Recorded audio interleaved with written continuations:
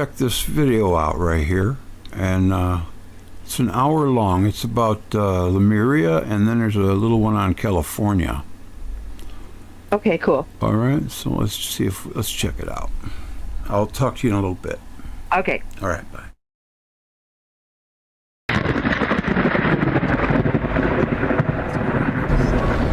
Beneath the rolling, restless seas lie the mysteries of forgotten civilizations, swept by the tides, half buried in the sands, worn away by terrific pressure.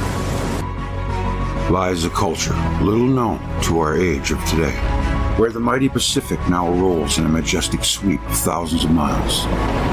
There was once a vast continent. This land was known as Lemuria, and its people as Lemurians.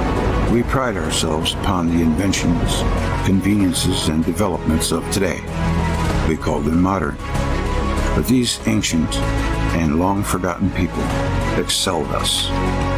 Things we speak of as future possibilities, they knew as everyday realities. Science has gradually pieced together the evidences of this lost race, and in this book you will find the most astounding, enthralling chapters.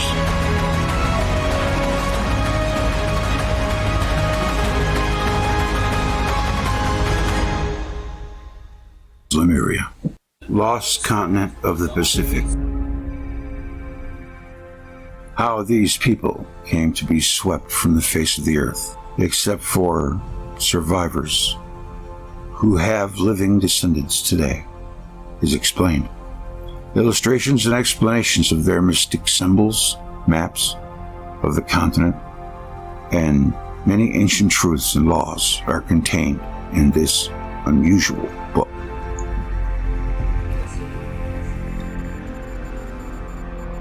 And it's written by a guy named Wisher S. Serve in 1931.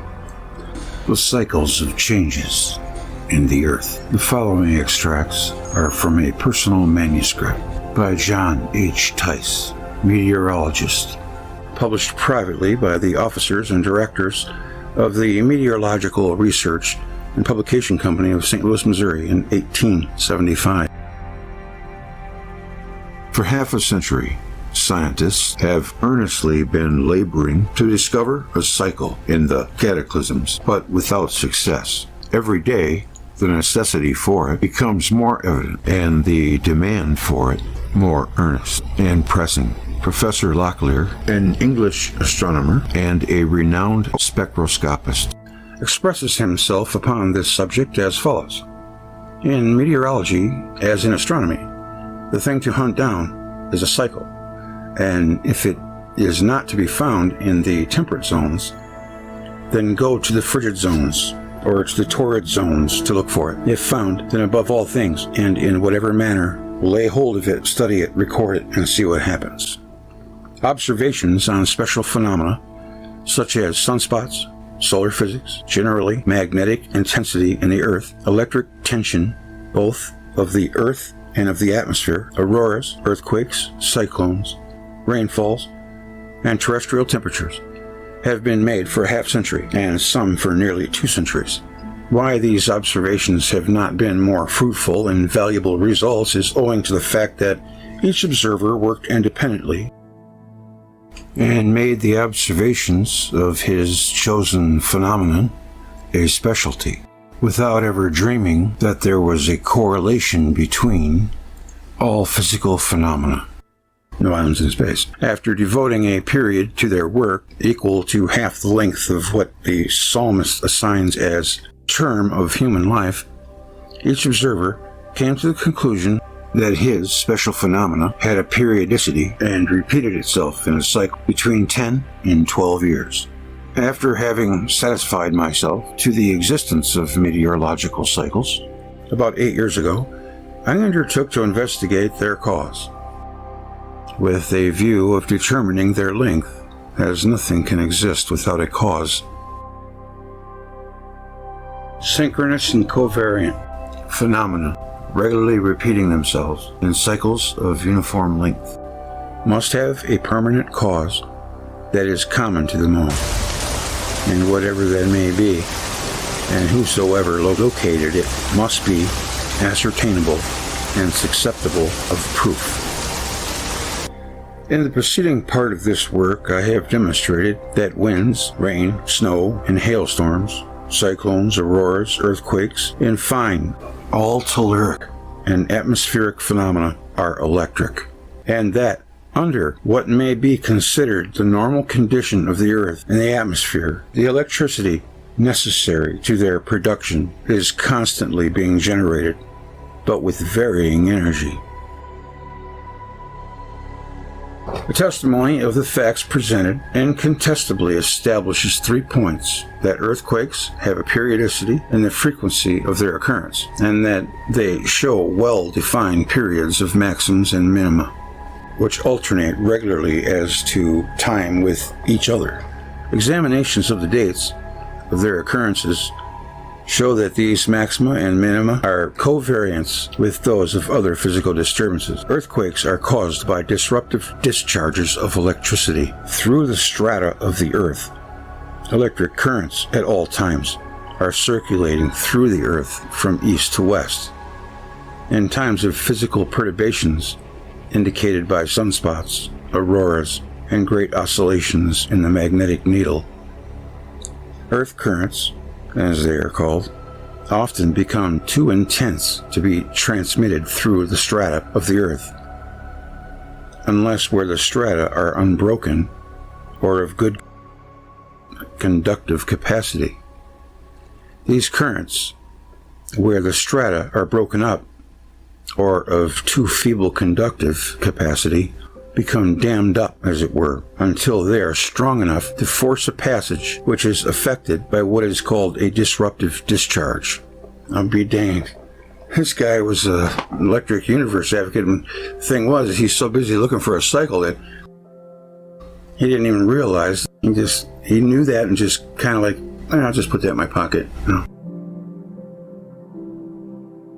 Okay, back to the other part. Chapter 3, Mysterious Forces of the Universe. In order to understand some of the mighty changes that took place in the surface of the Earth in ages gone by, I believe it well to present here, in very brief form, a panoramic picture or description of what occurred in the past 200,000 years.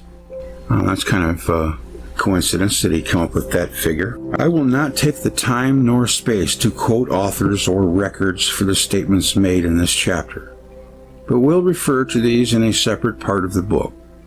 Suffice it to say that where archaeological and geological records do not give some of these facts, ancient writings, carvings, and engravings on stone supply the deficiencies in an undisputable manner. Beginning then at the earliest period of which we have any definite knowledge, we find that 200,000 years ago the surface of the Earth was very much like that pictured in map number 1. The large dark portions shown on this map constitute one unbroken continent reaching the 20th degree of eastern longitude to the 80th degree of western longitude, and occupying a large population of the present Pacific Ocean and lapping over into Asia and Africa. This continent was the only habitable land sufficiently above water to have any considerable degree of vegetation.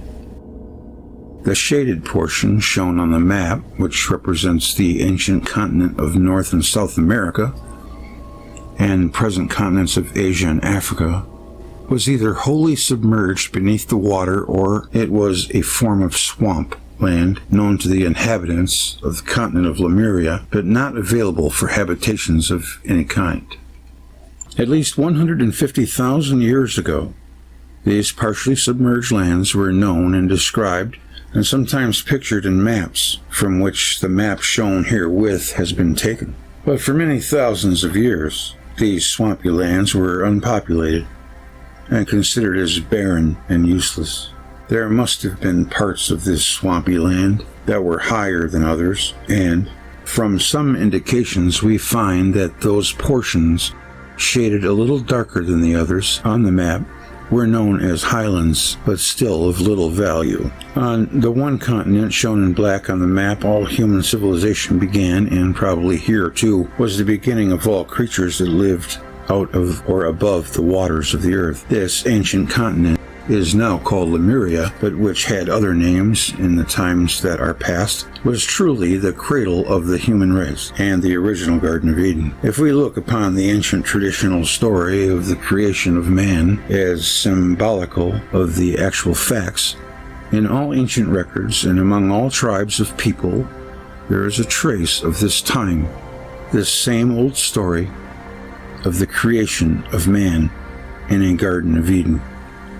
And like many others in the Old Testament of the present-day Bible, these symbolical traditional stories are evidences of great truths passed down from generation to generation of the human race.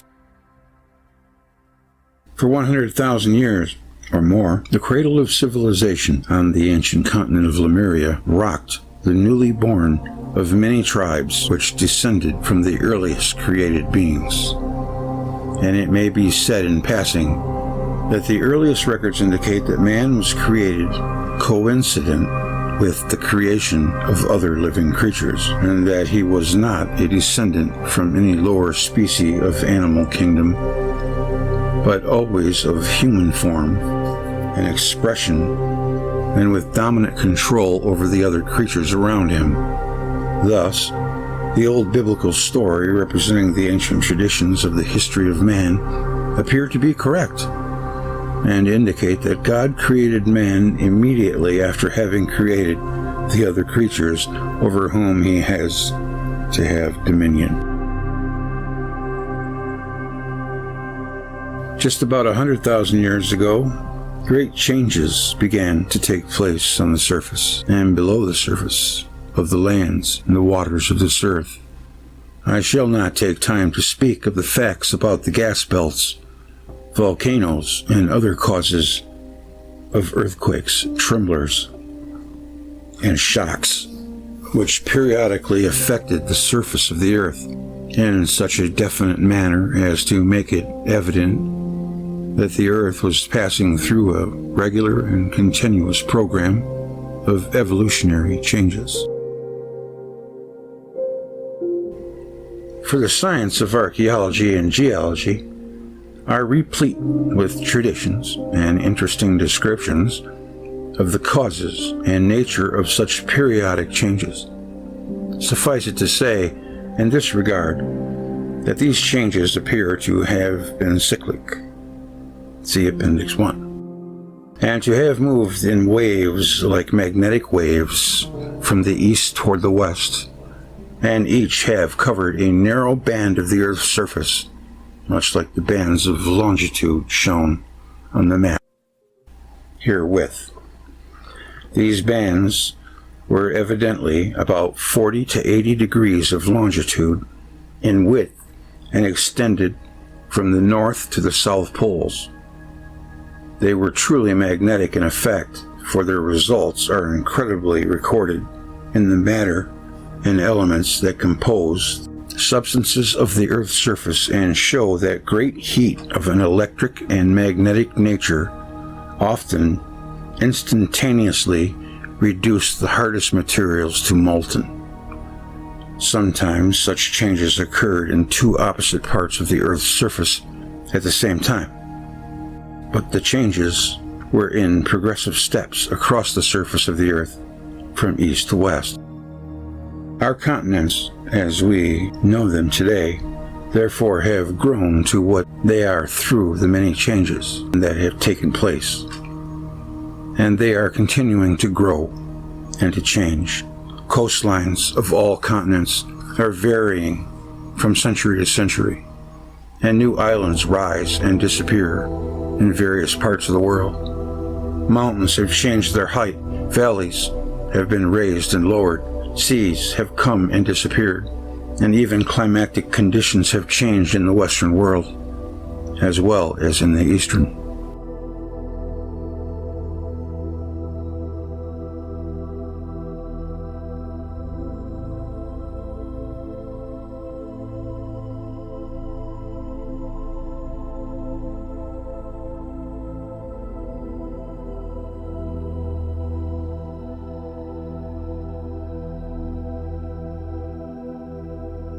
we can find mystery and romance in the lives of nations and countries, as well as in the lives of individuals, and perhaps of all the strange and mysterious parts of the world.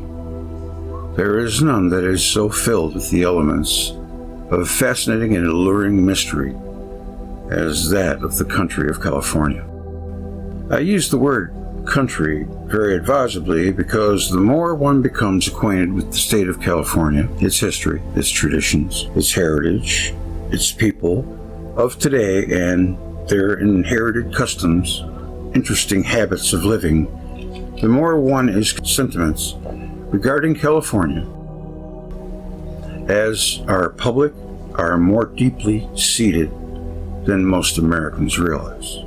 They definitely have their own way. I'll give them that.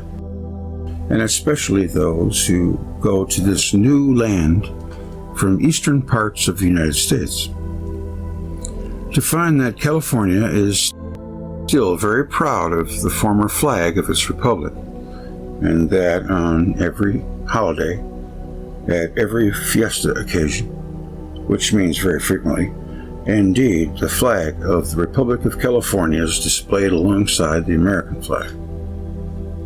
There is no other state in the Union, perhaps, in which the school children are taught so many songs that praise the glories of California and pay tribute to its ancient and present-day virtues, and where such songs are sung not only by the children but by the adults in their theaters, by the members of the various service clubs, and by large conclaves wherever they may be assembled.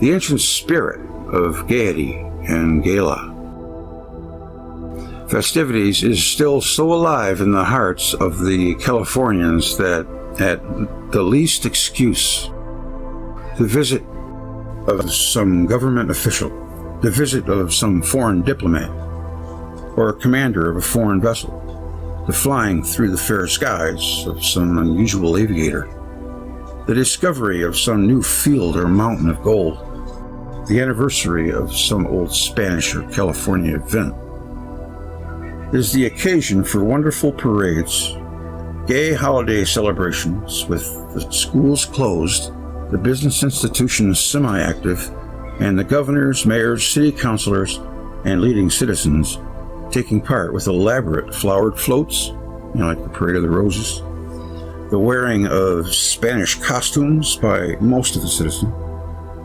the selection of local queens to rule over mythical courts, community dancing on the streets in the evening, and every other form of festivity for which the ancient periods of its history were famous.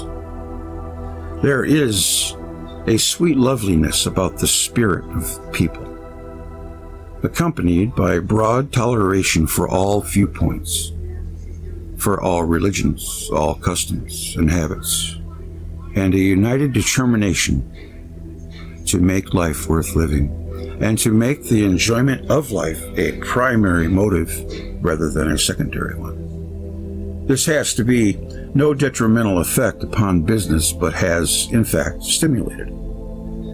And whereas in eastern sections of the United States, the drive for money and big business is considered necessary as a primary objective in order to avoid complete disruption of business. The Californians have proved that the very reverse may be true. The extreme contrast in its climate, its scenery, the spirit of its people, so far as present-day matters are concerned, and the thousands of variations and gradations that lie between these extremes, constitute a combination of conditions that helps to make California so attractive. While one may bask in the warm sunlight in its beaches at any period of the year, one may also journey for a few hours by automobile or train to its mountaintops in the summer attire, with the attractive clothing of the sportwear of the polo field. Enjoy the thrills of snowballing and skiing from fertile green valleys filled with thousands of varieties of wild flowers and roses, and from plains trampled by herds of thousands of head of cattle. or desert places of wind-blown sand that afford the opportunity for making the pictures with Sahara settings. One may journey in a few hours to the highest peaks surrounded by rugged scenery, or into forests that are so dense that many of them have never been explored and are natural museums of research. Every hour spent in driving or riding, walking or boating on California lands, or in the streams, lakes, bays, or ocean, brings continuous surprises and an ever-changing panorama of new interest and new thrills. To the stranger, California is still the land of gold, the golden poppy in the fields, and the many other golden flowers, along with the golden colors of peaches, apricots, apples, and other fruits. The goal in the sky at sunset that lasts long into the evening, the golden reflections on the waters, the golden tints of the Spanish homes, the golden colorings in the tapestries, drapes, awning, curtains, and other decorative material, and the gold in the soil that seems to have no limit for those who persevere in seeking for it, constantly impresses the stranger with the fact that not 1/10 of California has been explored nor converted into the marvelous opportunities that lie before it.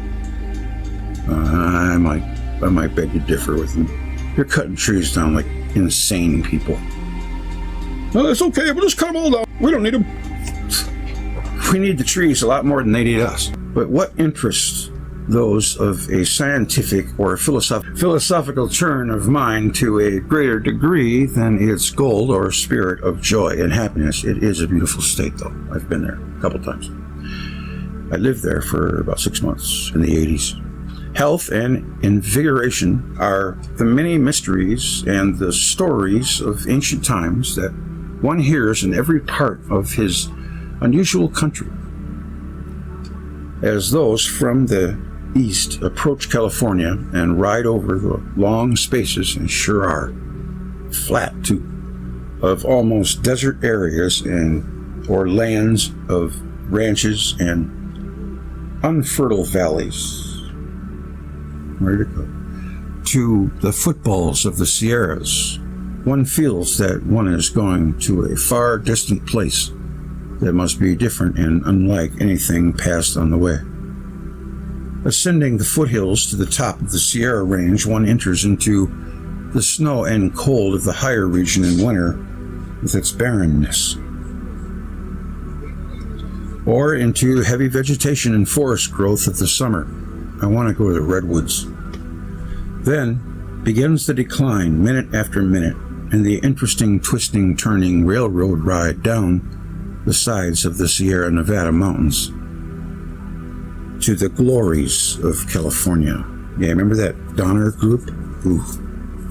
On every hand, one sees the remnants and relics of the days of '49, when the miners hastily erected cabins and buildings, while others worked in bringing forth the fortune that proved the ancient stories of California to be true. The snow gradually disappears, the valleys become more fertile, the flowers appear with fields, even though the rest of the country that has been left behind is covered with frost.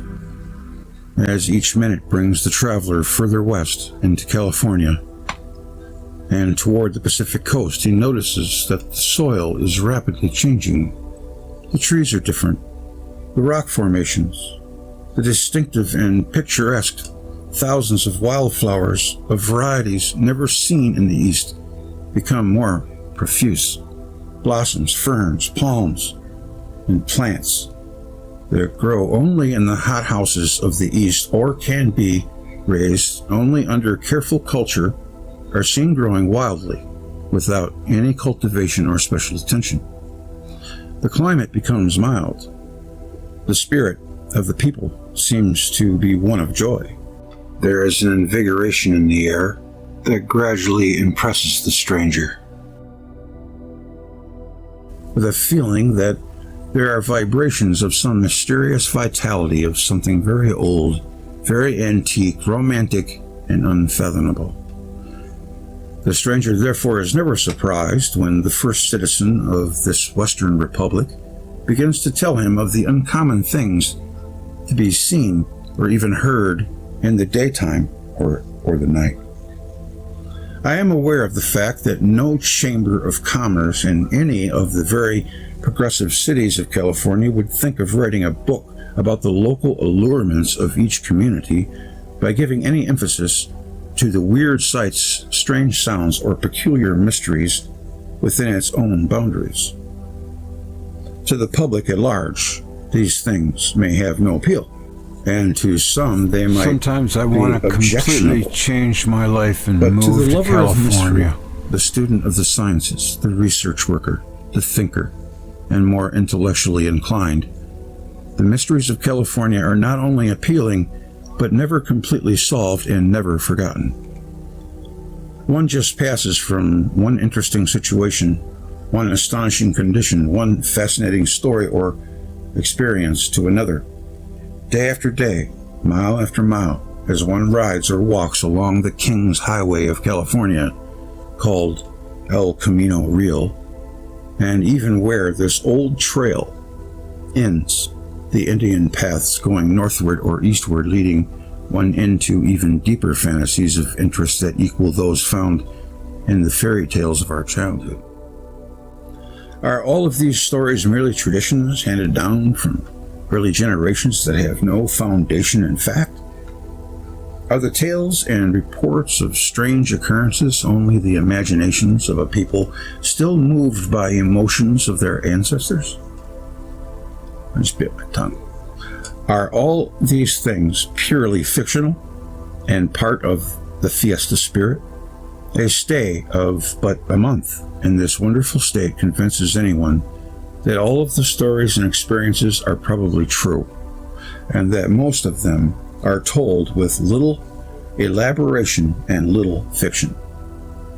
The spell of the California mysteries gradually overpowers the visitor who prolongs his stay, and therein lies the secret of the universal enthusiasm for its land that every native son and daughter expresses so convincingly.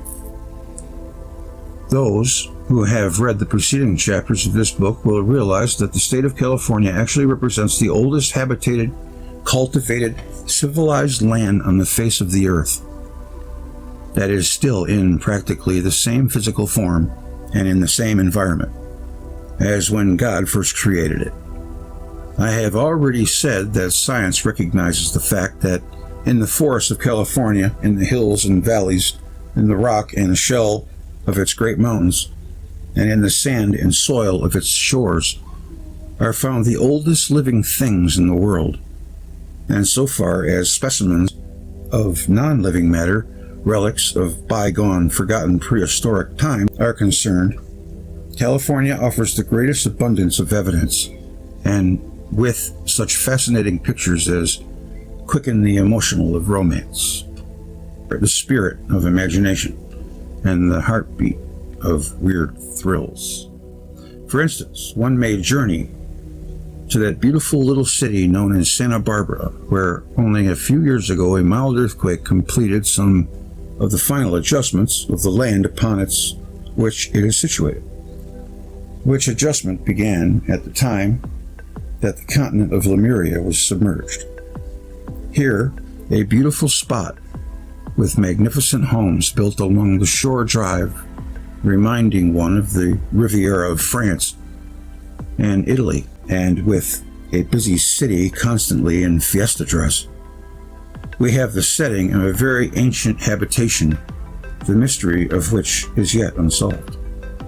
Off the shore with this unique city, modern in its progressive architecture and American beauty, and antique in the many Spanish homes and ancient structures, there are several islands whose stories no man can tell in detail, but which may someday bring millions of visitors to the shores, that they may say that they have seen such memorable places in the Western world.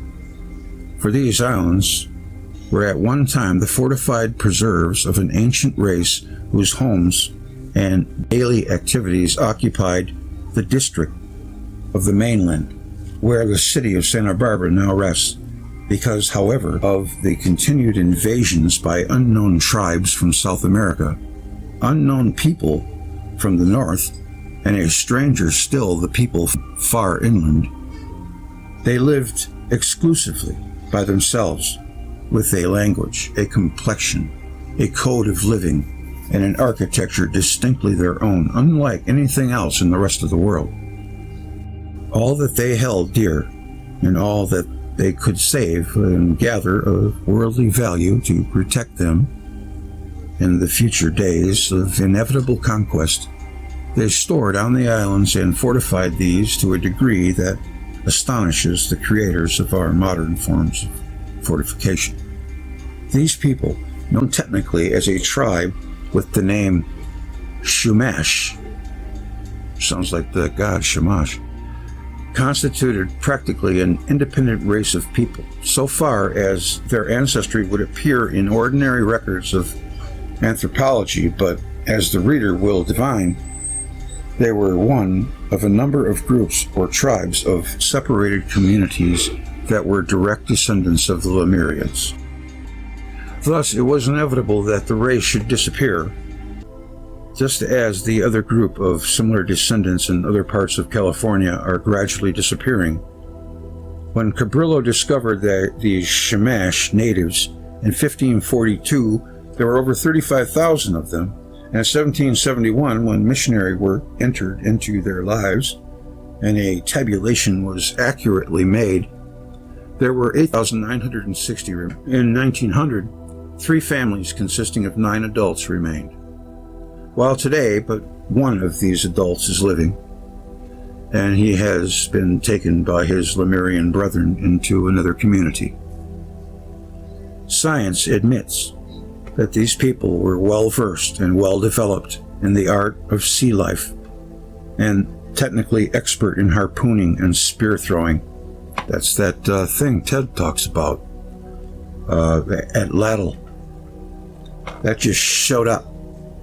Others in their community revealed, even in 1542, a long culture and experience in art, pottery making, architecture, basket weaving, astronomy, the sciences generally, and especially what they called the art of healing and the prevention and cure of diseases, if ever the proper expeditionary work and research efforts are made in the soil of the islands off the coast of Santa Barbara and in the deep soil underlying the present city, where there will be rich rewards made to the history of man and the history of this great state.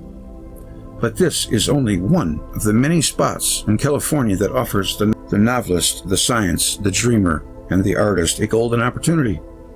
Of the largest of the groups of descendants of Lemurians still living and constituting one of the most impenetrable mysteries of the state, I will speak in another chapter, but there are other interesting places in California which one can touch upon only lightly, for the complete details of each will fill many volumes. In the first place, California is really much like an island continent of itself. That is, if we add Oregon and Washington to the state of California, and likewise the peninsula known as Lower California, for in ancient times all of this was known as California, the soil, the climate, the products of the soil, and everything in and around the land of these several states are so different and so distinctly unique in comparison to the rest of the United States, that we may look upon this group of states as consisting a separate nation or a separate island. We are warranted in this viewpoint by the fact that this territory was at one time an island separate and distinct from the rest of the North American continent. The name California itself gives us the first due to the mystery and the romance of the West. For years, there are many and varied explanations as to where the name California came from and how it came to be applied to this western land. We know that most, if not all, of the other names used in the state, and which are foreign to the American language, were copied from European languages, mostly Spanish, and the padres and the missionaries. But the name California has no definite meaning in any European language and is quite a unique name in itself. It was Edward Everett Hay who discovered in 1862, due to the origin of the name California and how it came to be applied to this western land. He found in his researches that just before California became the goal of foreign expeditions, especially those of a Spanish nature, there was reprinted in Spain a story of chivalry that had once been very popular in the time of the Crusades, but which had come down from great antiquity as a story of traditional exploits and scientific research. This story, in its new and revised form, became extremely popular, and in it there was described, with all of the grandeur and romance of the pre-Crusade days, a land in the western waters in the form of a great island ruled by the beautiful heroine of the story known as Queen Khalifa, and the island over which she ruled was called California. The description in the story stated that this wonderful island was on the right hand of the Indies and very near the terrestrial paradise. The description of the people was quite mythical and romantic, but there was every evidence in the story that it was based upon expeditions made by those who, in prehistoric times, had been able to reach the shores of the island and studied its people and explored the nature of its country and soil. The reference to it being near the terrestrial paradise is typical of other ancient records which referred to the existing remnants of Lemuria as the early paradise of man, the Garden of Eden, and the birthplace and cradle of all races of man. The reference to the vast amount of gold that could be found in this island of California, the quiet, peaceful waters which surrounded it, its abundance of fruit and rich vegetation, its wonderful climate, and the cordiality of its people, ever made the story an unforgettable one and was unquestionably responsible for the many hundreds of expeditions from various parts of the eastern and western world which made this island their goal. In this regard, the reader should bear in mind that the expedition of Columbus was very late indeed, and that long before Vespucci made his discoveries, and long before any expeditions were made of which we have any popular record or any definite information at all, there were thousands of expeditions to this western world when North and South America, as continents, were not in the position they now occupied by them, and when the so-called island of California was all that was left of the eastern edge of the submerged continent of Lemuria, as an instance of how the idea persisted through many centuries and the consciousness of man regarding the country of California being an island separate from any continent at all. I offer in evidence a drawing made from the famous Nancy globe. This globe was seen in the town library at Nancy, France, where it has been for many years, and its recorded history dates back to 1531, although the actual date of its making is not known. But it is 6 inches in diameter and was highly colored and considered very accurate and complete for the period in which it was made. Such maps as globes as these were made not by navigators themselves, but by those deep students of research who specialized in watching and recording the explorations of navigators and of special expeditions.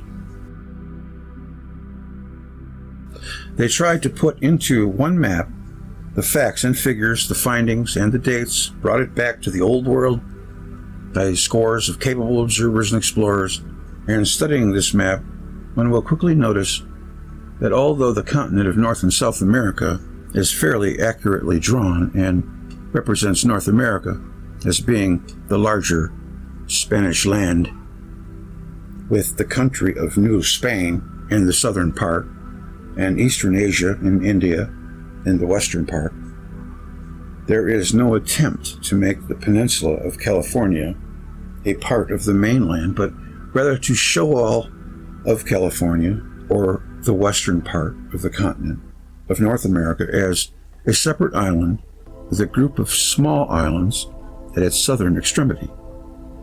In other words, nothing that had been reported by the early explorers at the time that this globe was made changed the opinion and belief of all explorers, the map makers, that California was a land separate from North America. And there is the Nancy globe. I don't know what it's all about. I'll have to look at it a little later. This is Mars, Atlantis, so maybe this was where Mars was coming close to the Earth. I don't know. I'm just guessing. I don't know why it would say that. I'll have to get into that later.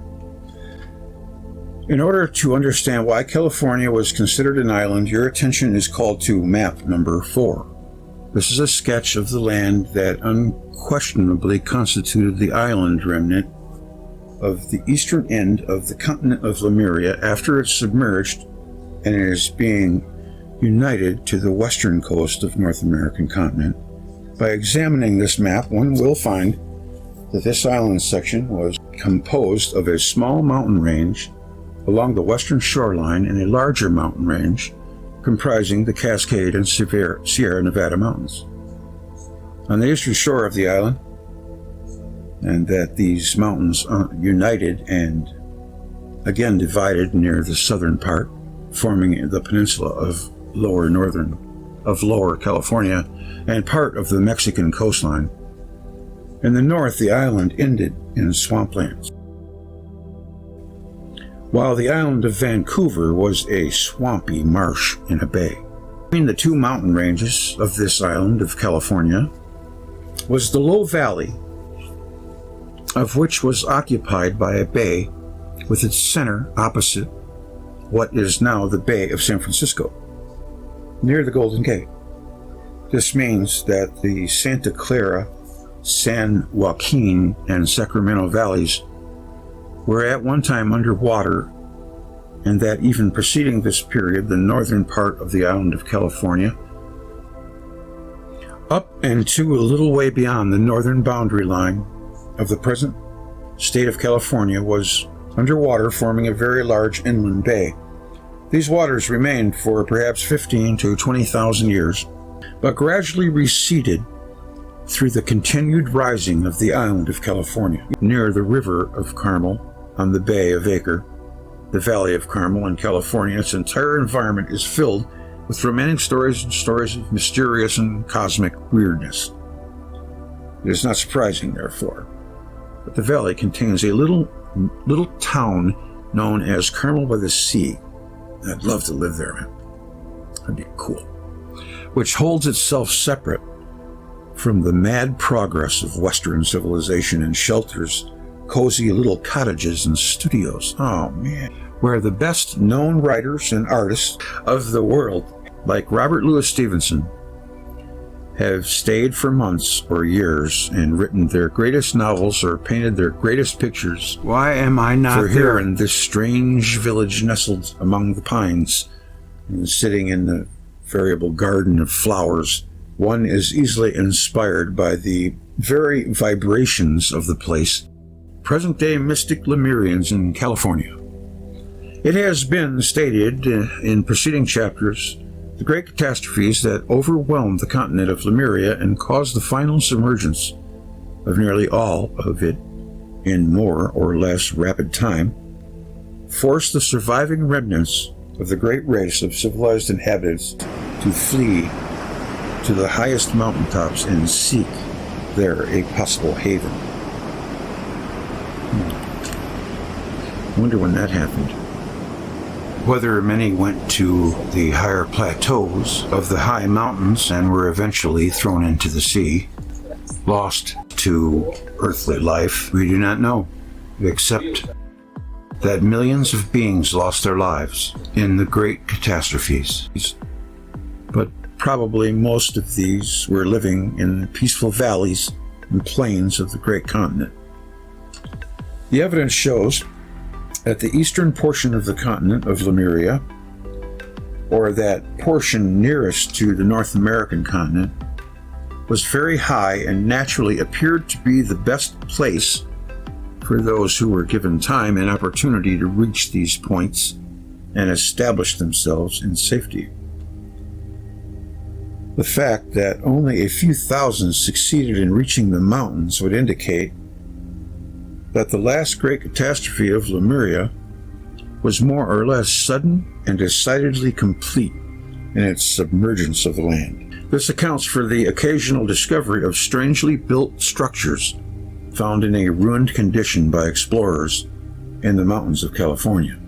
Revere that there was a sleeping personality in the highest regions of the Sierras, like the traditional personality of Rip Van Winkle.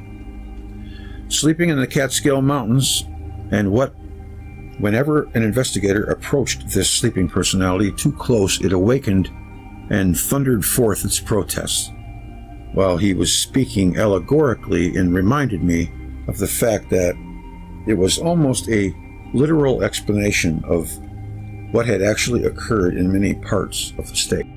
There are mountainous parts of California where men go lion hunting or hunting for other wild animals.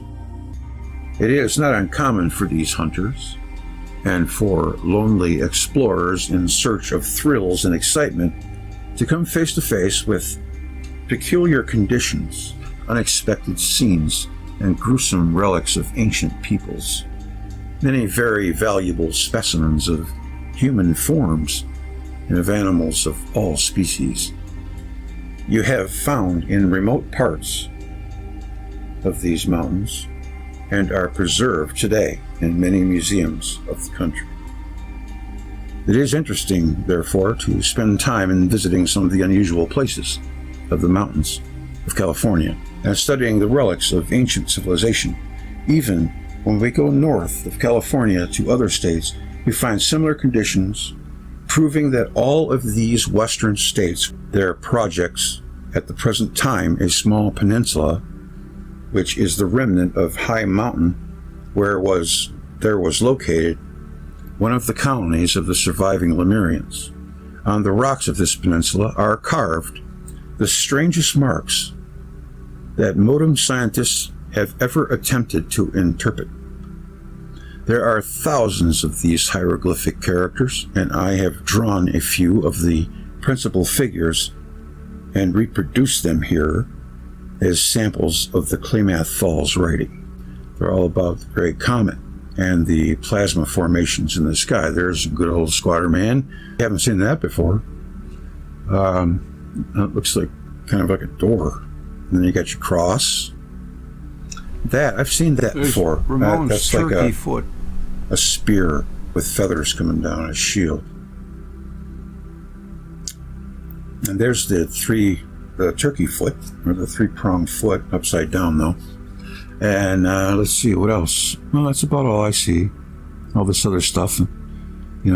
Those who have attempted to interpret the hundreds of feet of these characters on the stones in various sections surrounding the lake have discovered that there is a uniformity to the writing.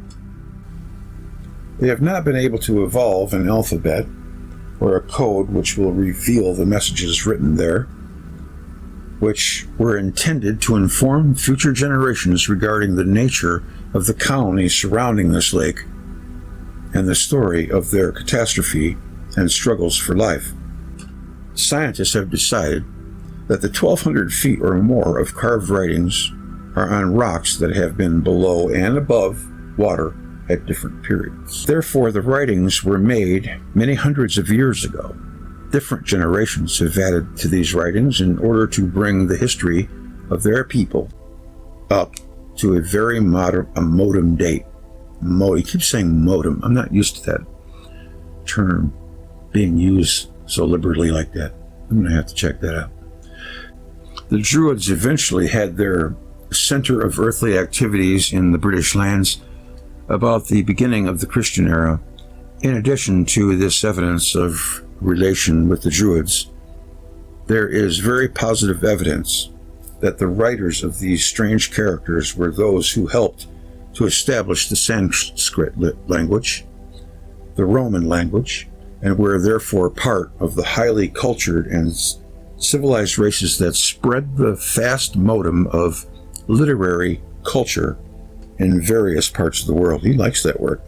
For instance, part of the Lake Valley was known to the Modoc Indians, who lived there in later generations as the Valley of Knowledge.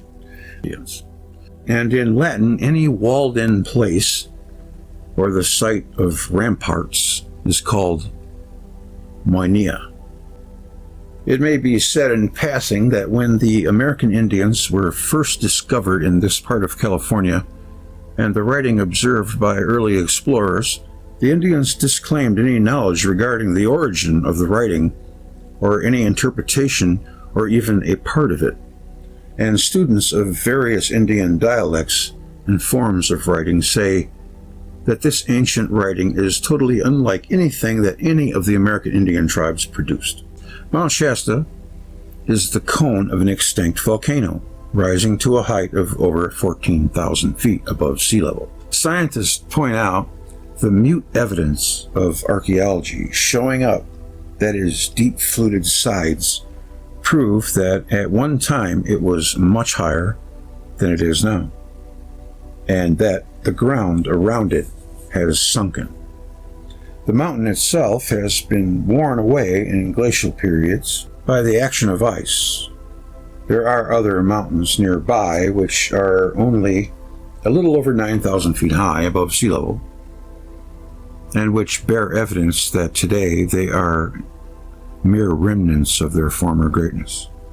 Mount Shasta is still possible of eruption because a true sulfurous furrow lies just below the extreme summit, and one or two others on its northern slope emit heat, smoke, and other elements, proving that someday there may be one more final, though very mild, eruption from one part of this volcano. And in the area lying between the two is now land believed to be traversed by a number of fine streams and brooks.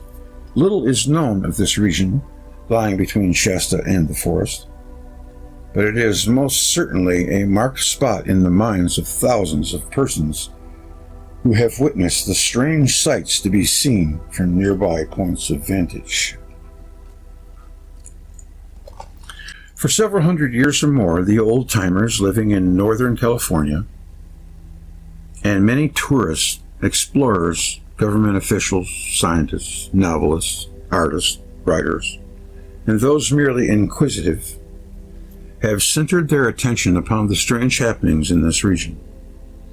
Many years ago, it was quite common to hear stories whispered in Northern California about the occasional strange-looking persons seen to emanate from the forests and the dense growth of trees in that region, who would run back into hiding when discovered or seen by anyone.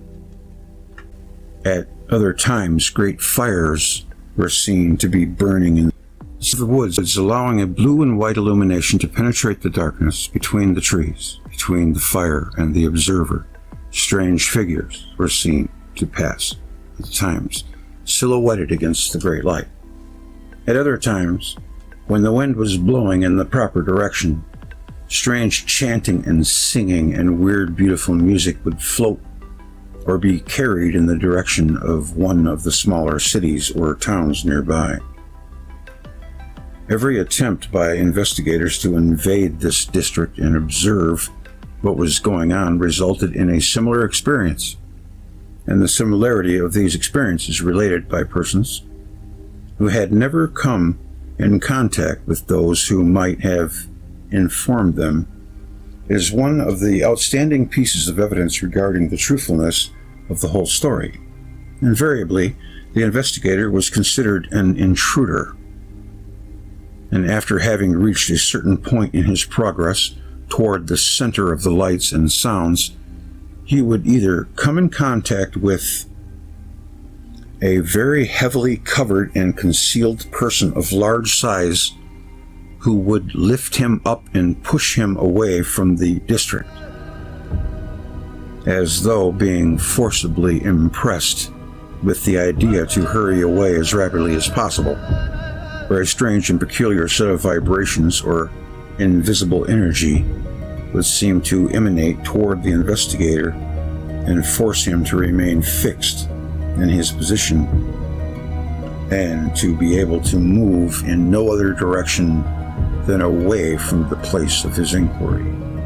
Thus the conditions and the mysterious facts were whispered and talked about for many years, until that well-known scientist, Professor Edgar Lucien Larkin, director of the Mount Lowe Observatory in Southern California, accidentally discovered a few new facts about this Northern California mystery. While he was engaged in experimenting with a new feature of one of the long-distance telescopes used for auxiliary purposes in his observatory, he turned it north and south of this location along the top of the mountain range on which the observatory was established many years ago, merely for the purpose, as he said, of testing its daytime usefulness, and to help him in gauging a new standard scale for determining distances. He claims that he had never heard of the mystery of Shasta, and probably would have taken little interest in it if he had heard of it. He picked out Mount Shasta, however, as an object upon which to focus his vision, because through his telescope the high snow-capped top of Shasta stood out clearly against the deep blue sky. After he had consulted the maps of California and determined in miles and feet the exact distance between himself and the peak of Shasta,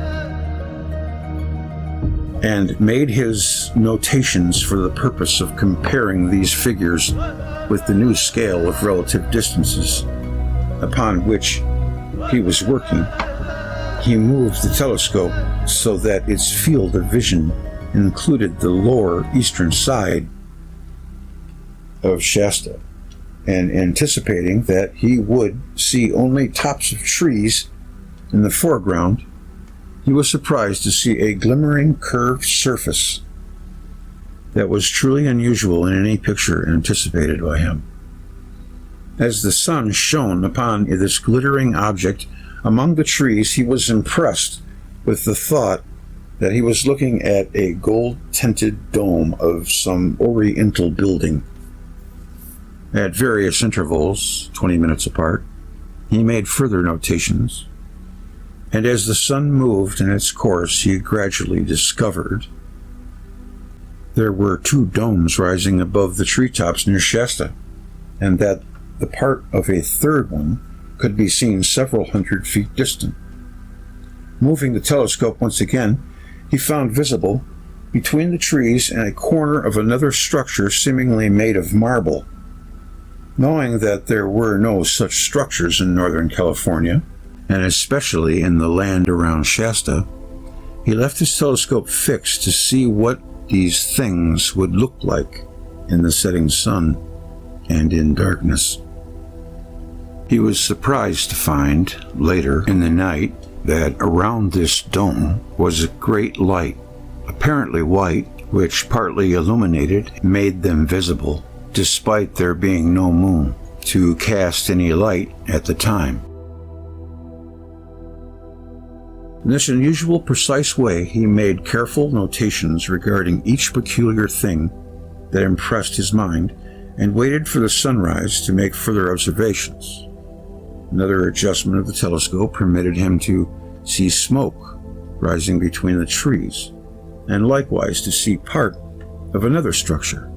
After 1 week's study of the matter, he decided to investigate further, and it was his investigation, personally conducted, that led many scientists to explore the region to such a degree as was found possible. Others began to accumulate the facts known lived nearby, and it was found that at one time a very old character had emerged from this district and made some sort of important journey by foot to the city of San Francisco, where he was met by some committee of wealthy men at the ferry building and escorted up Market Street to the city hall. There some special ceremony was held to which all strangers were forbidden.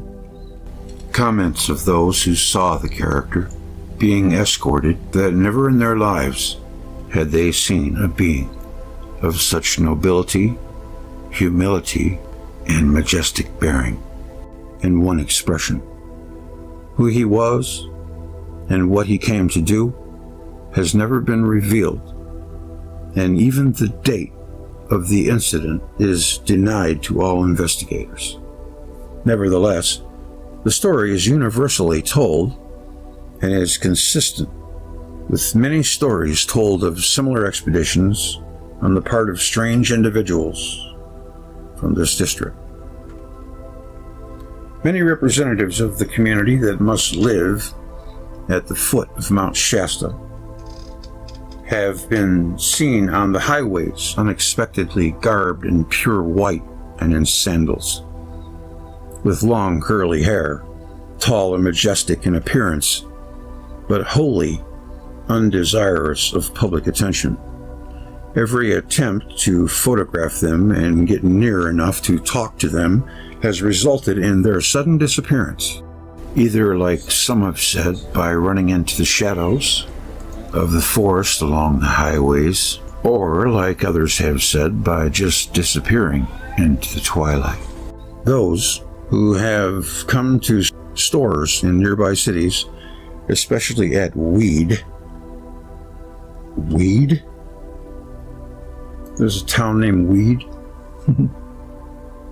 Those who have come to stores in nearby cities, especially at Weed, have spoken English in a perfect manner with perhaps a tinge of the British accent, and have been reluctant to answer any questions or give any information about themselves. The goods that they purchase, they always pay for in golden nuggets of far greater value than the articles purchased, and they refuse to accept any change, indicating that to them the gold was of no value, and that they had no need for money of any kind. Those who have seen some of them, their midnight ceremony around the fire, claim that they have seen the silhouettes of some 400 or 500 figures, and that this number represents only a fraction of those grouped on one side of the fire. The origin of the fire, or its nature, is not known, for it does not appear to be the burning of wood or brush or even oil or gasoline, for it is very white light, almost bordering upon a violet blueness in its brilliancy. The story I read about the Romanian Gallery 13, remember there was a pit with a dull bluish white light? Same thing. Almost bordering upon violet blueness in its brilliancy. At one part of the midnight ceremony, beams of bright lights are cast upward into the trees, often blazing the sky, and occasionally tinging the edge of a cloud that may be hanging low. These beams of light strike against the upper portion of the buildings, and particularly on the domes that seem to be plated with gold. where the buildings are illuminated and can be observed at all. They appear to be constructed of marble and onyx. At sunrise, another similar ceremony is conducted, attracting a great deal of attention because of the lights that appear in the darkness parts of the forest. The only key to these ceremonies that has ever been found is that which was carved upon a stone and set up near the outskirts of the forest, like stelae were erected in Egypt. On one of these there were considerable hieroglyphs, and underneath were cut in a careful manner the English words ceremony of adoration to Gautama.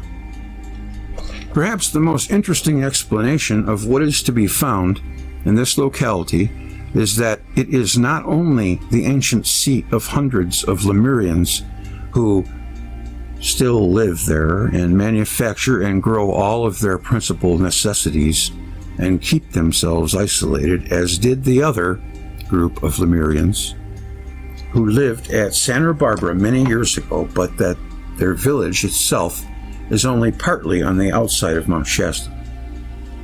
That there is a tunnel through its eastern base leading to a great enclosure in which there is a city of strange homes, and that the heat and smoke seen arising from the crater of Mount Shasta is smoke and heat from the interior village. This is not an unusual tale, inasmuch as there are records showing that Mexico, another group of descendants from Lemuria, were found living in the center of an extinct volcano, hidden from all possible worldly observation. Thus we have one of the present-day groups of Lemurians hidden in isolation in modern California. If we are to believe the testimony of reliable citizens and many scientists, it is not a story that is beyond human reason or possibility, and it is not the only strange sight or peculiar incident in California, but typical of what this old land may contain if it is ever completely and thoroughly explored.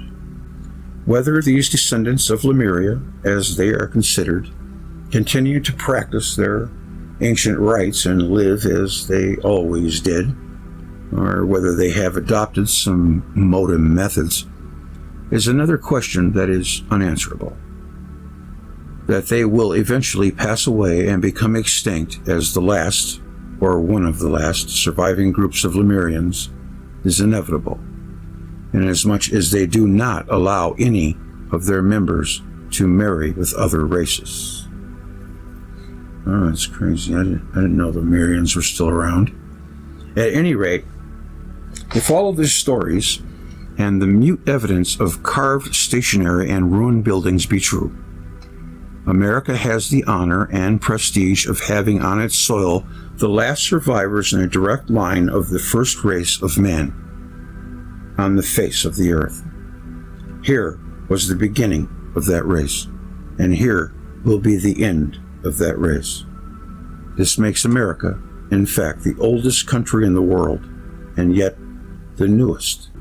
And perhaps it is this happy combination, this rare association of the old and new, this unique blending of the spirit of ancient culture with modern progressiveness, that makes the North American continent and its peoples from Canada to the Isthmus a great world of opportunity and golden fortunes. The thing now is there's no new world to escape to. If you're just tired of the ball of confusion that you're in, there are no more new worlds on Earth anyway. That was entertaining. I enjoyed that. I remember making it. It was a fun video to make. Are you there, Pauli girl, still, or did you conk out on me? I got something on Hyperborea. I know you all love Hyperborea, right? Let me come see. Oh yeah, I love Hyperborea. Yeah, you do? Yeah, I got one. I totally loved hearing about California. I love that. Wasn't that cool? Yeah, I thought you might enjoy that. I know you probably saw it before, but... I mean, I've always thought about, because California it's got the highest mountain, the coldest place, the hottest place, it's got the extreme on everything. Well, to go on the books side, my feelings pro are, it is like a completely different country than the rest of the United States. You have pretty much just about everything. Oh, what's that? Hold on. Okay, Virmanas, yeah. But just a minute now. What I was going to say is, I forgot what I was going to say. Singster, what's up? Marguerite. Oh, that's a name. Oh, I like that name. Marguerite. Ooh, that sounds exotic. Elron, Prime. Knowledge. I like that. Saturn, yeah, that's a cool name too. Saturn I thought that was cool. Prime. Alchemy 88. Oh, Alchemy. No sinner, no border. You the man. You the woman. I don't know. I think you're a dude. Saturn Matrix. The Zinkster. Zinkster. Mike Dornan. How you doing, Mike? The heliocentric model is absolute. What do you think? It's geocentric? Yikes. Okay, well, that's about it. Let's see now. What were we saying? Hyperborea? You were talking about Hyperborea. That's what we're going to... Yeah, you guys like Hyperborea. Well, you know what? I got an audio on it, and I have a video. So why don't we try the audio first, and I'll play see if I have it here.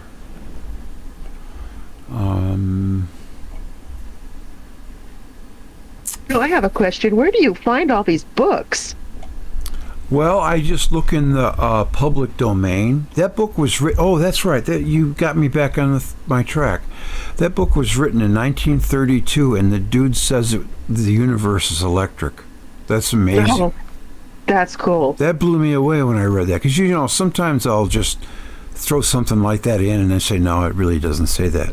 Well, this time I didn't. It really did say that. The universe is electric, and that was in 1932.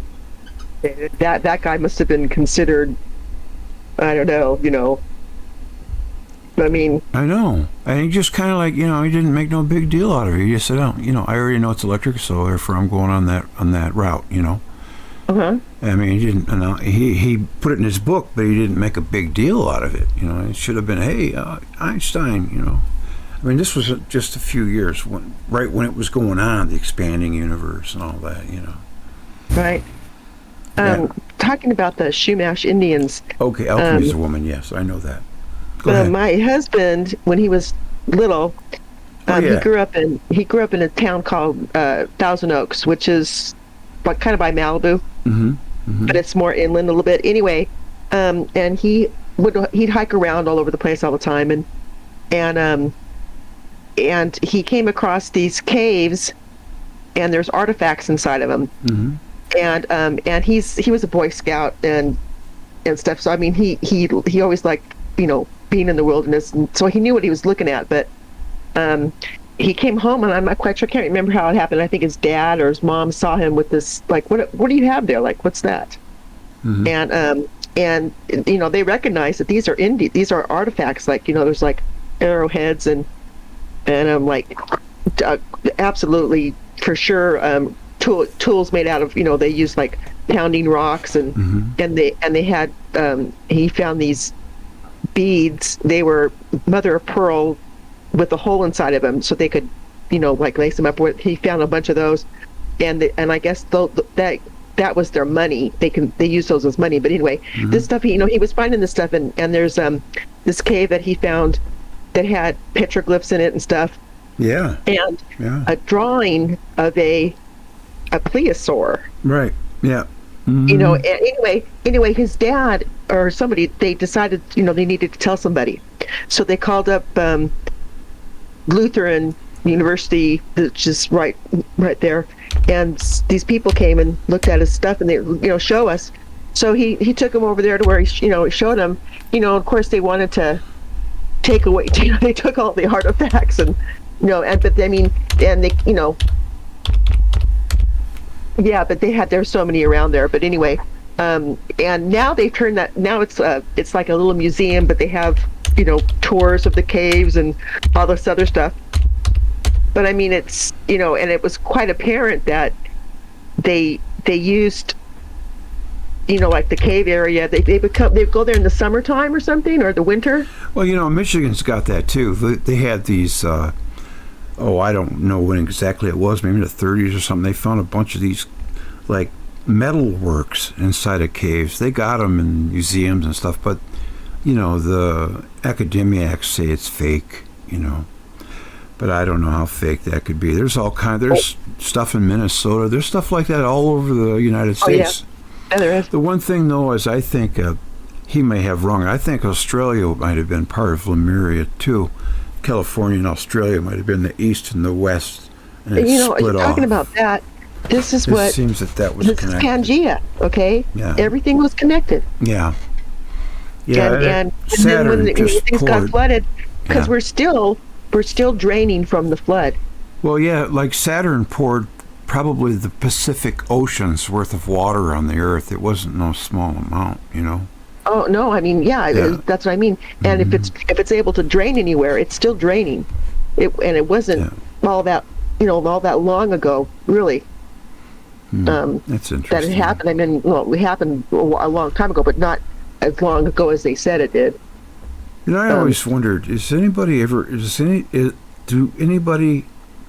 anybody keep track of how much fresh water there is on Earth? I mean, is it? I think there's. Is it kind of constant, or is it less, or are we getting more? I have to wonder that. What if we gradually ran out of fresh water? That would stink, wouldn't it?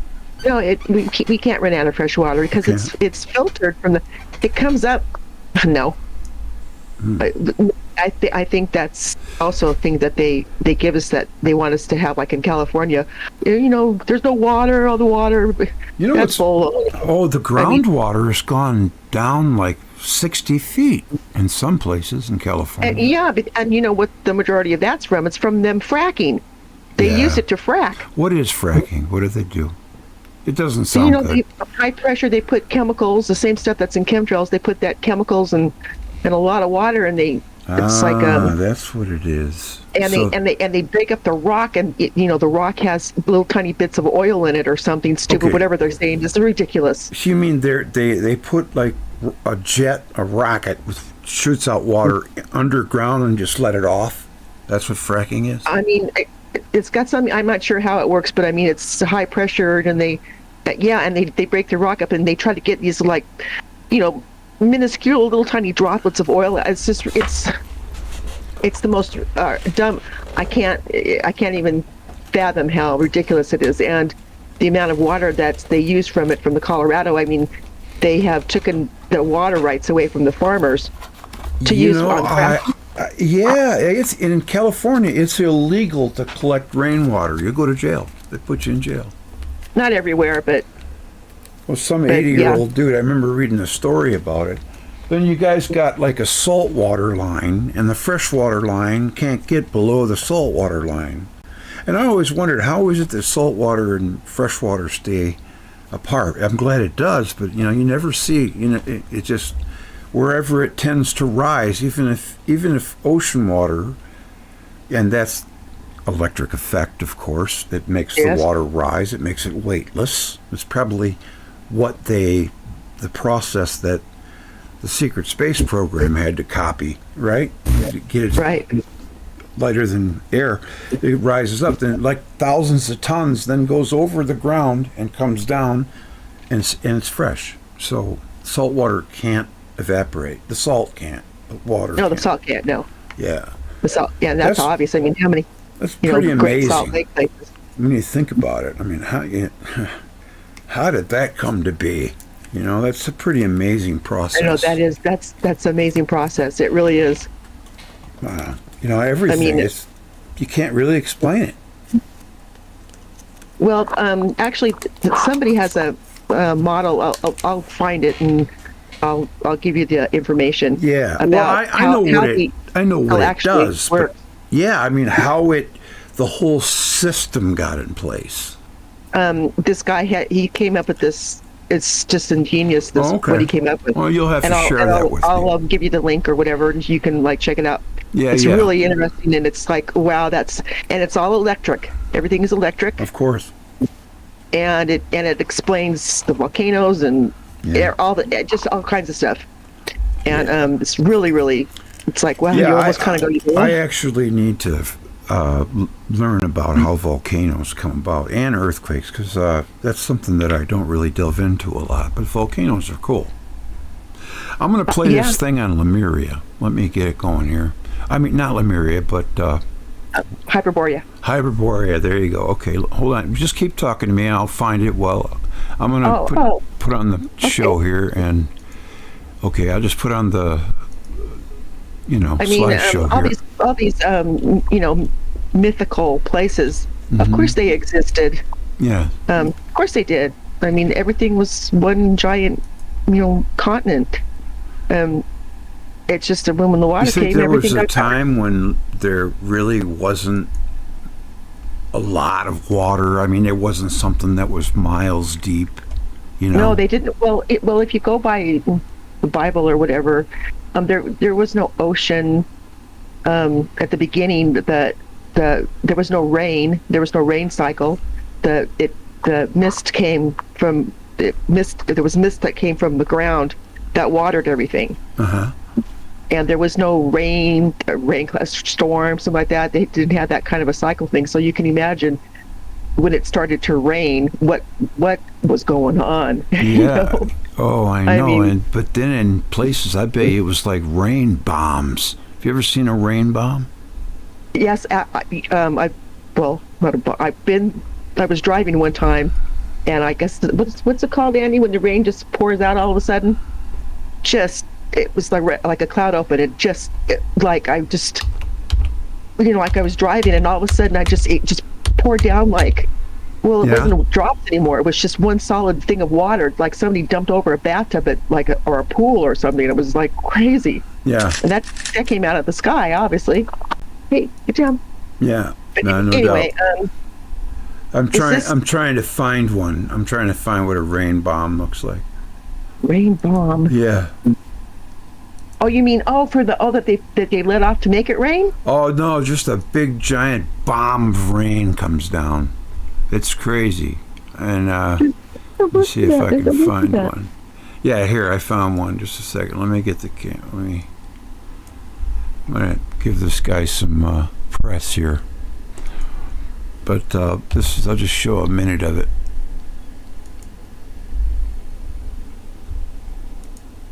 I mean, it's the same idea as wind shear, right? When check this out. The wind just a blast of rain. Yeah. It's pretty crazy. I mean, if you're on the receiving end of that, I don't know. Might not make it. And we're looking at pictures of who's that? Who's that general? Somebody? Oh, yeah, that's Jimmy Doolittle. I'm trying. I got on the slideshow. You're looking at something that showed 30 seconds ago. If you're looking at the screen, okay. Because I'm looking at whatever's going now. I'm always 30 seconds ahead of you. So we're looking at Barcroft TV. I am looking. That was just to see that rain bomb. Boom. Look at that picture. Yeah. What is that? Have you ever heard of Woodward TV? I like he's got some pretty cool shows on there. I'll have to link a couple to you. But he shows the thing on rain bombs. It's pretty interesting. Woodward? Yeah, it's called Woodward TV. Oh, I'm going to write that down. And let's see what else. Here, I got this thing on Hyperborea. So I have an audio and a video. But this video is I first broadcast it on June 5th, 2018. It's one of my more popular videos, so let's check it out. Okay. All right, I'll talk to you in a bit. Okay. Yeah. Okay, thanks, Pauli.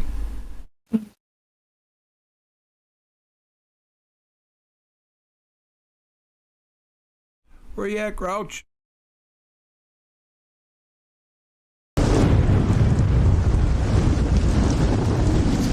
Hyperborea.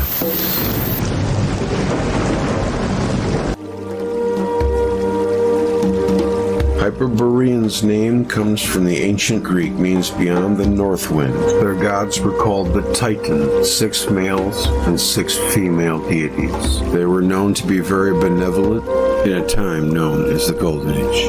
But they were capricious and disappeared without a trace. The civilization has been described in many cultures as being very tall, blue-eyed, blonde, and fair-skinned, with a well-developed and organized society. One of his many talents are arts and science. Its inhabitants live in a state of permanent light and love. In fact, it is a race that has always lived without war.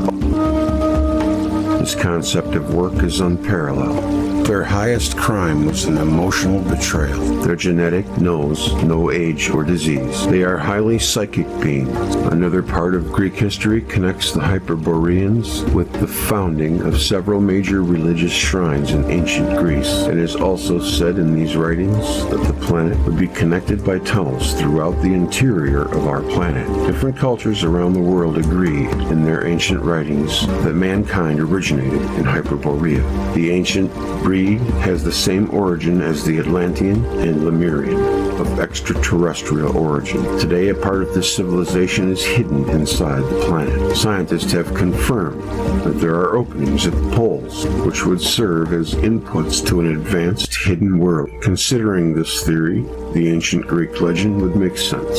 Some researchers claim that the Hyperboreans lived for a time with other breeds like Atlanteans and Lemurians, and its most intense relationship with the Atlanteans, whose allies exchanged part of their science and astronomy. Hyperborea is not a legend. There remains, first, remember that this region, as well as the 2 continents lost, have not ceased to exist, since there are its buildings in the deep ocean, as has been recently demonstrated. They speculate that at some point in the history of mankind, these continents may re-emerge to the surface. Moreover, not all Hyperboreans disappeared in the Great Catastrophe. A part of their society was safe, forewarned of the impending destruction of their civilization. This happened before the 2 continents, Lemuria and Atlantis, and the region of Hyperboreans were swallowed by the waters by a shift in the Earth's axis.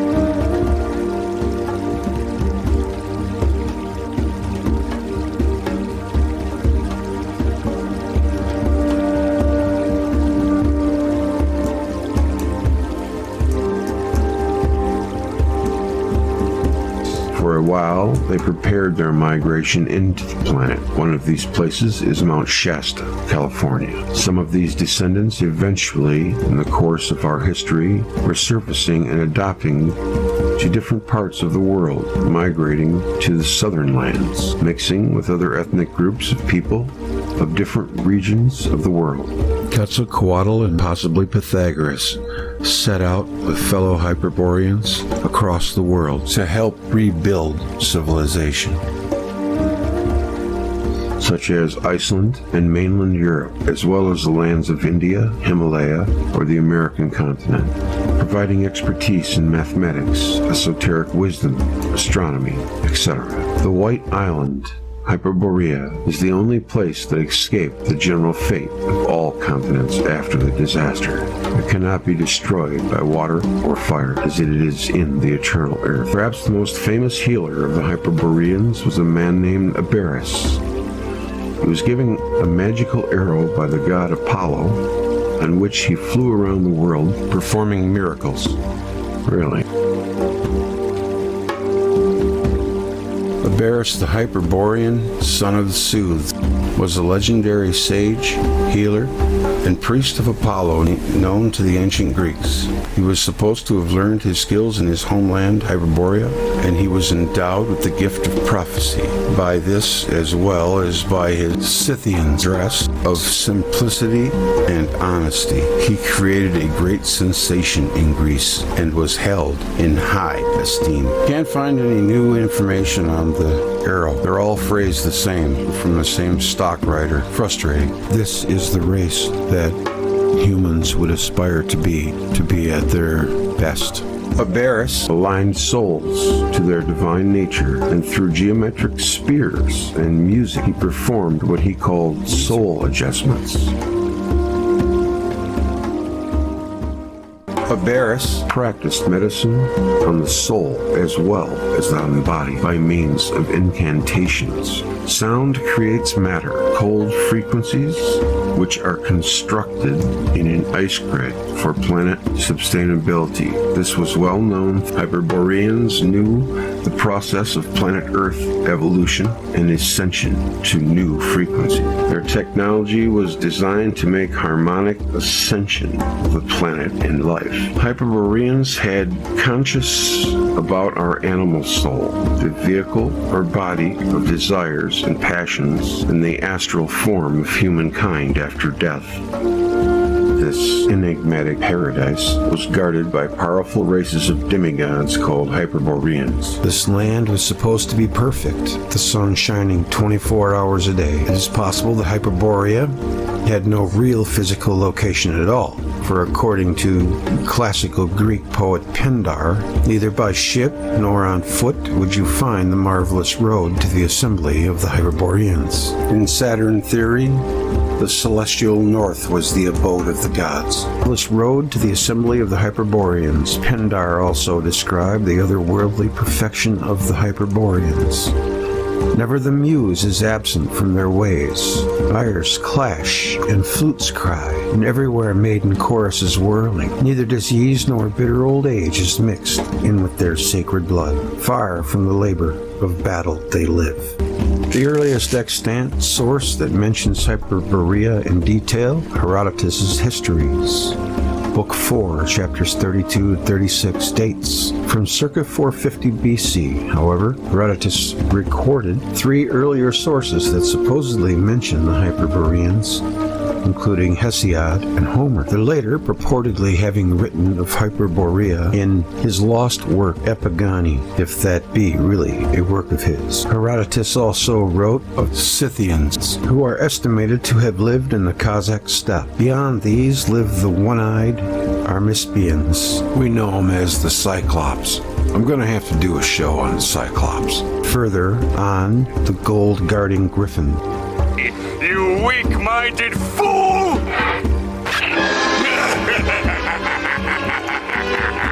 And beyond these, the Hyperboreans, Herodotus assumed that Hyperborea lay somewhere in Northeast Asia.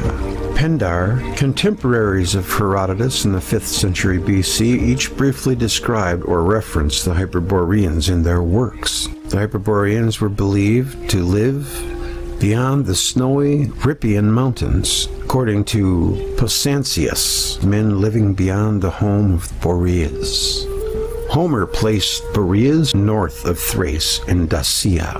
Other ancient writers, however, believe the home of the Boreas, or the Danube, Rippian Mountains, were in a different location. For example, Hecataeus of Miletus believed that the Rippian Mountains, Rippian Mountains, were adjacent to the Black Sea. Alternatively, Pindar placed the home of Boreas, the Rippian Mountains, and Hyperborea all near the Danube, in contrast to the Rippian Mountains with the Alps and the Hyperboreans as a Celtic tribe who lived just beyond them. Aristotle placed the Rippian Mountains on the borders of Scythia and Hyperborea further north. Hecataeus of Abdera and others believed Hyperborea was Britain. Later, Roman and Greek sources continued to change the location of the Rippian Mountains, the home of Boreas, as well as Hyperborea, supposedly located beyond them. However, all these sources agreed that these were all in far north of Greece, and the kings of this Hyperborean city and the supervisors of the sacred precinct are called Boreandi. Thus, they are thought to be around 10 feet tall, 3 meters, who ruled Hyperborea. Later classical sources, Plutarch, writing in the 1st century AD, connected the Hyperboreans with the Gauls who had sacked Rome. To the Greeks and Romans, where Pliny, Pindar, and Herodotus, as well as Virgil and Cicero, reported that the people lived to the age of 1,000 and enjoyed lives of complete happiness. What do we know about that with Saturn theory? Is that the Earth was much more protected from harmful cosmic radiation due to the denser atmosphere with more oxygen and less gravity.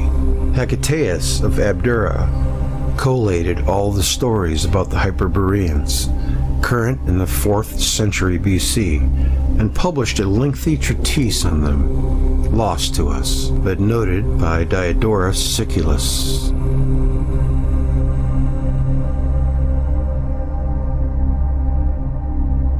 Also, the sun was supposed to rise and set only once a year in Hyperborea, which would place it above or upon the Arctic Circle, more generally the Arctic Pole. The ancient Greek writer Theopompus, in his work Philippica, claimed Hyperborea was once planned to be conquered by a large race of soldiers from another island. Some have claimed this was Atlantis. The plan, though, was abandoned because the soldiers from Merophis realized the Hyperboreans were too strong for them and the most blessed of people. This unusual tale, which some believe was satire or comedy, was preserved by Alien.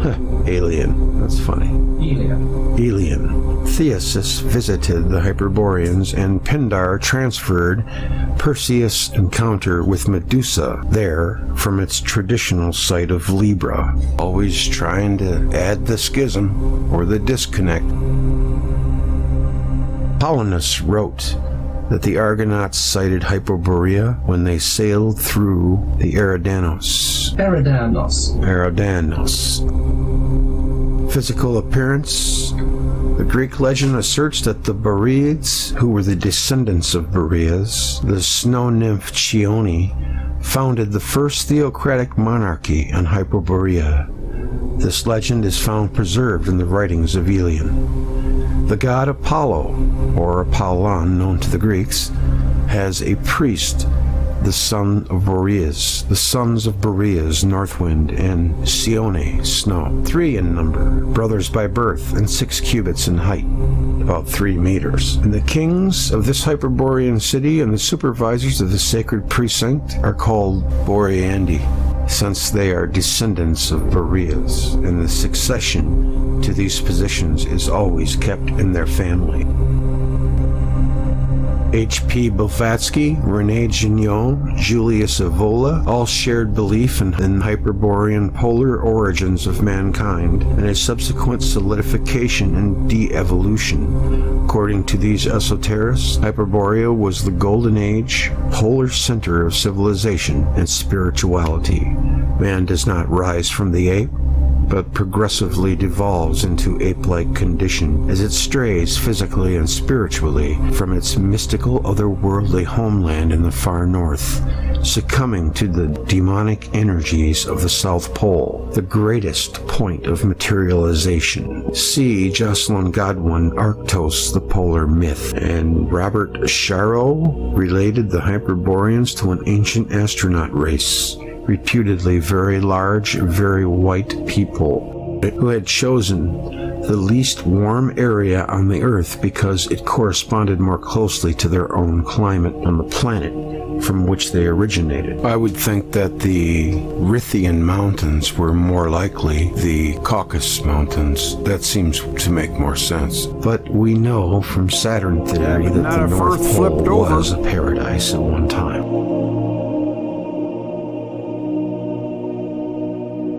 Conan the Barbarian, Hyperborea, is to the northeast of his homeland in Cimmeria. His brow was low and broad, his eyes a volcanic blue that smoldered as if with some inner fire. His dark, scarred, almost sinister face was that of a fighting man.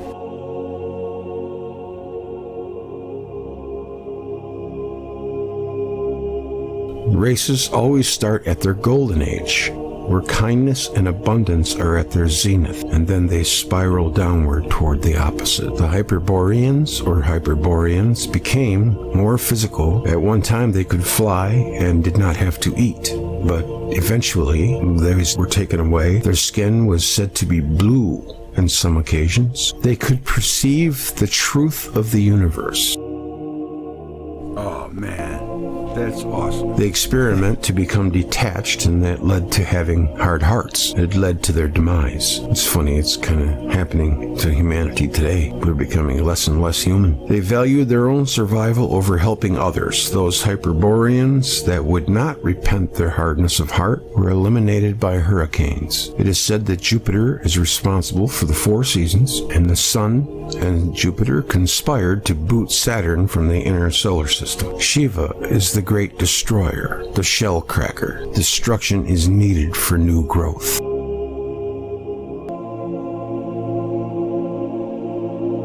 Mainstream science tries to make us believe that origins of life take a long, long time, as in millions to billions of years. Velikovsky found the bomb craters in England during the Blitz. Brand new species of flowers would be found growing in the craters within days. What does that say?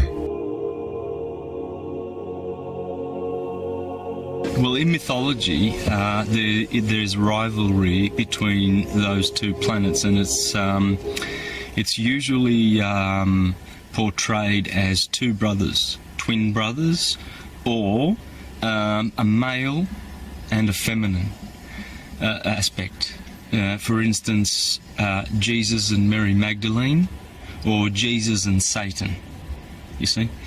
And Saturn always gets to play the negative part, because Saturn is... The relationship between Saturn and the Sun is this. The Sun is the primary of the solar system right now. But probably around about 15,000 years ago, it was Saturn. And Saturn, according to the scientists at thunderbolts.info, Wallace Thornhill and those guys there, the position of Saturn was in a northerly position. It was the sun of this solar system, and it was in a coaxial relationship with the Earth, and in between Saturn and the Earth there was Venus and Mars. So it was a coaxial relationship, you see, and Saturn was always in the northern heavens as the sun of this solar system. Then 15,000 years ago there was a switch. This sun turns up. Now, Saturn's orbit takes 29.5 years. And that's the magic number, because it relates to the sun. 20 years relates to the Earth in 29.5 day cycles. So you see this powerful relationship between the Earth and the moon. What got cut the out sisters, is the Isis moon and takes Neptune. 29.5 days. And they are in a phase lock sort of orbit with each other, but it's very powerful. And the moon is very influential over this orb, the Earth, her sister, and it causes the tides and things like that, or at least it affects that. And we see the effect of the moon with people on full moons, with insanity and etc., all of those things. Well, Saturn does the same with the sun, and astrologers know that when Saturn is in transit, meaning when Saturn is in a position in your birth chart where you might have some certain frictions like afflictions. Okay, now this is astrological language, but it's still science. When Saturn comes to those returns, those transits and stuff like that, people notice it. They notice it. People who are aware. Not the average person, they don't know anything about this, but astrologers know the effect of Saturn. They know the effect of the moon. Primarily, these two are the most powerful, without a doubt, in the solar system and in astrology. So, but in mythology, you'll find that one is electric and one is magnetic. It's always like that. The relationship is always like that. And I'm pointing out the fact that L, which is the word, well, electricity derives from L. L is one of those words that turns up in the mythologies all the time. You have Emmanuel, Israel, the Bible, Babel, the bell for Baal that you have in the chapel and steeple and cathedral, and you go to the altar to worship El or Allah. All of these L words that have to do with masculinity, because the letter L is lamed in Hebrew and it is erect. It is the male phallic, the obelisk. So, and that is pretty much...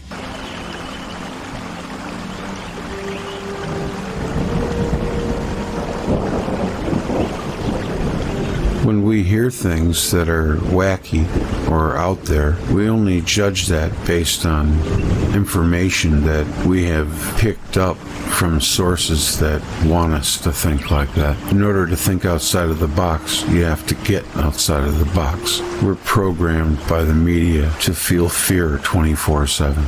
And I reject that in every way, shape, and form.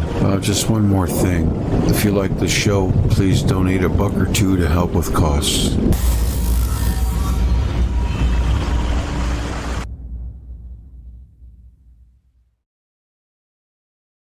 Oh, well. Well. The nerve. That was funny. I have to from Princeton. Oh, no, not you. Get out of my TV. Oh my goodness. I blew it. I blew it all the way around. Okay, there. I should have been in my own playlist. Are you there, Pauli? I slammed it. I didn't know that it ended like that. I had to cut something out, obviously. It's pretty rude. Yeah, I'm still here. Yeah, that was pretty cool. I think I have believe it or not, that's one of my most seen videos. It's hard for me to believe, but it's true. I have an audio. Because, if Hyperborea was land, then it had to be the South Pole. There's no land on the North Pole. The North Pole is 10,000 feet deep. South Pole is 10,000 feet high. Yeah, but you're thinking in the traditional way that we learned. Probably. But like I'm saying, if everything was Pangea, and right now there's land, but it's it's under water. Yes, North Pole, right? The land's still there. It's just underwater. Well, I didn't think about that. But it's under 10,000 feet of water. That's how deep Antarctica is. The Arctic is. Mm-hmm. It's pretty crazy. That doesn't mean anything. Well, there was a lot of water in the deluge. You think it's just a coincidence that the South Pole is just as high as the North Pole is deep? You think that's just a coincidence? No, but I don't. Well, it seems to me one was pulling on the Earth, and another, the North Pole, was getting pushed on. I don't know. Simultaneously, or something. Or it was like something pressing in and one end and bulging out the other. When apparently at some point Earth was egg-shaped. I don't know how they know that, but even the electric universe agrees with it. We don't know. So it must have been when Saturn was in the North Pole, then Antarctica was the North. Or there was land there, like you said, and it just got buried in water. I guess that's a good point. Because they... I didn't think about that. Yeah, if you want to... because that doesn't mean that there had to been... the Earth got tilted or whatever. It just... If everything gets flooded with water, and a lot of water, we're talking, if that's true. Yeah. It's more than we can fathom. The water's just unbelievable. We can't even fathom it. So, no. Like they said, it's like it reached above the highest mountains. Mm-hmm. That's 20. Well, how tall is the tallest mountain on Earth? Mount, let's see, Mount Everest is the highest mountain in the world, right? Actually, it's K. Oh, K2, yeah. Oh, yeah, well, I'm going to look it up, man, because I never, I should know something growing. like it grows like a meter every, I forget what they said. But, I mean, there's seashells and stuff on top of Mount Everest. K2 is in Tibet, right? It's in the same kind of place as Everest. Yeah. It's in the same, I don't know if it's the same mountain range. I guess it would be. I don't know. Mm-hmm. That's crazy over there. All that stuff is crazy over there. I think it's crazy. I mean, it's just really hostile to me. I hear you. It's crazy. That's funny. I mean, it's like everything got squished and jumbled up there or something. I don't know. Right, yeah.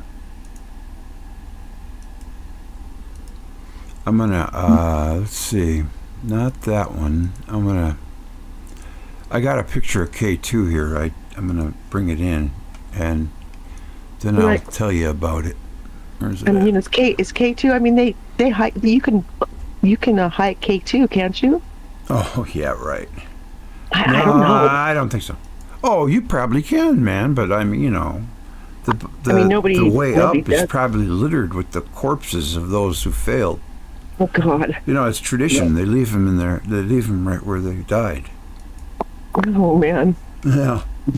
And there's so many people now too that I see the K2 at 8,611 meters. That's meters. That's 28,251 feet above sea level. Wow. It is the second highest mountain on Earth, after Mount Everest, at 8,849 meters. That's 29,032. So it's about 700 feet higher. Everest. It lies.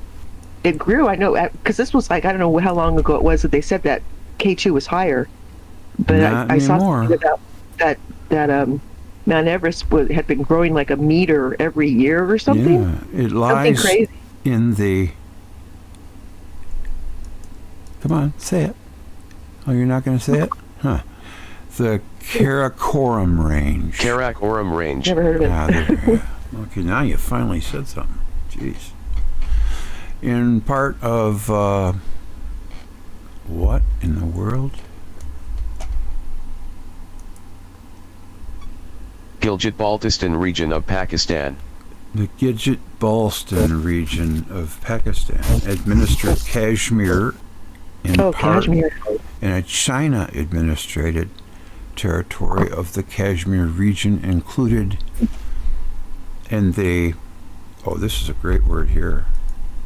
Taxkorgan Tajik. Yeah, Taxkorgan Tajik. Didn't you know that?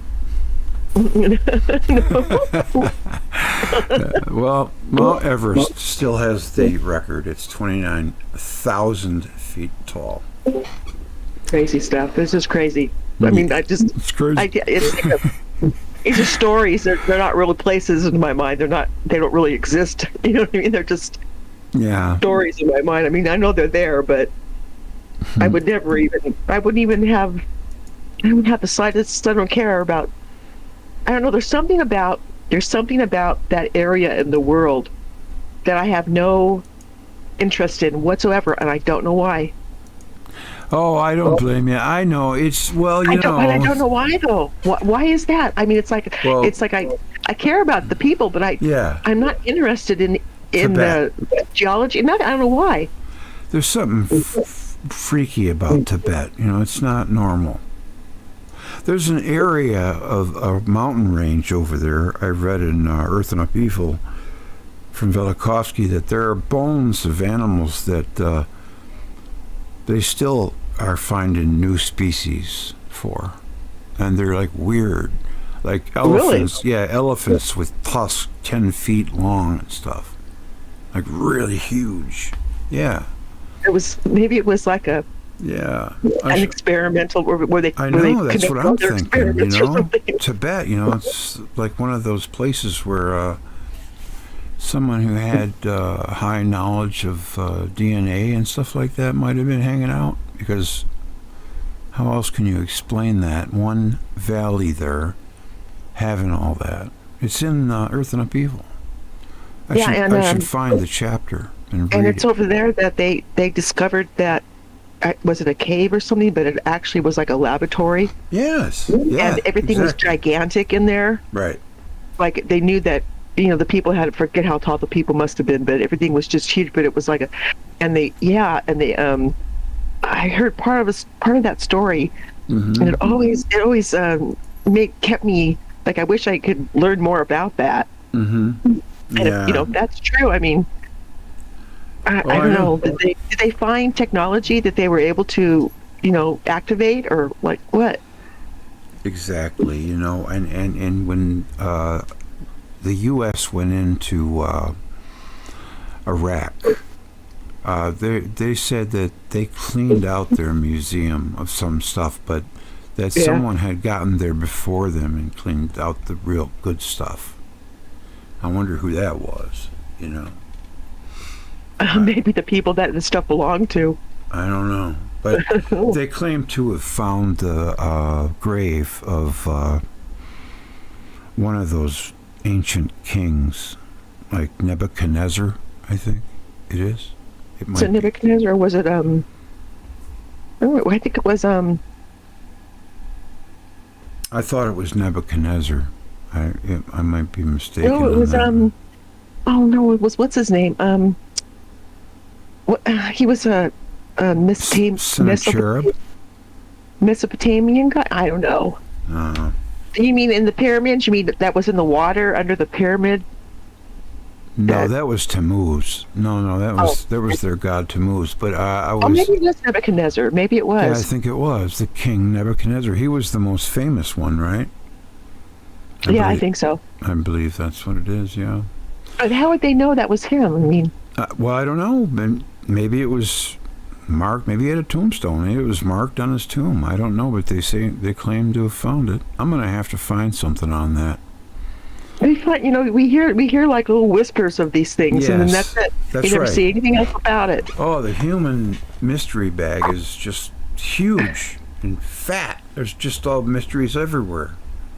I got this 15-minute thing on Hyperborea. You want me to play it? Yeah. While we're on it, we might as well. All right, let's check it out. Okay. Hyperborea, mythical land that fascinated writers of the ancient world. Hyperborea is a location in Greek mythology. The inhabitants of this mythical land are known as Hyperboreans, whom the ancient Greeks believed enjoyed extremely long lives. Hyperborea is mentioned by a number of Greek and Roman writers, including Herodotus, Pliny the Elder, and Pindar. Although Hyperborea is a mythical land, there has been speculation over the ages that it is a real place on Earth. This has led to a number of theories about the exact location. In addition, attempts have been made to connect the Hyperboreans with real historical peoples. The name Hyperborea may be translated to mean beyond the north wind, which is an indication of where the ancient Greeks thought this land was located. According to the Greek mythology, the north wind, personified by the god Boreas, lived in Thrace. Therefore, Hyperborea would logically be placed to the north of Thrace. Hyperborea, however, was one of the terra incognita, Latin for unknown lands, of the ancient Greeks and Romans. These were regions which have neither been mapped nor documented. In other words, Hyperborea might very well be a place that exists only in myth. And many of the stories told about Hyperborea and the Hyperboreans are quite unbelievable. Hyperborea are mentioned repeatedly by Herodotus. One of the ancient writers who mentions Hyperborea many times in his work is the Greek historian Herodotus. The so-called father of history wrote about the Hyperborea in Book 4 of his histories. In one part of his book, Herodotus writes, Aristeas, the son of Kistrabos, who came from Perconisus, claimed in a poem that he visited the Isodones in a state of inspiration by Apollo, that beyond the Isodones lived a one-eyed race called Arimaspians.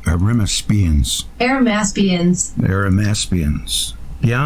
Beyond them, there Beyond them there is a land of gold-guarding griffins, and beyond them the Hyperboreans, all the way to the sea. All these people from the Aramaspians on, except the Hyperboreans, are constantly attacking their neighbors. Herodotus seems to be skeptical about the existence of Hyperborea, but nevertheless informs his readers that this mythical land has been mentioned by two of ancient Greece's most revered poets, Hesiod and Homer. None of the tribes living there, including the Scythians, have anything to say about the Hyperboreans. Perhaps the Isodons do, but I do not think so. If they did, the Scythians would have stories about them too, just as they do about the one-eyed people. Hesiod, however, has mentioned the Hyperboreans, and so has Homer in the Epigoni, if indeed Homer is the author of this poem. Herodotus then points out that most of the stories about Hyperborea are told by the inhabitants of the sacred island of Delos. The overwhelming majority of the stories about the Hyperboreans come from Delos. The historian goes on to relate some of the tales about the Hyperboreans, in which Delos, as one might expect, plays a prominent role. One of these, for instance, relates to the way sacred objects were transported from Hyperborea to Delos. The Delians say that sacred objects are tied up inside a bundle of wheat, straws, and are transported from the Hyperboreans first to Scythia, then westward as far as possible, Adriatic, through a chain of successive neighboring tribes, then south to Dodona, which is the first Greek community to receive them, then to the Gulf of Melia, where they cross the Euboea, where they are passed from town to town until they reach Charistus,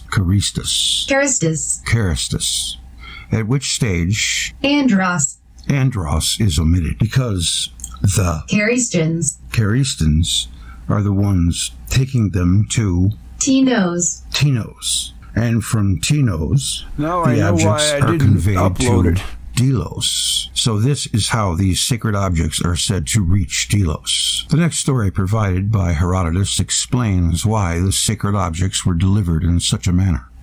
According to the historian, the first time the sacred objects were sent to Delos, they were carried by two Hyperborean women, Hyperosh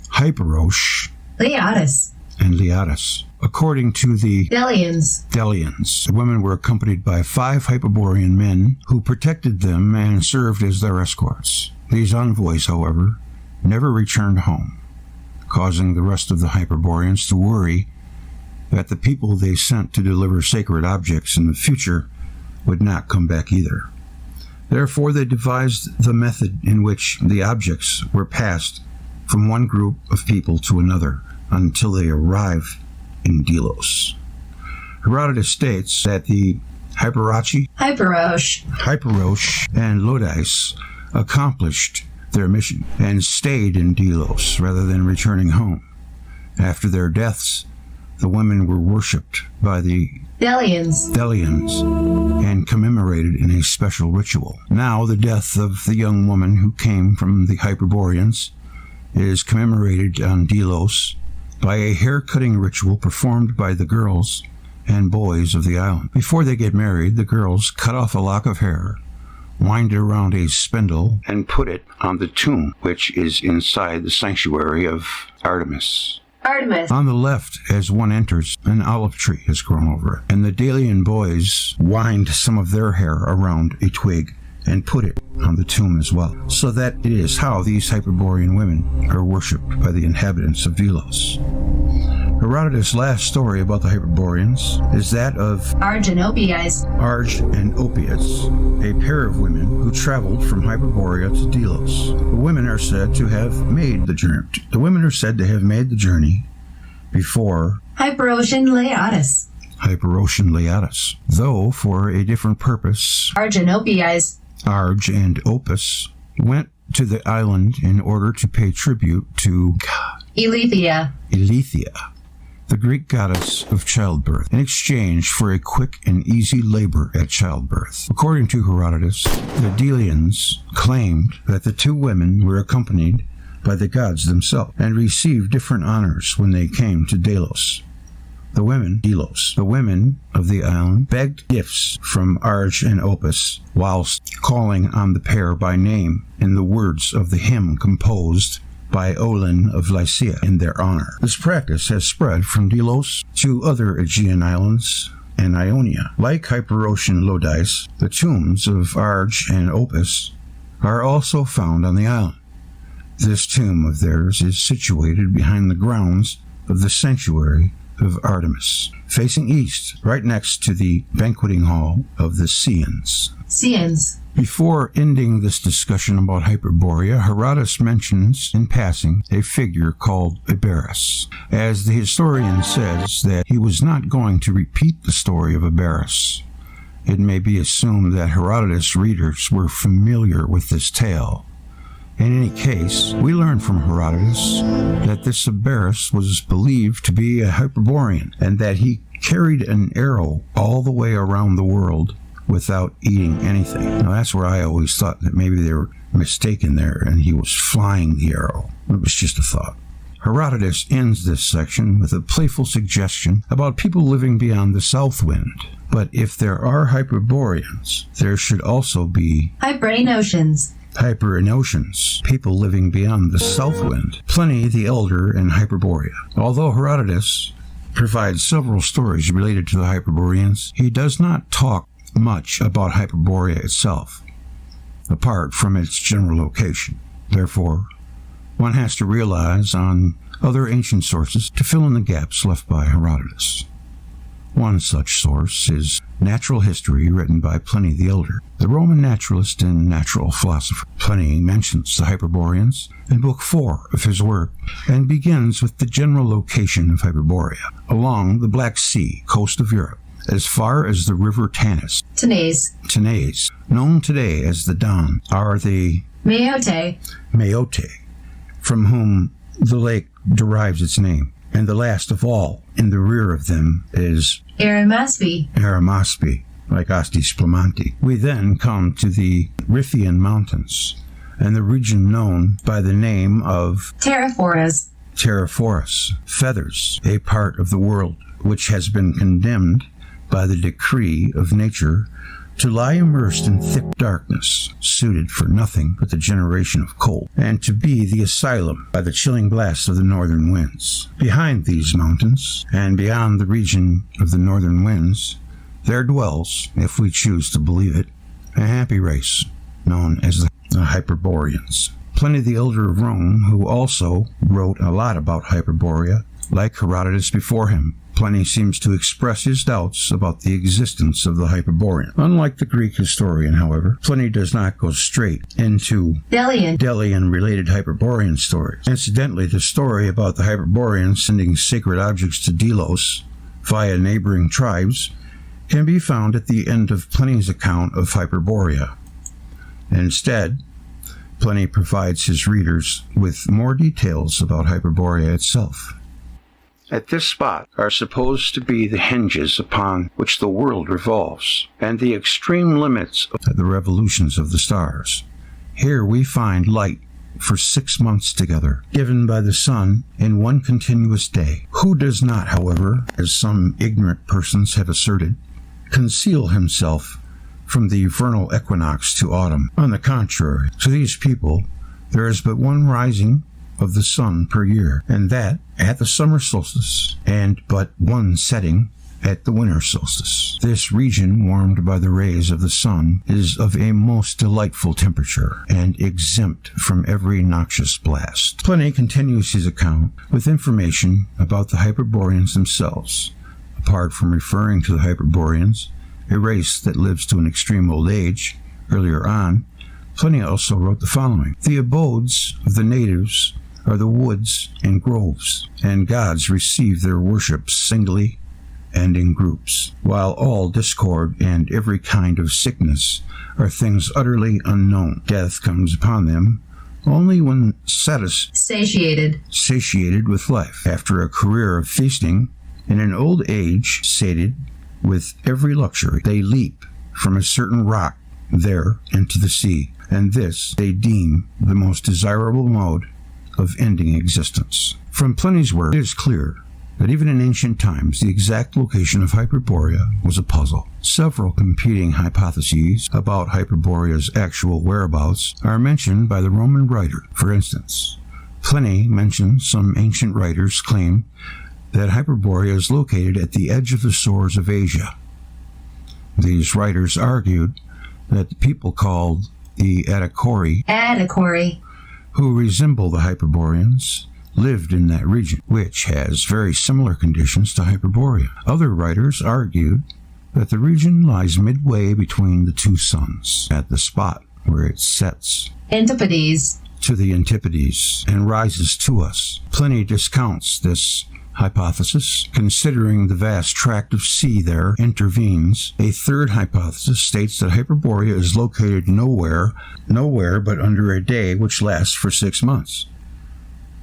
And the Hyperboreans sow in the morning, reap at midday, gather the fruits of the trees at sunset, and conceal themselves in caves at night. Hyperborea is also mentioned in works by ancient poets.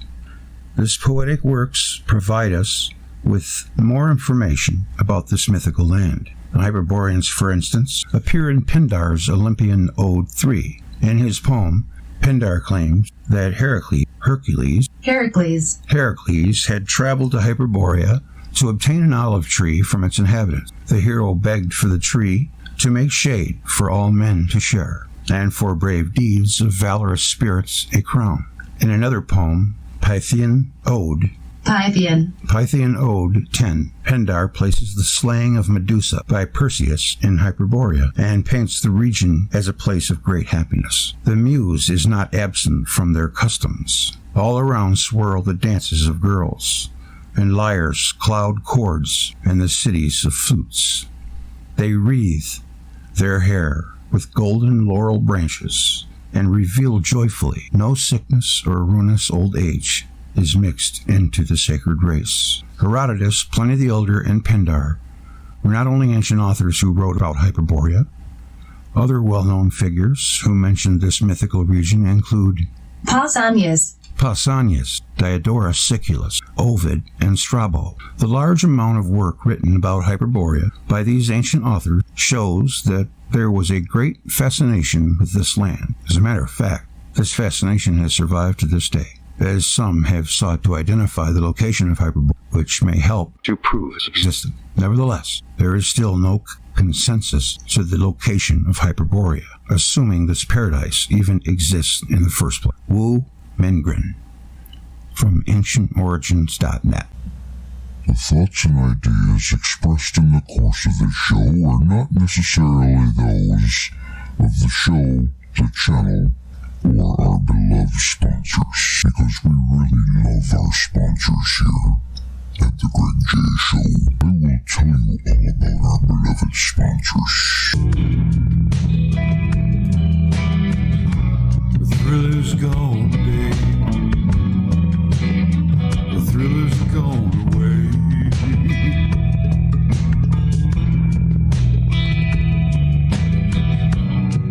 The thrill is gone, babe. It's gone away.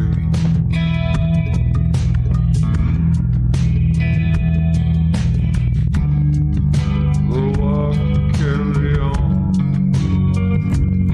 Thrill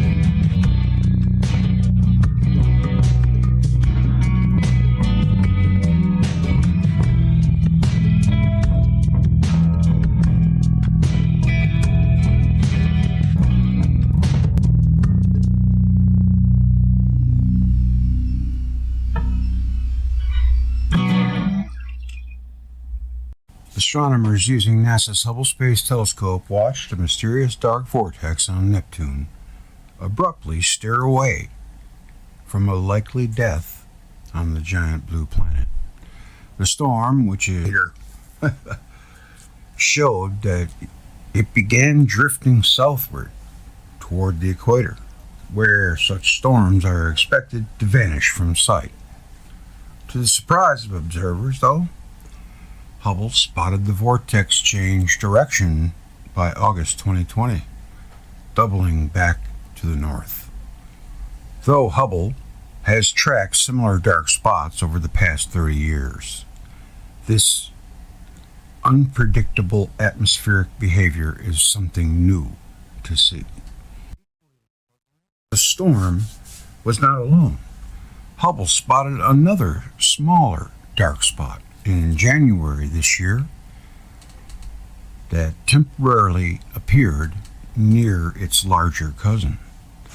It might possibly have been a piece of giant vortex that broke off, drifting. Hello there.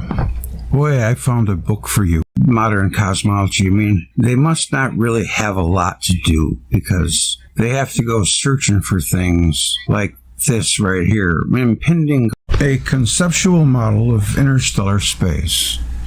Modern astronomers claim that the only forces capable of forming and driving the galaxies that make up the universe are gravitational and magnetic fields. In order to judge whether this or any alternative explanation are reasonable, we have to be able to visualize the relative sizes of stars and the distances between them. In order to do this, we need a scale model that humans can relate to. It is very difficult, if not impossible, for us to relate conceptually to how far something is from us when we are told its distance is. When we are told its distance is, say 14 light years. Okay, we know that is a long way, but how long? Burnham's model. In his Celestial Handbook, Robert Burnham Jr. presents a model that offers us a way to get an intuitive feel for some of these tremendous distances. The distance from the Sun to the Earth is called an astronomical unit, an AU. It is approximately 93 million miles. The model is based on the coincidental fact that the number of inches in a statute mile is approximately equal to the number of astronomical units in 1 light year. So in our model, we sketch the orbit of the Earth around the Sun as a circle, 2 inches in diameter. That sets the scale of the model. 1 light year is 1 mile in the model. The Sun is approximately 880,000 miles in diameter. In the model that scales to 880,093 million is 0.009 inches, approximately 1/100th of an inch in diameter. A very fine pencil point is needed to place it at the center of the 1-inch radius circle that represents the Earth's orbit. In this model, Pluto is an invisibly small speck, approximately 3.5 feet from the Sun. All the other planets follow almost circular paths inside of this 3.5-foot circle. If a person is quite tall, he or she may just be able to spread their hands far enough apart to encompass the orbit of this outer planet. That is, in the size of our model of our solar system. We can just about hold it in our extended arms. A plasmasphere that contains the Sun, all planets, moons, and comets, called the heliosphere, is about 20 feet in diameter, centered on the pinpoint Sun. The nearest star to us is over 4 light years away. In our model, the light year is scaled down to 1 mile. So the nearest star to us is 4.5 times away in our model. So when we model our Sun to the nearest star to us, we have 2 specks of dust, each 1/100th inch in centimeter in diameter, 4.5 miles apart from one another. And this is in a moderately dense packed arm of our galaxy. Now, that's pretty spacious. To quote Burnham, all the stars are, on the average, as far from each other as the nearest ones are from us. Imagine then several 100 billion stars scattered throughout space, each one another sun, each one separated by a distance of several light years, several miles in our model, from its nearest neighbor. Comprehend, if you can, the almost terrifying isolation of any one star in space, because each star is the size of a speck of dust, about 1/100th of an inch in diameter, and is miles from its nearest neighbor. When viewing a photographic image of a galaxy or globular cluster, we must remember that the stars that make up these objects are not as close together as they appear.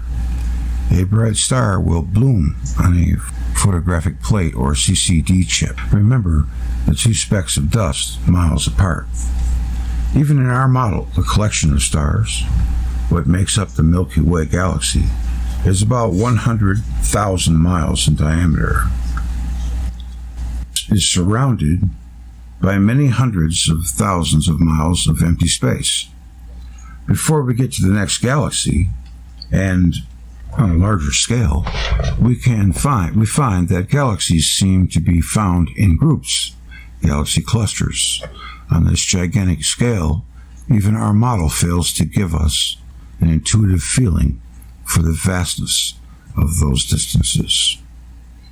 Because the stars are so small relative to their separation, they have only an extremely small gravitational pull on each other.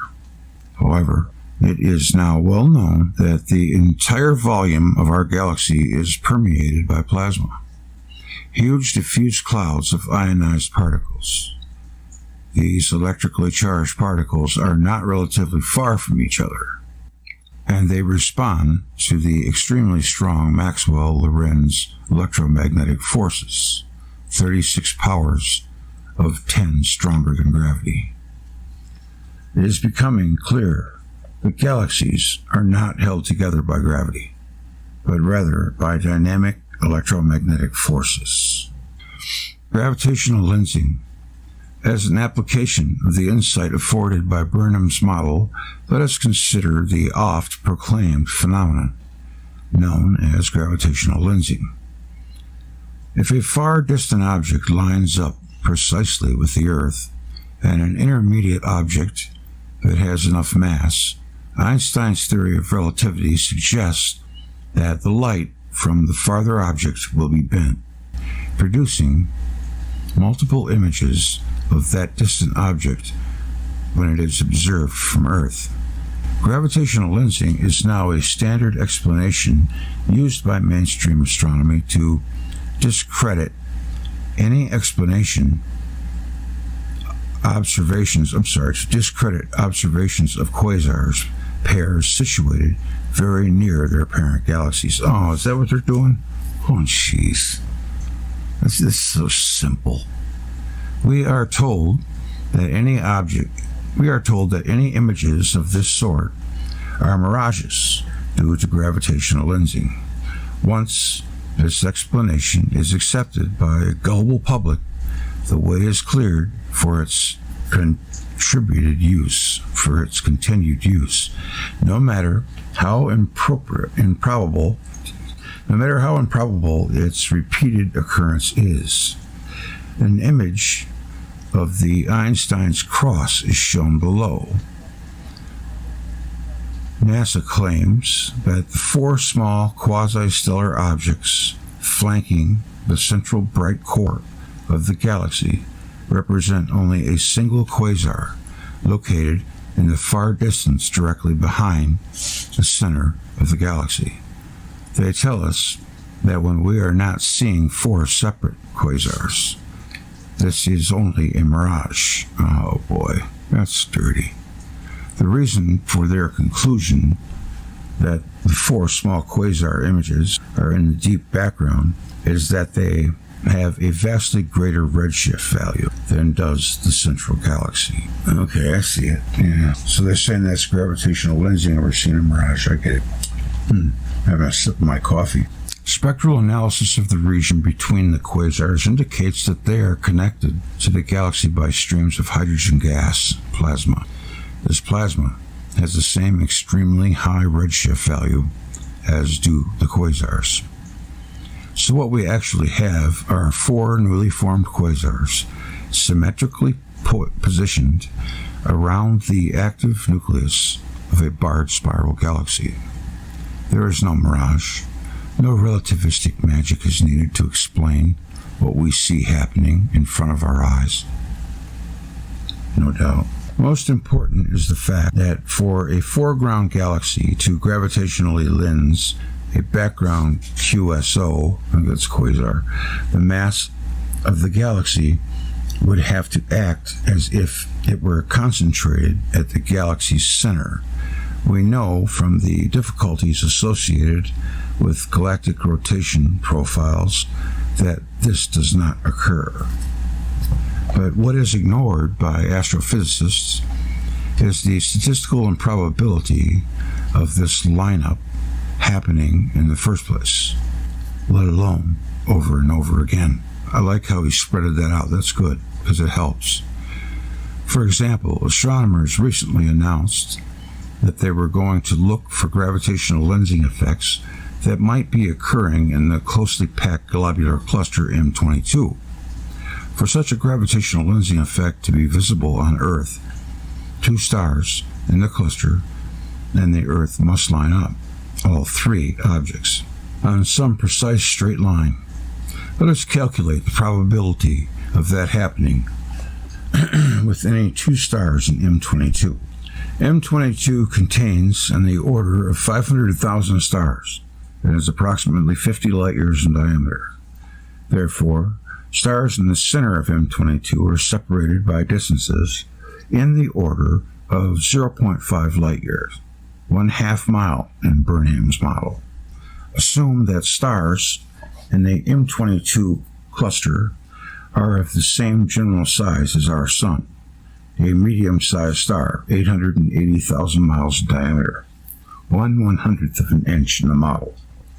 Put such a star in the center of one face of a cube that is 0.5 light years along each edge. Assume that the Earth lies an infinite distance away on a line which is perpendicular to the face of the cube and which passes through the center star. Okay? First ask the question, what is the probability, P, that another star lies directly in that line at the center of the opposite face of the cube? Considering the average diameter of the typical star, there are approximately 10 to the 13th non-overlapping possible star positions on the opposite face. So the answer to our question is 1 out of 10 to the 13th. P equals 10 to the negative 13th. We have, in other words, he's saying there's no way you can get it lined up. That's what I'm taking from that. We have to remember that the center of the cluster is 50 light years, 100 such cubes deep. The probability that we will not get a match with a star in any of those deeper cubes is 1 in P to the 100th, a lot. The first 2 terms of the expansion of this expression are 1 in 100. So, as an approximation, the probability that we will get a match is approximately the first probable multiplied by 100. 100 P equals 10 to the negative 11th. But there is so in a dense cluster like M22. It is even less likely when discussing galaxies and supposedly far-distant quasars, like the Einstein cross. Well, I just love that he got a cross named after him, to prove him wrong.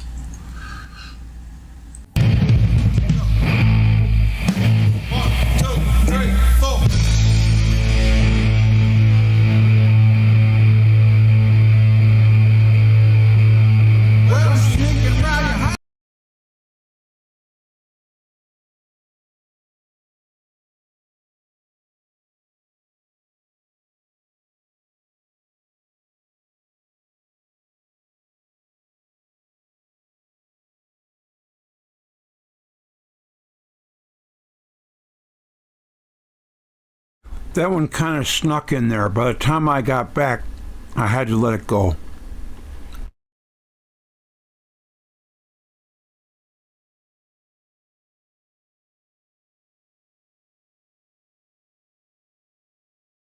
Let's watch a little.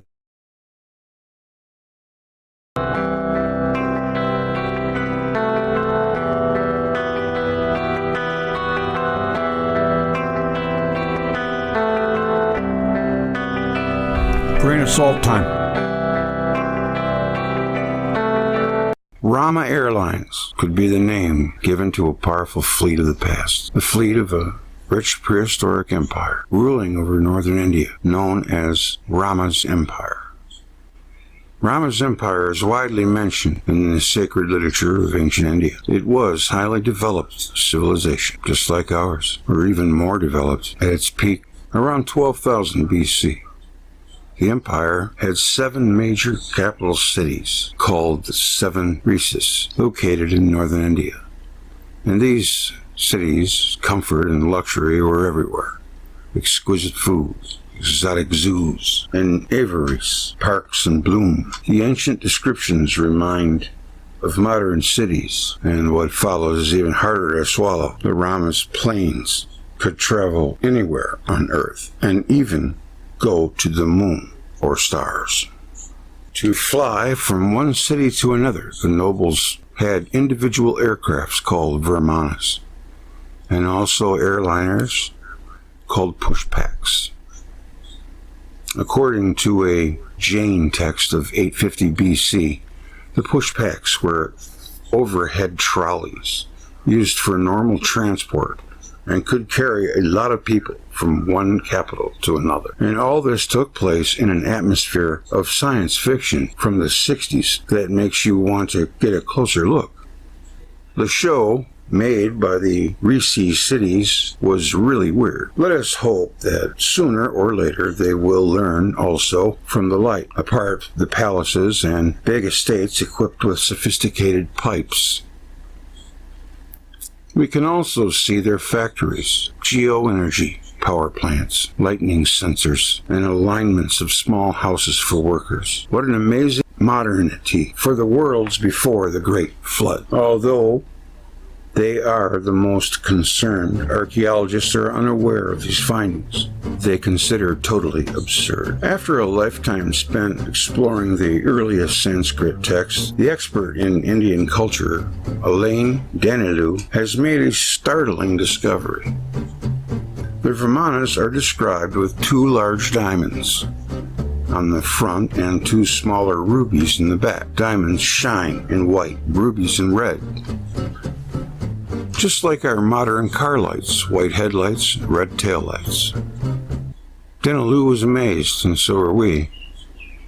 Even on details like the color of car lights, history is repeated.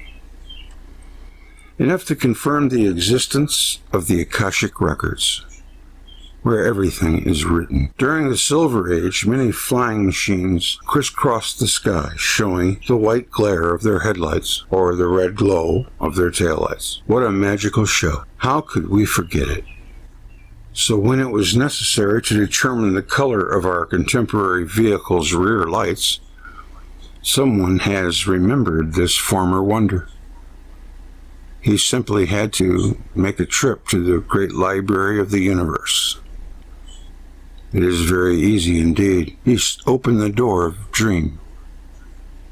You do it every night. Quotes, descriptions, and stories about Virmanas are numerous. Mahabharata and other scriptures of ancient India. You can find an attempt to classify them. The text distinguished 3 kinds of flying machines. Small Virmanas, to go from one city to another. Large pushpakas, to go from one continent to another. And much faster gears to go into space. There's a Rukma Virmana. That's what it looks like. Artist rendering. Vertical section. Please note, this only applies to the Indian subcontinent, because at that time, many other flying machines were moving everywhere. In the Middle East, for example, King Solomon did not despise the joys of flight. In Egypt and among the pre-Olmecs, it was also a custom with the gods. Among the Ashvin people, there was another kind of flying machine, the Velikovsky, which could fly and sail, even under the sea. Thanks to this technological superiority, the Ashvins finally defeated the Ramas. Who were these Ashvins? Who were this rival high-tech people? Why not the Atlanteans? Then the Mahabharata would tell us the war of all against all. The war of the Atlanteans against the Ramas, of Zeus against Hecatonshires of the Anunnaki, against the great planners, the Elohim, a war of the West against the East, already probably doubled with a religious war. Already the Ramas worshipped a Trinitarian deity, and the Atlanteans themselves were strict followers of the One, as evidenced by the U.S. clairvoyant Edgar Cayce. Notice to handyman, to build your Virmana, please follow the ancient manual. Strong and durable must be the body of the Virmana, like a great flying bird, made of light material. Inside must be put the Mercury engine with its metallic heating device underneath. Thanks to the latent power of Mercury, which allows movement, a man sitting inside may travel long distances in the sky. Nowadays, the use of Mercury on that purpose has been totally forgotten until the TR-3B, and that makes our bad scientists laugh. Yeah. The movements of the Vimana, I always think there's an R in there. The V, it's V-I mana, like a mage's mana. Vimana, are such that it can climb vertically, descend vertically, tilt forward and back. With the help of machines, human beings can fly in the air and eventually return to the ground. No one could invent out of nothing so compelling technical details. Studying these descriptions, U.S. researcher Richard Thompson makes a fundamental distinction between the two kinds of Vimanas, corresponding to two different technological approaches. All reality exists in the mind. The outer phenomenon, that which appears, is only its outer expression. The visible universe is the reflection of the invisible. Plato. Interesting. Go over to the two different types of technologies.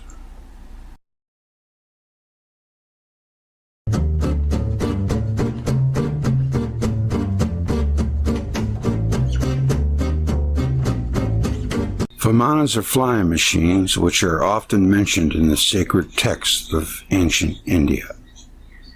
The American researcher Richard Thompson makes a fundamental distinction between two kinds of Vimanas, which correspond to two different technological approaches, two different epochs too. The Vimanas fall into two categories. One, some gears made by man, flying with wings as birds, and two, non-profiled structures that fly in a mysterious manner and are generally not made by human beings. The machines in Category 1 are described mainly in medieval Sanskrit texts that speak of architecture, automata, war machine, and other mechanical devices. They are made of wood and fly thanks to wings like our modern aircraft.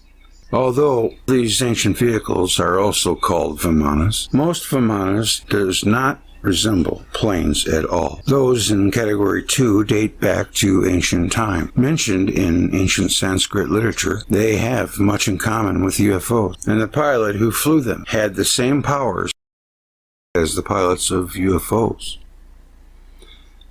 The flying machine of Salva, a former Indian king, is an interesting example of Vimana. He had acquired it by Maya Devana, coming from a planetary system called Taltal, T-A-L-T-A-L. The Hyperborean physician Abaris was said to have a flying arrow. The Mahabharata gives us the following of this story through the mouth of its hero, Krishna. The cruel Sava arrived on the flying chariot, Subha, that could go anywhere, up which he killed many young Vrishny and devastated fiercely all city parks. I guess he just liked to climb in and put on his goggles and his probably, maybe dual 50 cals or something, or maybe even laser beams. And just like the guy on that movie, Full Metal Jacket, he's shooting the Vietnamese on the helicopter. He says, if they run, they're VC. If they don't run, they're well-trained VC. Just a crazy person. Up which he killed many young Vrishny. His Saba hung in the sky with a good head start. He'd throw rockets, missiles, sabers, swords, battle axes, spears, with 3 blades, flamethrowers, continuously. The sky seemed to have 100 suns, 100 moons, and 100 myriads of stars. There was no more day, no more night, and compass did not work anymore. The aircraft of Salva was very mysterious, said Krishna. It was so extraordinary that sometimes it seemed to multiply in all parts of the sky, and other times it was nowhere. A kind of MHD, an interplan. The aircraft was sometimes visible and sometimes invisible, and the warriors of the Yadu dynasty were taken aback at the performance of this unit. Sometimes they saw the plane on the ground, sometimes in the sky, sometimes placed on top of a hill, and sometimes floating on the water. The wonderful plane was flying in the sky like fireworks. It could not stand still for any moment. Those who have seen UFOs describe them the same way. What an amazing consistency. It's probably the giant survivors, right?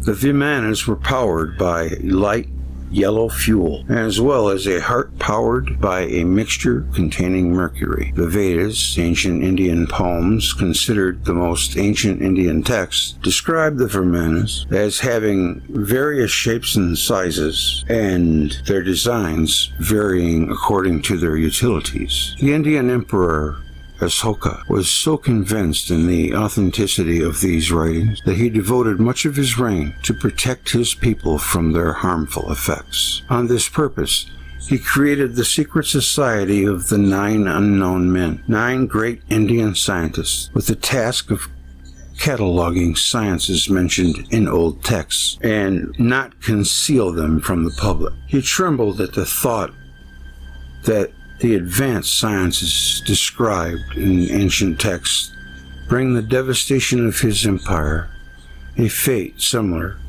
to the one that killed former Rama Empire, the Rukma Vimana. To conceal these ancient sciences to the public, it is feared that the 9 unknown have destroyed many texts considered too dangerous. Maybe they have done well, since at every age people do love playing with fire. Formerly, until the 7th century BC, in Babylon, there were also airplanes. The privilege of using a flying machine is great. The knowledge of flight is among the most ancient of our inheritance. A gift from what is higher, from whom? Atlantean astronauts, gods of Sumer, scholars of Tiwanaku? The manuscript does not say. It only adds, we got it from them in order to save many lives. Would the Tower of Babel be a control tower? Edward Casey saw that the Atlanteans had air traffic controllers, thus control towers. Why not also in Babel? I thought of something that, I forgot. Doggone it. It'll come back to me. The history of ancient aircrafts. The secret history of ancient aircrafts. Ignorance is not the lack of knowledge, but the lack of self-knowledge. Without self-knowledge, there is no intelligence. Jiddu Krishnamurti. We're off to Secret History of Ancient Aircrafts. We're going to follow this to the end. Secret History of Ancient Aircraft. My beloved flying carpet. From the flying carpets of the Arabian Nights to the ardent wheels of the prophet Ezekiel, our past loves, air travel. There are countless myths and legends featuring flying men, jinns, brooms, carts, and carpets. All stories usually relegated to the Department of Nonsense. They want us to believe that all our ancestors, whatever their origin, spent their time telling lies just to mislead us. Moreover, they all tell the same lies. What nerve? Either historians are pedants, or they are pulling our legs, or both. Cover them with shame. Ancient flying machines are a reality. We all know, except historians.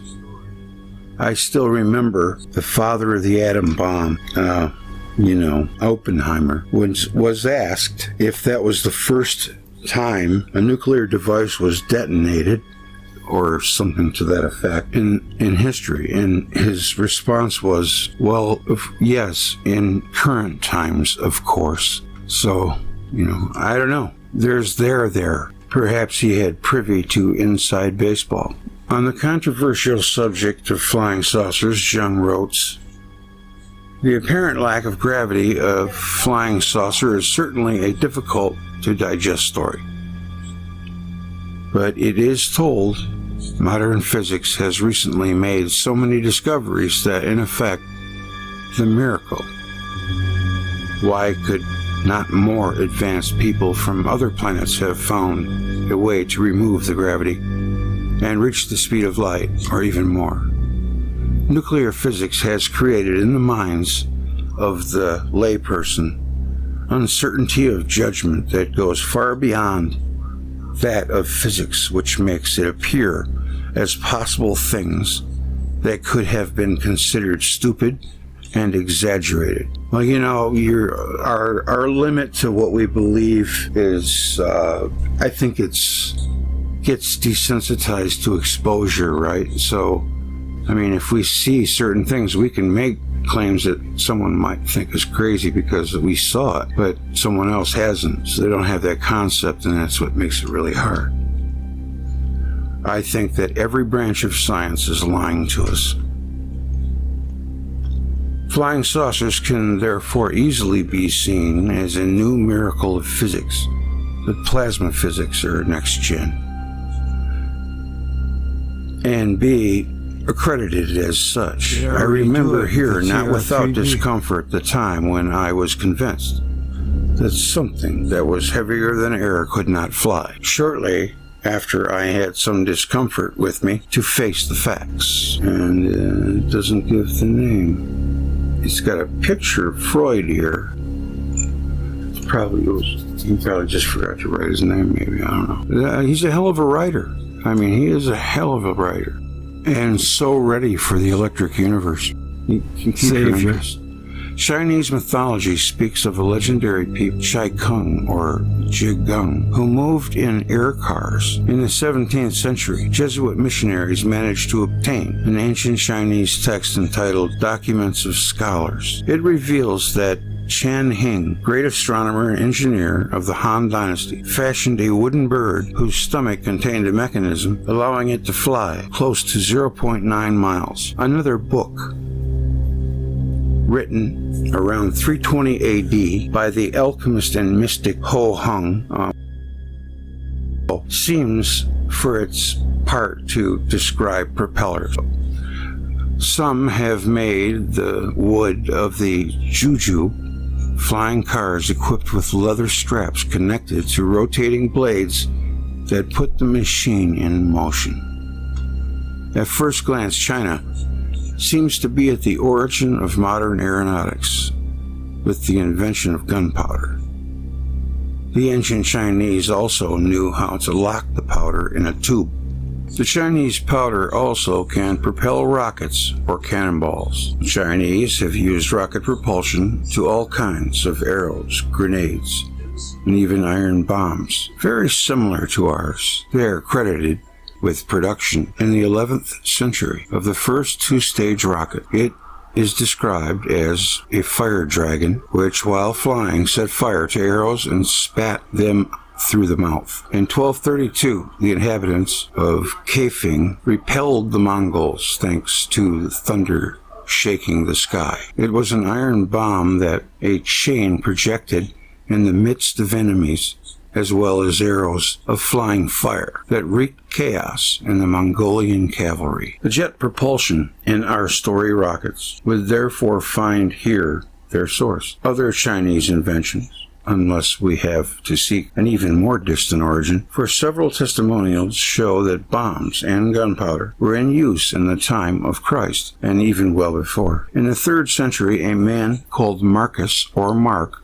the Greek, wrote Liber Ignium, a book where he explains how to get explosive powder by mixing 1 pound of sulfur, 2 of charcoal, and 6 of saltpeter. Virmanas and Indians' UFOs. You can also find traces of explosive weapons in a much more remote antiquity, the terrifying arsenal developed by the Rama Empire. Several millennia BP, before present, speaks for itself, and even before that, it was worse in terms of weapons of mass destruction. The same empire of Rama is known for its flying machines, called Virmanas or Pushpakas, whose descriptive evoke furiously aircrafts and rockets. Some Indian texts, such as the Mahabharata, even describe spherical gears very similar to UFOs. An abundant literature describes the modes of propulsion and types of engines that equipped these very ancient UFOs. But the ancient flight and aviation were not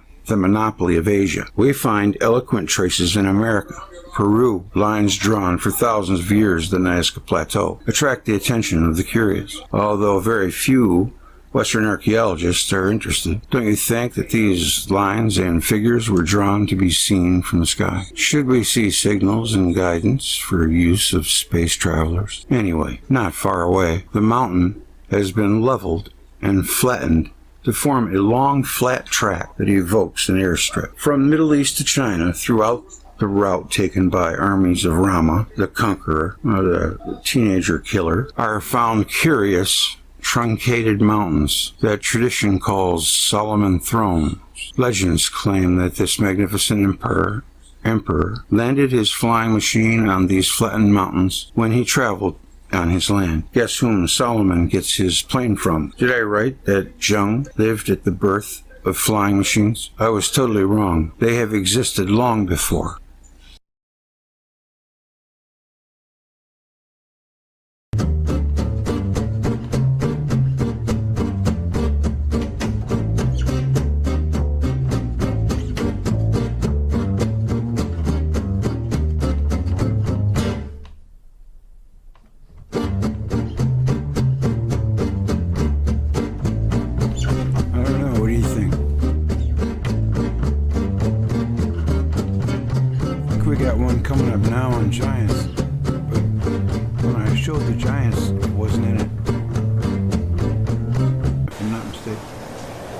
Because the ultrasound is extremely important. One of the people who realized that was Dr. Royal Rife. In 1931, he invented the microscope. And for the first time, someone was able to see live viruses. This is the structure of the viruses. Incidentally, they have a shape of pyramid. Now, of course, the microbes, that includes viruses and bacteria and some bad cells, organisms, they are the base of all our diseases, including cancer. Now, Dr. Rife not only invented the microscope, but also he invented the machine to produce the ultrasound. And then he was checking the effects of different frequencies on viruses. And then he was able to find the frequency that Everything's electric. Viruses.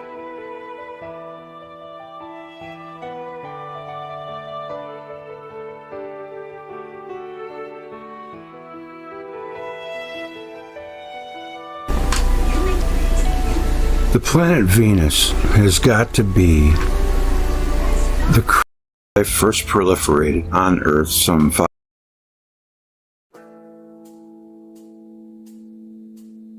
Now this picture right here, there's two of them. There's one with Quetzalcoatl, I think, or of Aztec. And then we got this one from the Greeks of the man.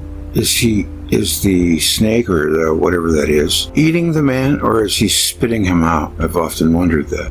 Carl Sagan estimates that super technological starmen with interstellar spaceships may have visited Earth some 5,000 times since life first proliferated on Earth. no one to enjoy. That doesn't make sense. It doesn't compute. Look at that. That's pretty crazy there too. To go with that wild harebrained hypothesis, perhaps there's golf on Saturn. It's just endless golf courses and parks. You think it would be possible that fudging the colors of Saturn, it's known as the god of seeds, and in this picture just happened to catch a green look? Just wondered if they replaced that with that sandy land color. Isn't beige about the most boring color there is? Saturn is considered the jewel of the solar system, but it's not because of its color. That's the only boring thing about the planet, or star, I should say.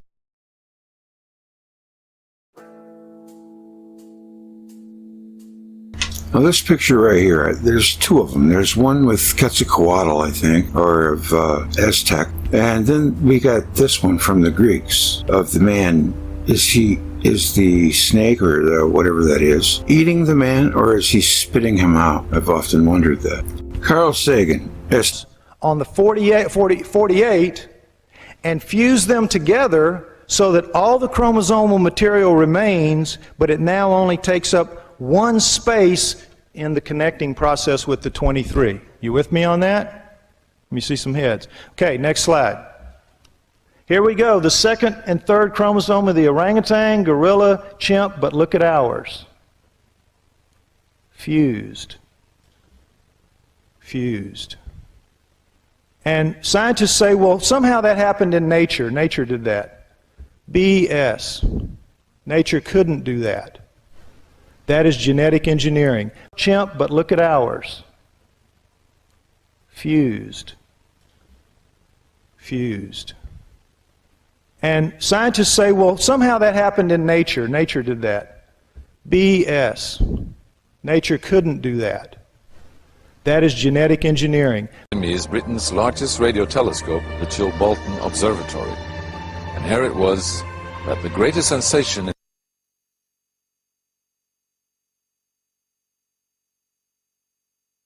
the crop circle history was to appear in the fields right in front of the telescope.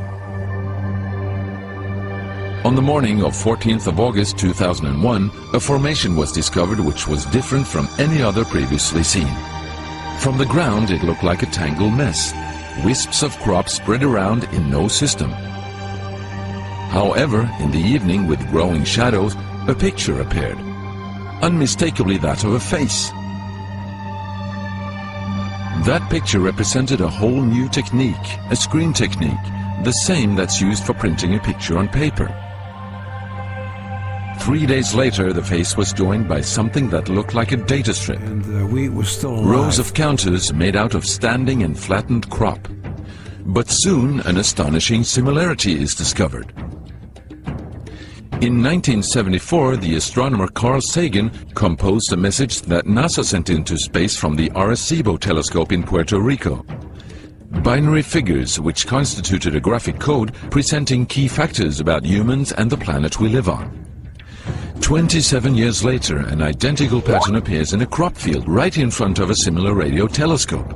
However, on closer inspection, it seemed to show that the code contained some fundamental differences. Sagan's message explained our calculation system, the dominant chemical substances within the elements that create life on Earth, about our DNA code, humans' height and quantity, and that we live on the third planet in our solar system, and lastly, a sketch of our radio telescope. The message received described the same calculation system, but that silicon is most dominant in life forms in contrast to carbon. The drawing also clearly shows a humanoid figure with large head in relation to its body. It's also explained that they have an extra string in their DNA, are approximately 4 feet tall, inhabit the third, fourth and fifth planets in their solar system, and have a population of around 21.3 billion. Underneath, the telescope has been replaced by something more complex. 1 year earlier, a strange crop circle had appeared in the same place. Is this the same illustration as in the sender's code? Is this the correspondence radio telescope?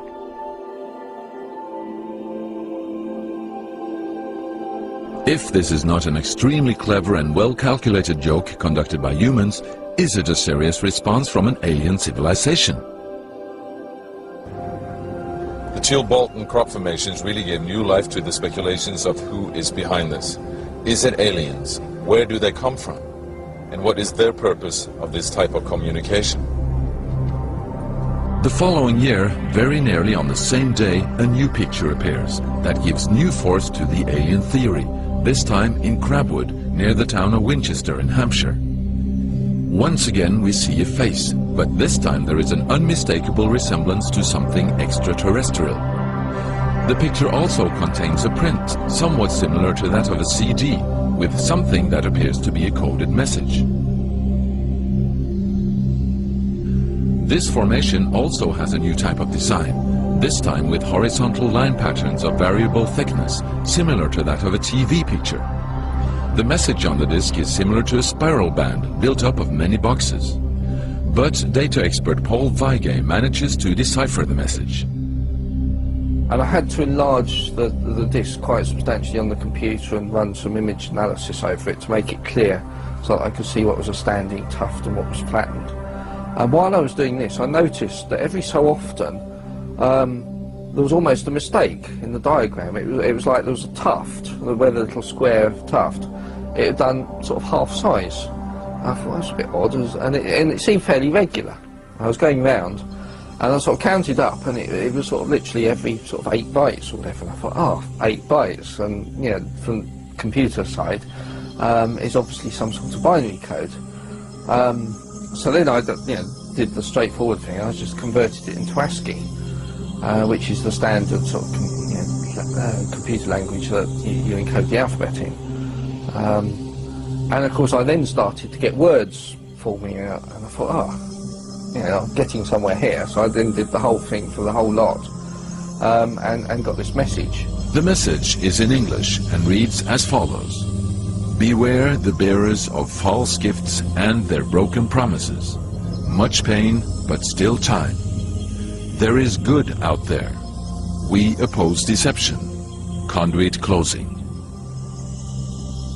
Many have been surprised by this message. Are there aliens with such faces that we should be aware of? Or is this a picture of the sender? Does this indicate the start of actual close contact with neighbors in the universe? Gigantic men, the Adites. Down here.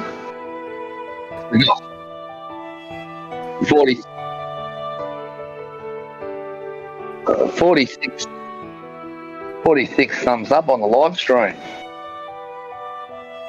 Oh.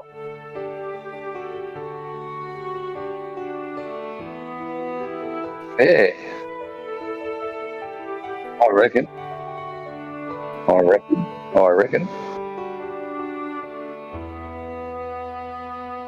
Yeah.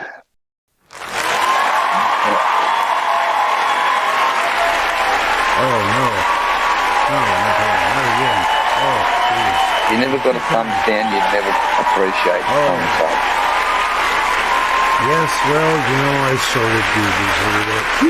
Yes. Alright. You may worship me. No, really, you're too kind. I don't deserve it.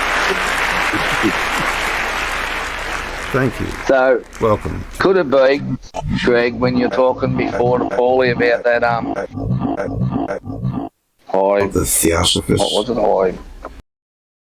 Where, you know, the South, what is it, North Pole's 10,000 feet under water?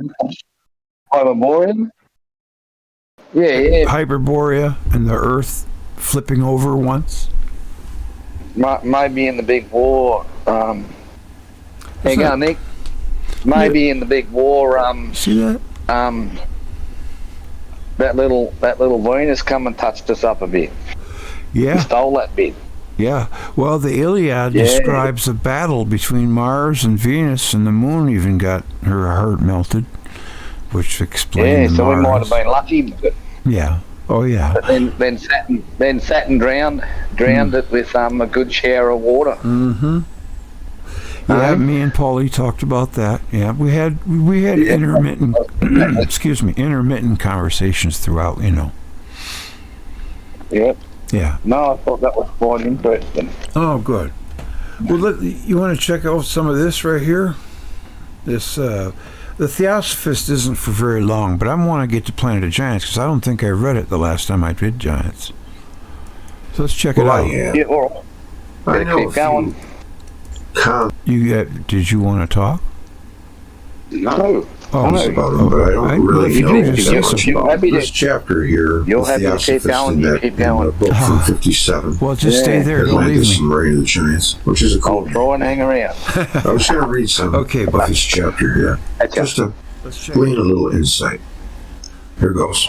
Madame Blavatsky and her disciples were the object of many jokes, and even fairly serious accusations.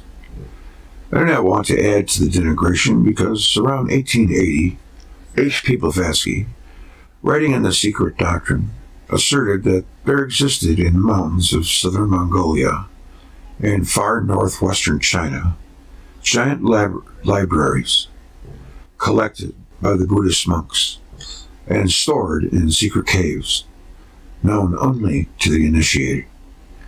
In the early years of the 20th century, Paul Pelliot found some of these caves, which had been walled in and abandoned by the monks, who had been warned of the threatening invasion of the Mongols. These caves had remained intact since the 13th century. Blavatsky was right, and had not exaggerated the wealth or the importance of these Buddhist manuscript collections, containing books in several languages, many of which had not yet been deciphered. Moreover, she had identified the region in which the secret libraries could be found. This proved that Blavatsky had received accurate information from the monks authorized to give it. Therefore, it is also possible that she was well informed regarding many unverifiable points. But we cannot know at what point her imagination intervened, and we cannot know if her informants were not themselves mistaken. That's a caveat. The intellectual adventure of Bailey, the mayor of Paris, who was decapitated in 1793, the same one who, on his way to the guillotine, trembled, but only because of the cold, not out of fear, is of the type that gives us pause to think. In 1778, after missionaries, I'm going to make this a little larger, I'm getting old.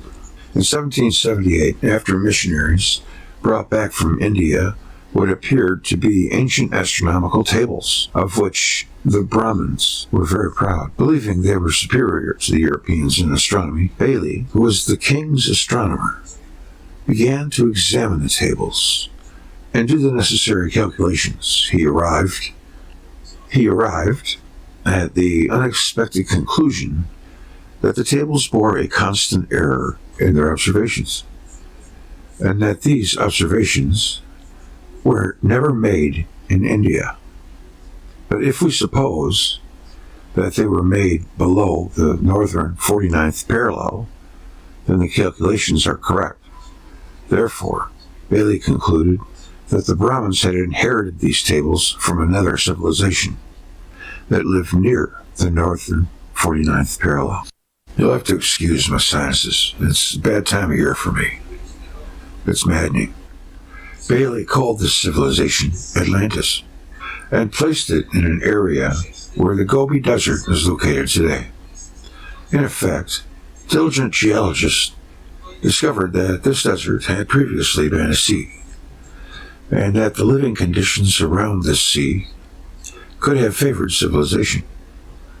Voltaire entered into the fray, and the famous Letters sur Atlantide, Letters on Atlantis, by Bailey and Voltaire, published in 1778, rivaled the letters, Persane's Persian letters, in popularity.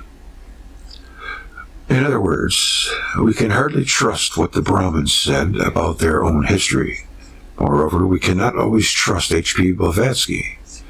Lastly, she is talking more about Tibet than India. With all this in mind, we need to remember the principal thesis of the Theosophists. And what would that be? And it is fairly reasonable to think that we can find among their beliefs traces of ancient Hindu or Tibetan traditions. According to Horbiger, there's that guy's name again, Horbiger, this is what we have for the moment that comes closest to Tibet, the fifth of the great islands of the Tertiary Sea. Thus, we will have touched on them all, albeit from afar. The Andes, Mexico, New Guinea, Abyssinia, and Tibet, all along a chain of human refuges. During the Great Permanent Wave, we will have seen something that varies from one to the other, but which maintains a certain coherence in the Andes. Unexplained ruins. In Mexico, a tradition that almost looks scientific. Near New Guinea, the cult of the Great Stones. Near Abyssinia, the remains of a giant race and giant cattle. Lastly, in India and near Tibet, grand theories. Perhaps that which is the most striking and the most ancient among the Theosophists is the role they attribute to the moon. Like the men of Malekula, who inspired H.P. Blavatsky, Tibetans and Hindus consider the moon the mother of earthly races. Once again, the Hindus consider the moon the mother of earthly races. I read that. Once again, the mother of Israel. But there is one, they called the moon Sin. And the mountains that they would go past when the sun went down were called Agag. And that's where we get the word synagogue. But there is one essential difference between the savings of the Pacific and the Indo-Tibetans in Malekula. We found something that could be nothing but a decline that would end in nothingness and in the incomprehension of greatly diminished human beings. We noted the existence of the remains of an old civilization, but in conditions where intelligence of the builders was no longer at the level of the surviving institutions. On the contrary, in India and among Theosophists, we note a super-intellectualism to the Western mind. Theosophy is too complicated, and we suspect a priori. I don't know what that word means, let's look it up. These complications cannot continue to parallel reality. Without a doubt, reality is very complicated. But the more the theory is complicated, and the greater the chances that two complications will diverge, and that this occurs at the end of the logical and imaginative process constructed by our intelligence, the more we find ourselves far removed from the things themselves. In short, Europe learned better than India to distrust intelligence and imagination, and to require that there be a constant reference to verifiable facts, or at least imaginable as being facts, no longer only as theories. Thus, natives of Malekula are happy to say that the human races are created on the moon, and that the souls of future children descend from the moon in the breasts of their mothers. Theosophists maintain that there are 7 moons, of which only one can be perceived by our current human senses. Moreover, that there are 7 planet Earths, convenient, of which 6 are invisible to us. The 7 astral chains correspond to the 7 divisions of the human soul, and one of each materializing on the corresponding star. From a logical standpoint, this theory is admirably conceived, and all that remains is to prove experimentally that it is true. Proving it is naturally extremely difficult. Proving it is naturally extremely difficult. Okay. Education of the souls on the moon before they descend to Earth. A fundamental idea common to both Malekula and H.P. Blavatsky. is therefore unavoidably much more complicated among theosophists. It is hardly appropriate to report the details here. A few quotations on the lunar ancestors of the human races, the lunar Pitris, should suffice, given that the general thesis is very clear and the system very attractive. Let us note in passing that we find in the Zohir spiritual worlds that the parallel of our own, but are hidden from our senses. Which one? Now there's the Vedas and the Puranas. One of them is good and entirely the other similar one isn't. to Blavatsky's I can't subtle remember universe. which is Let which. us insist also on the conceiving nature of these coincidences and the way in which they diverge.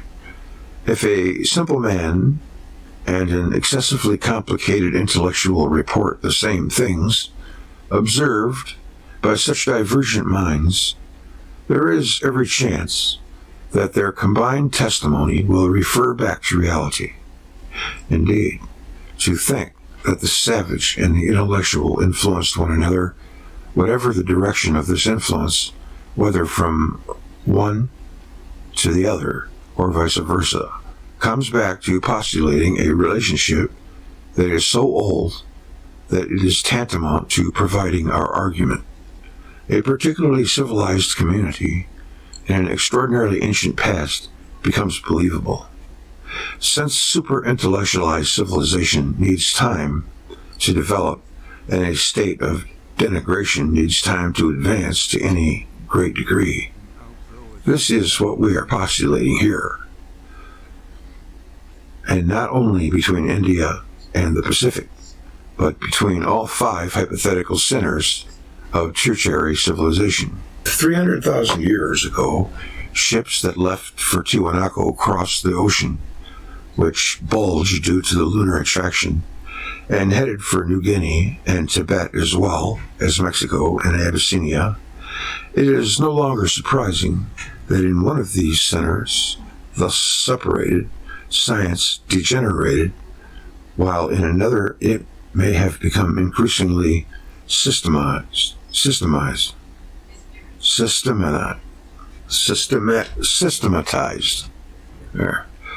and complicated. Therefore, in this respect, the evidence of the Theosophist is admissible, without venturing into forbidden ground of the 8th sphere, writes H.P. Blavatsky. We must report here a few facts regarding the ancient monads of the lunar chain, the lunar ancestors that play the primary role in our anthropogenesis.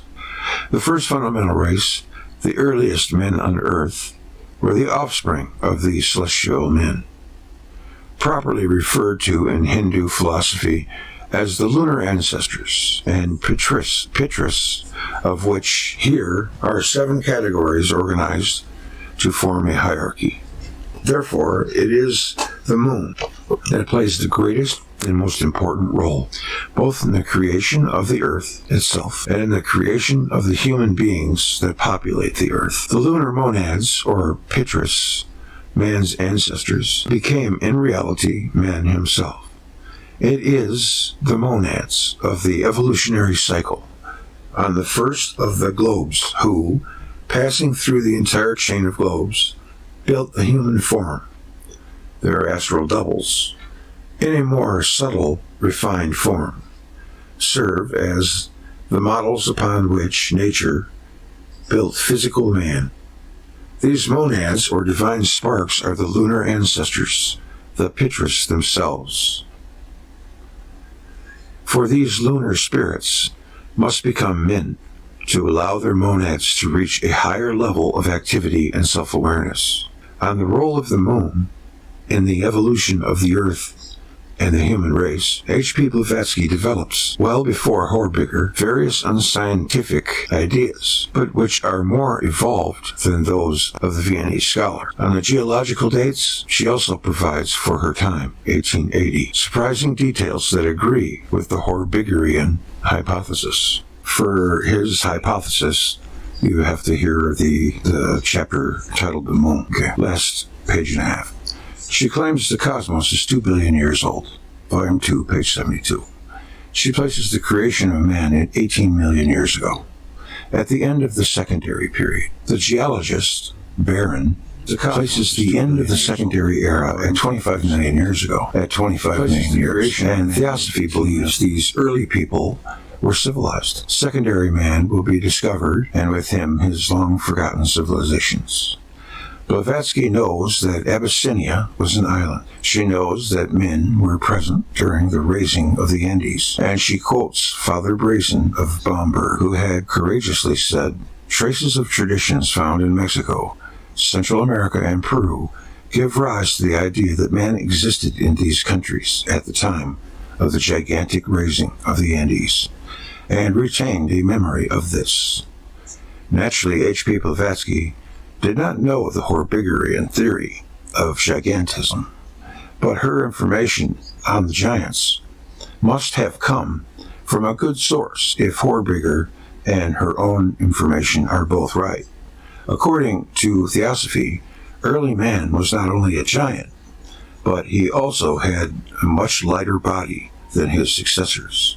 One might even consider it too light.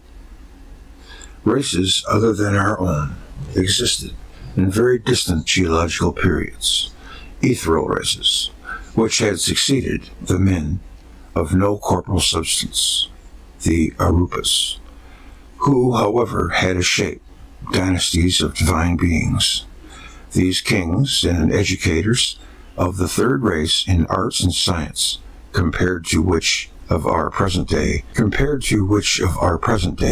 small science resembles arithmetic before geometry. Giants that preceded us, pygmies, the freebooters who seized the promised earth, found a race that was much taller than they, and called the race giants. But the truly gigantic races disappeared long before Moses, 40,000 years before the Hebrews. The ancestors of these giants were much taller, and 400,000 years before that, they were compared to us, like the men of Brobdingnag compared to the Lilliputians.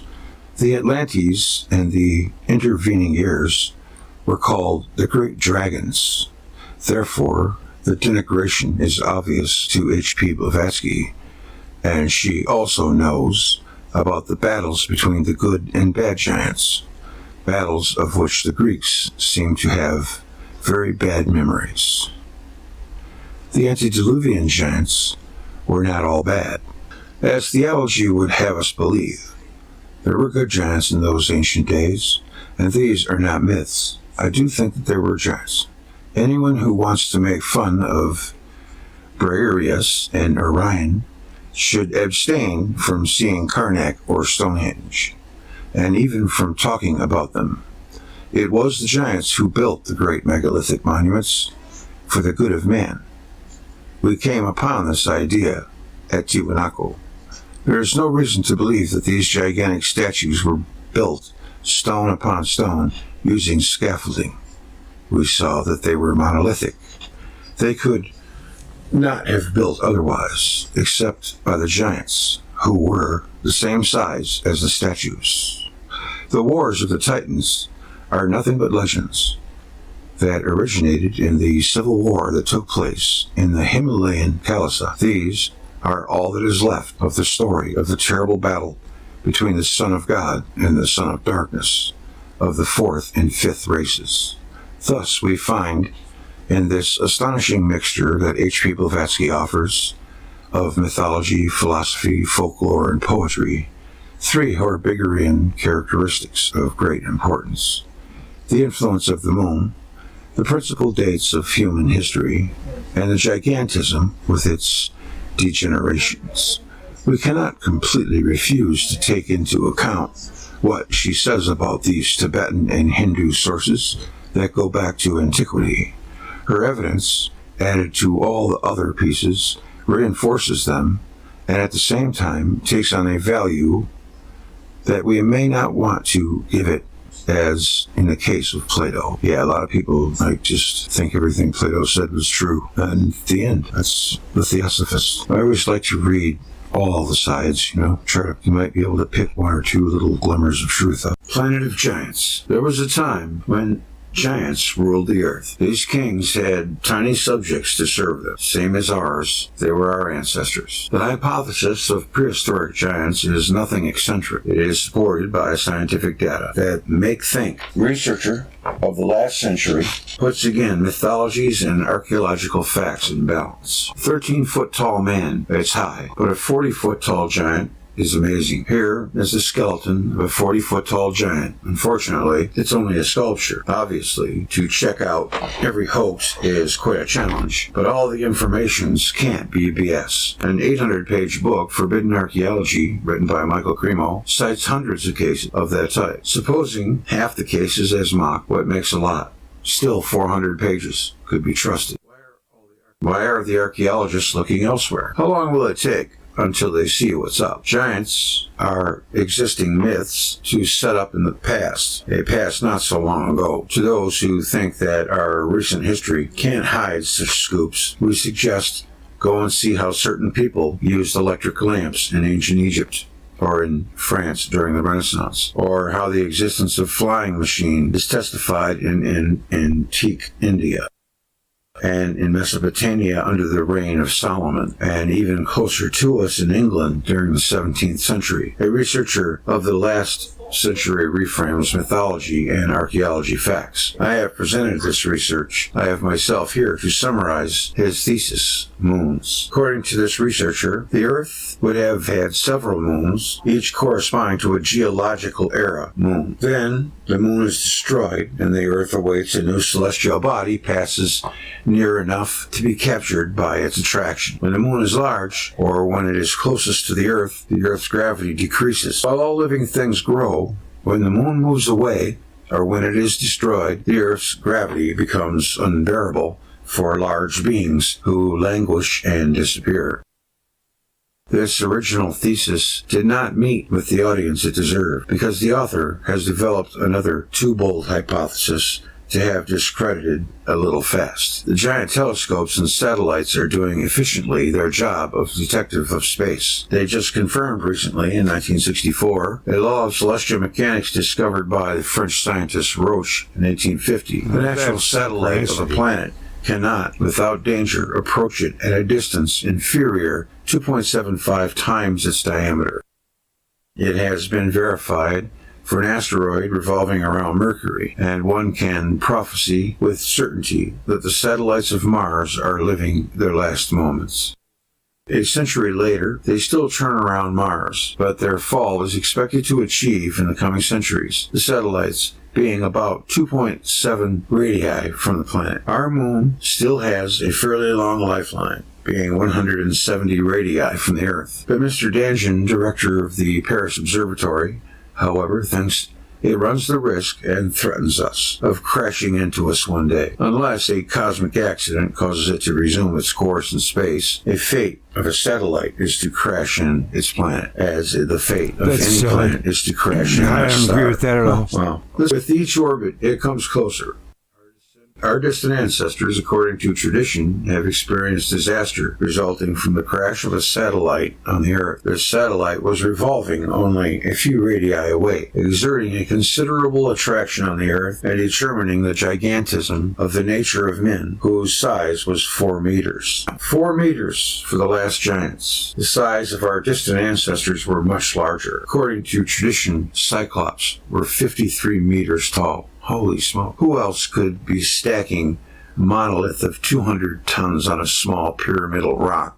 Do not think whether it is a natural phenomenon. Only naive geologists can support it. But for a giant 53 meters tall, the thing is a game of skill. The divas of ancient India had a similar size, that of a 20-story building. Because of relatively low gravity, objects were much less weighty, the blood rhythm easier, there was less fatigue for the entire body, and the man then enjoyed an extraordinary longevity. He had more developed brain and faculties, which caused him to acquire a knowledge different from ours. Longevity, better oxygen of the brain, here are the conditions of Eden. All we lack to become gods again. The construction of giant cities and the transport of monoliths weighing thousands of tons. Machu Picchu, Tiwanaku, Baalbek, Teotihuacan, Giza, etc., can easily be explained both by the titanic force of men and the use of their scientific knowledge, of course, and the extraordinary complexity of cyclopean blocks of the cities of the Andes, some weighing several dozens of tons, do not count less than 20 edges, also finds its justification. It was necessary to the construction resist the crazy attraction of a moon very close to the Earth. The dovetail edges and the unbelievable mass of blocks barely slowed the final attraction of the satellite just before it crashed in on Earth. Everything was flying at that time. The problem was to come back to the ground, as the moon was pulling everything towards it. This allows us to date the Andean constructions to the very end of the Tertiary period, i.e., there are 1,500,000 years.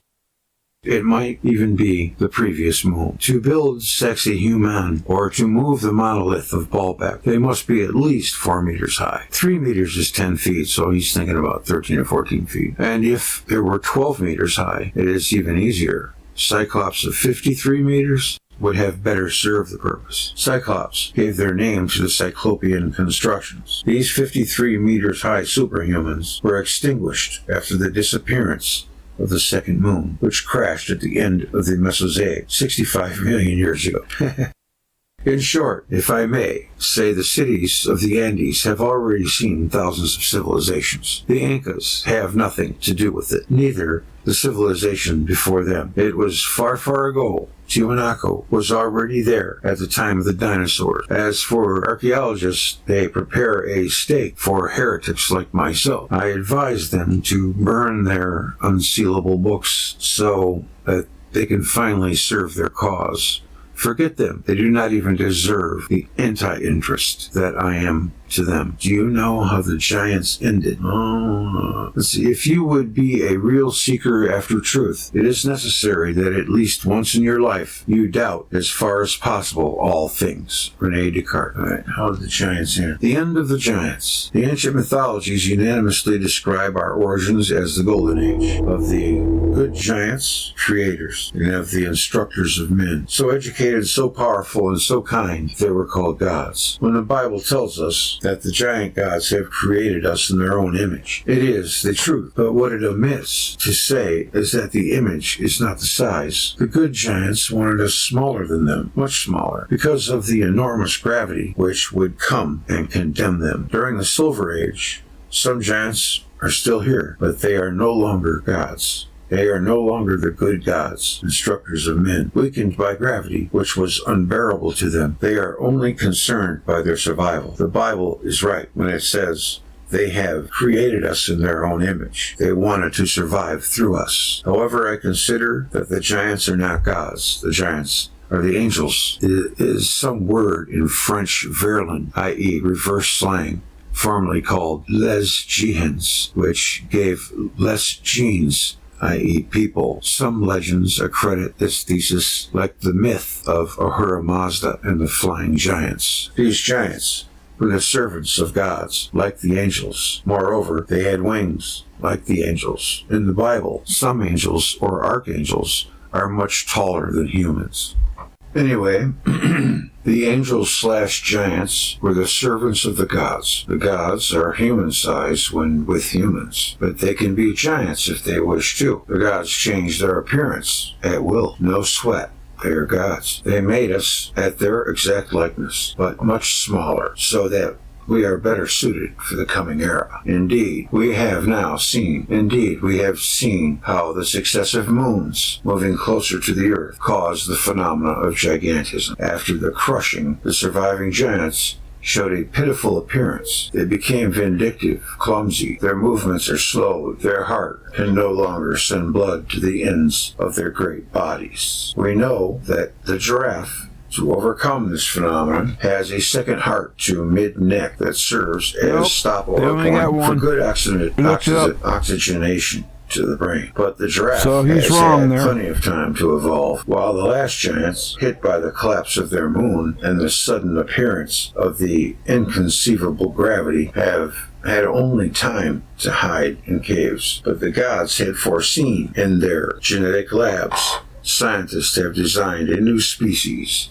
to succeed the giants, a species whose small size would be ideally suited for the future gravity. Thus, these foresight giants have been taken for the former gods, but they were not. With the moon to balance the Earth's gravity, the giants have degenerated in the depths of their caves. They begin to behave badly with human smurfs. They added sleepy, uttering here. They ended sleepy, uttering here and there, roaring grunts to maintain terror. Without humans, the decrepit giants would have starved. They needed large amounts of protein. They introduced a rule, cruel to the human race, but vital to them: the law of human sacrifice. There are many stories in which humans have to feed these ogres by providing young men and girls alive. King Kong, the modern resurgence of those old myths, shows us a famous one: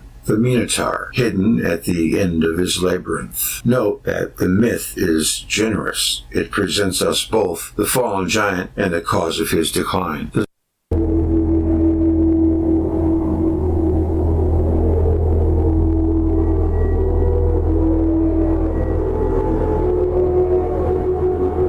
Giants.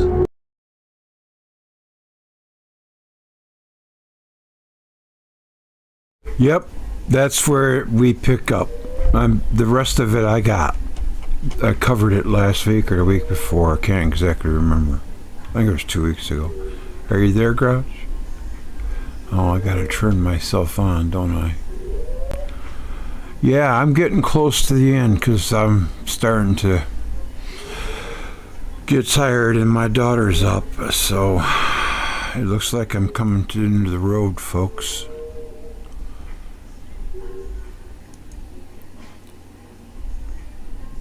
Yeah, looks like I'm coming into the road there, Grouch. Livy's up. So, I'm going to play a few tunes. I'm going to come back in a little bit and say goodbye to you.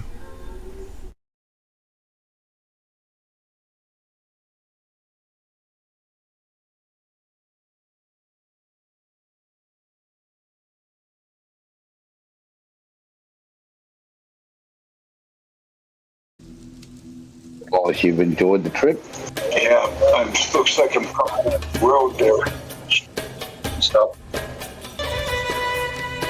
What caused Venus and Mars? This is the to shift ILIAD. their orbits? Let's watch it. It's only 25 minutes. Then we'll When say Venus goodbye. became a new member of the solar system, it moved on a stretched ellipse and for centuries imperiled the other planets. Because of its dangerous circling, Venus was diligently observed in both hemispheres, and records were kept of its movement. In the last centuries before this era, the 225-day year of Venus, and apparently also its orbit, were practically the same as in modern times. As early as the second half of the 7th century before this era, Venus, watched with anxiety, had already ceased to be a cause of dreadful expectation. It probably reached, then, the orbital stage in which it was found in the last centuries before this era, and where we still find it today. What caused the change in the orbit of Venus? I shall pose another problem besides the first. Mars did not arouse any fears in the hearts of the ancient astrologers, and its name was seldom mentioned in the second millennium. In Assyrio-Babylonia, in inscriptions made before the 9th century, the name of Nergal is found only on rare occasions. On the astronomical ceiling of Sinmut, Mars does not appear among the planets. It did not play any conspicuous part in the early mythology of the celestial gods. But in the 9th or 8th century before this era, the situation changed radically. Mars became the dreaded planet. Accordingly, Mars Nergal rose to the position of the frightful storm and war god. The question must then present itself. Why, previous to the time, did Mars signify no danger to the Earth? And what caused Mars to shift its orbit nearer to the Earth? The planets of the solar system move in nearly the same plane, and if one planet were to revolve along a stretched ellipse, it would endanger the other planets. The two problems what caused Venus to change its orbit, and what caused Mars to change its orbit, may have a common explanation. The common cause may have been some comet which changed the orbits of Venus and Mars, but it is simpler to suppose that the two planets, one of which had a greatly elongated orbit, collided, and that no third agent was necessary to bring about that result. A conflict between Venus and Mars, if it occurred, might well have been a spectacle observable from the Earth. It is not impossible that the two planets came repeatedly into contact, each time with different results. If a contact between Venus and Mars really occurred and was observed from the Earth, it must have been commemorated in traditions or literary monuments. When was the ILIAD created? A mighty strife had waxen great within the members of the sphere. While it's raining outside, that's pretty cool. Got a little thunderstorm going on with my window open. I don't know if you can hear it yet. When was the ILIAD created? A mighty strife had waxen great within the members of the sphere. Empedocles. I wonder if that's where we get the word impede from. To this day, it has not been established at what date the Iliad and the Odyssey were composed. Even ancient authors differed greatly in reckoning the time when Homer lived. It was established to be as late as 685 BC. The historian Theopompus, and as early as 1159 BC, certain authorities quoted by Philostratus. Herodotus wrote that Homer and Hesiod created the Greek pantheon not more than 400 years before me, which would mean not prior to 884 BC or 484 BC being regarded as the year of Herodotus' birth. The question is still debated. Some authors argue that there was a long interval between the time when the epic works of Homer were composed and the time when they were put into writing. Others think that these works must have been created not long before the Greeks acquired the art of writing, about 700 BC. It is also argued that the Greeks must have known this art long before 700 BC, on the assumption that Homeric works were created much before that date. It is generally assumed that the fall of Troy antedated Homer by several generations, and also the great epic works were the creation of generations. The fall of Troy is sometimes thought to have taken place in the 12th century. On the other hand, it has been shown that the cultural background of the Homeric epos is that of the 8th or even the 7th century. The Age of Iron was well underway, and many other details would preclude an earlier scene. It is highly probable that the Homeric works were created at that time or shortly thereafter. Whether these poems were first sung by a bard who lived centuries after the destruction of Troy depends on the time when Troy was destroyed. The tradition about Aeneas, who, saved when Troy was captured, went to Carthage, a city built in the 9th century, and from there to Italy, where he founded Rome, a city first built in the middle of the 8th century, implies that Troy was destroyed in the 8th or late 9th century. But for what purpose do I burden my present work with this question? It may seem that the two problems, how Venus changed its orbit to a circle and how Mars changed its orbit so as to come in contact with the Earth, are weighted with a third problem, from a far-removed field and in itself complicated. And even if these matters have something in common, how can a problem with three unknowns be solved?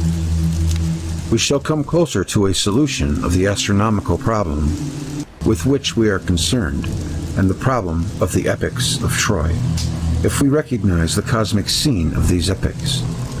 A simple test can be made. If Ares, the Mars of the Greeks, is not mentioned in the creations of Homer, this would support the view that the Iliad and Odyssey were created in the 10th century or earlier, or at least that the drama they describe had taken place not later than this time. But if Ares is presented as a war god in these epics, it would indicate that they were composed in the 8th century or thereafter. It was in the 8th century that Mars Nergal, an obscure deity, became a prominent god. Epic poems rich in mythology that originated in the 8th or 7th century would not be silent about Mars, Ares, who became outrageous at that time. With this yardstick at hand, the epic poems of Homer must be re-examined. The task will not be difficult. The Iliad is full of descriptions of the violent deeds of Ares. And in this epic, the story is told of the battles which the Greeks, besieging Troy, waged against the people of Priam, king of Troy. Deities took a prominent part in these battles and skirmishes. Two of them, Athene and Ares, were by far the most active. Athene was the protectress of the Greeks. Ares was on the side of the Trojans. They were the chief antagonists throughout the epopee. At first, Athene removed Ares from the battlefield. Then flashing-eyed Athene took furious Ares by the hand and spake to him, saying, Ares, Ares, thou bane of mortals, thou blood-stained stormer of wars, shall we not now leave the Trojans and Achaeans to fight? She led furious Ares forth from the battle, but they met together again in the field. Furious Ares was abiding on the left of the battle. Aphrodite, the goddess of the moon, wished to participate in the war also, but Zeus, presiding in heavenly Olympus, told her, Not unto thee, my child, are given works of war. Nay, follow thou after the lovely works of marriage. And all these things shall be the business of swift Ares and Athene. Athena or Athene? I'm going to find out. Thus the god of the planet Jupiter admonished the goddess of the moon to leave the combat, that it might be fought out by the god of the planet Mars and the goddess of the planet Venus. Phoebus, Apollo, the god of the sun, spoke to the god of the planet Mars. Then unto furious Ares spake Phoebus, Apollo, Ares, Ares, thou blood-stained stormer of walls, wilt thou not now enter into the battle? And baneful Ares entered amid the Trojans' ranks. He called, How long will ye still suffer your host to be slain by the Achaeans? The battlefield was darkened by Ares, and about the battle furious Ares drew a veil of night to aid the Trojans. He saw that Pallas, Athene, was departed, for she, it was that bare aid to the Danaans. Hera, the goddess of the earth, stepped upon the flaming car, and self-bidden groaned upon their hinges. The gates of heaven, which the hours had in their keeping, to whom are entrusted great heavens and Olympus. She spoke to Zeus. Zeus, hast thou no indignation with Ares for these violent deeds, that he hath destroyed so great and so goodly a host of the Achaeans recklessly? Wilt thou in any wise be wroth with me if I smite Ares? And Zeus replied, Nay, come now, rouse against him, Athene, who has ever been wont above others to bring sore pain upon him. So came the hour of battle. Then Pallas, Athene, grasped the lash and the reins, and against Ares, first she speedily drave. Athene put on the cap of Hades, to the end that mighty Ares should not see her. Ares, the bane of mortals, was attacked by Pauli's Athene, who sped the spear mightily against his nethermost belly.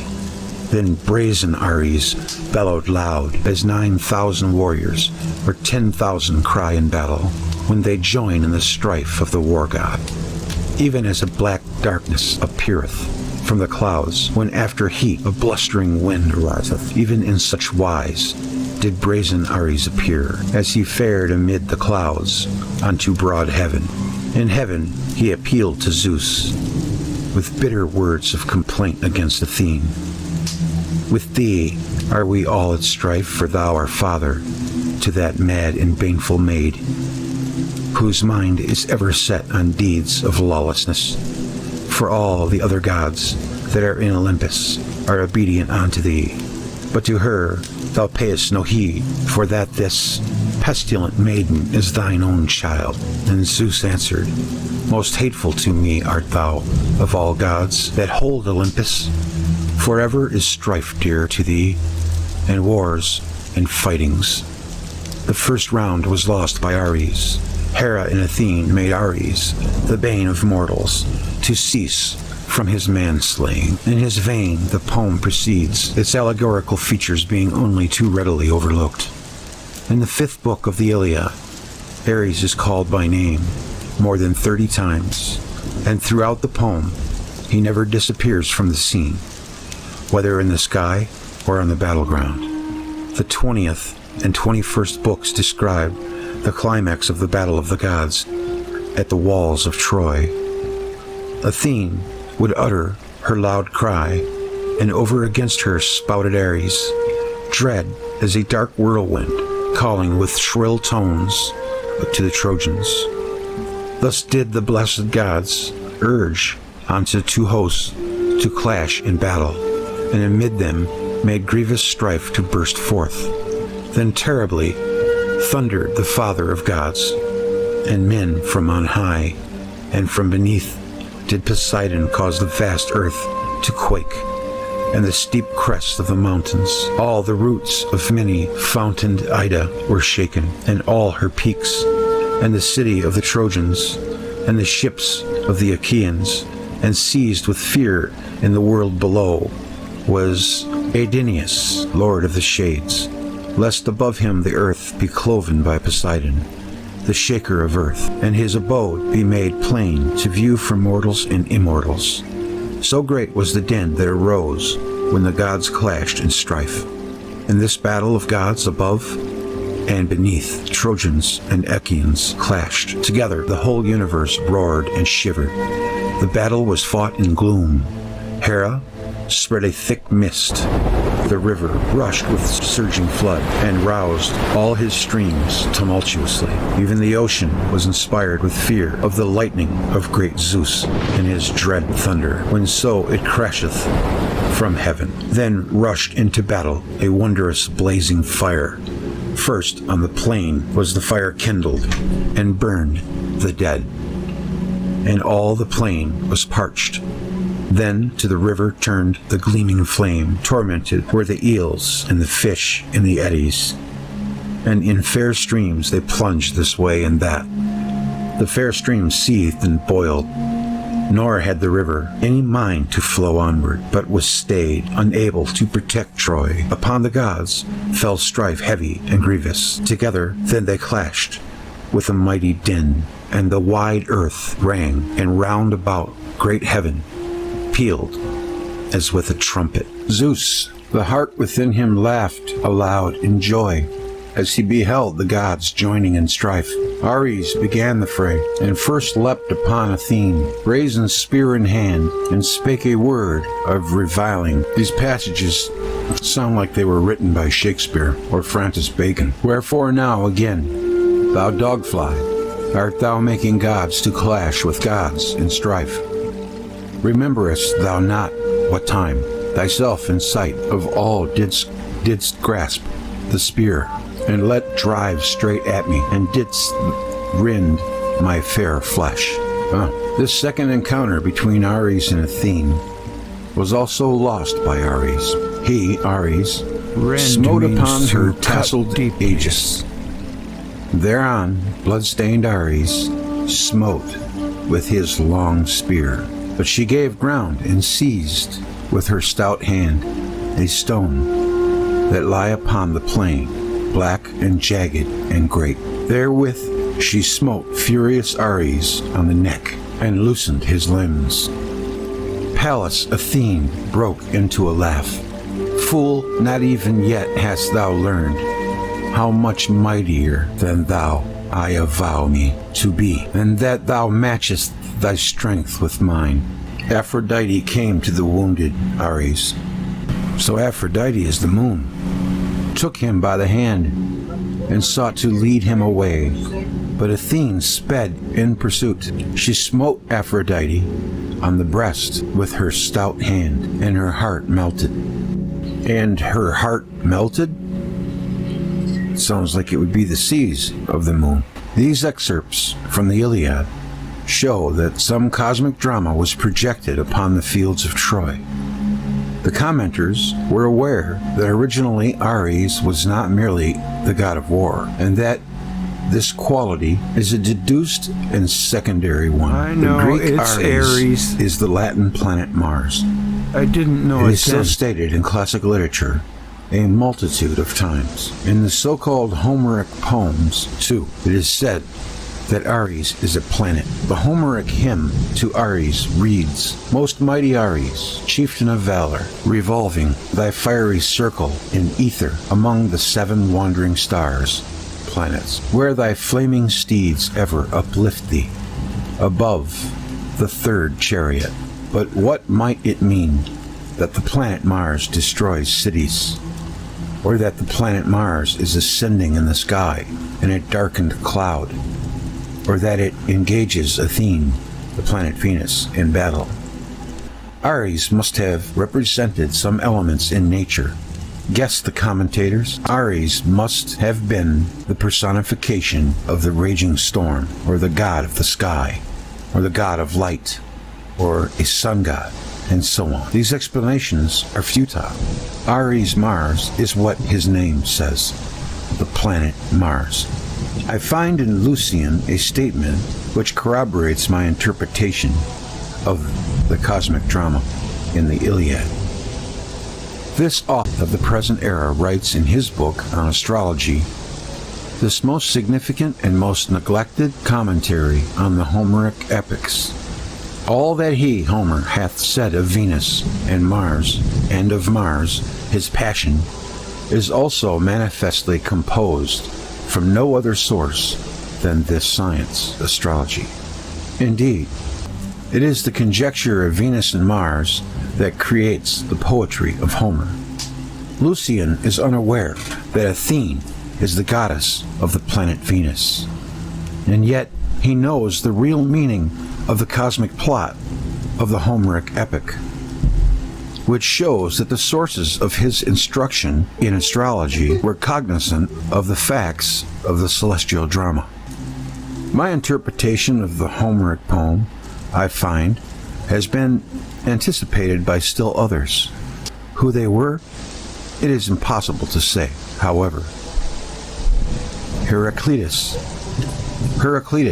a little-known author of the 1st century, who should not be confused with the philosopher Heraclitus of Ephesus, wrote a work on Homeric allegories. In his opinion, Homer and Plato were the 2 greatest spirits of Greece, and he tried to reconcile the anthropomorphic and satiric description of gods by Homer with the idealistic and metaphysical approach of Plato. In paragraph 53 of his allegories, Heraclitus confutes those who think that the battles of the gods in the Iliad signify collisions of the planets. Thus I find that some of the ancient philosophers must have held the same opinion at which I arrived independently after a series of deductions. The problem of the date when the Homeric epics originated was raised here, to be solved with the help of this criterion.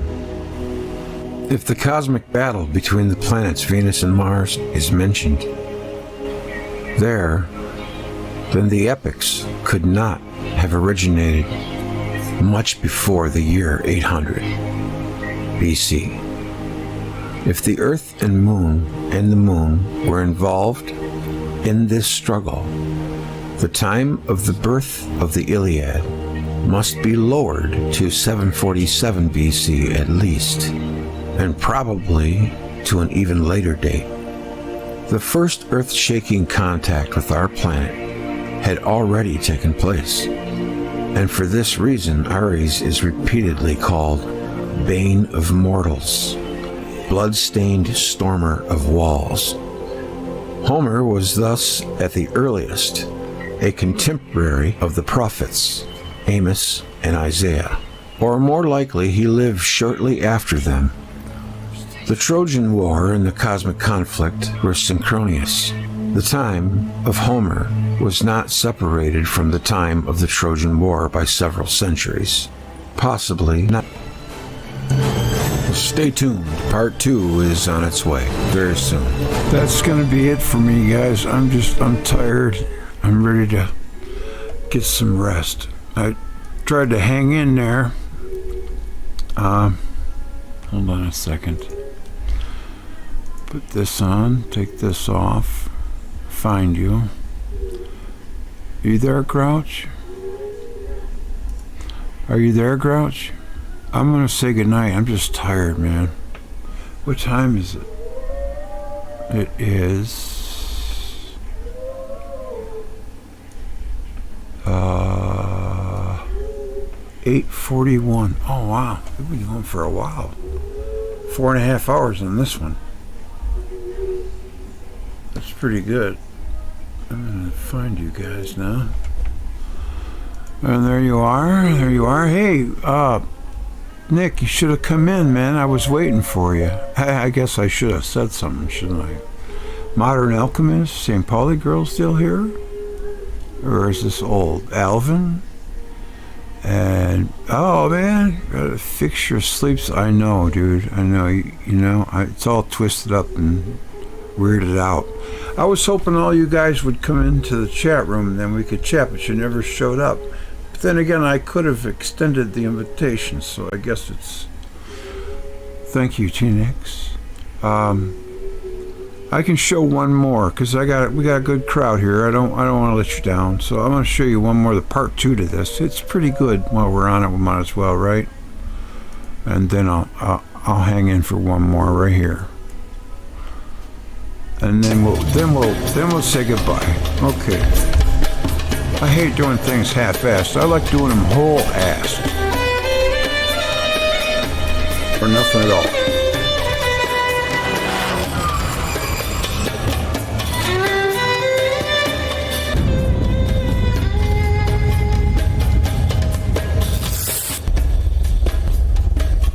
Huitzilopochtli, or as I formerly know him as Hatzitelzi, which I thought would only make sense since they already have sexy woman.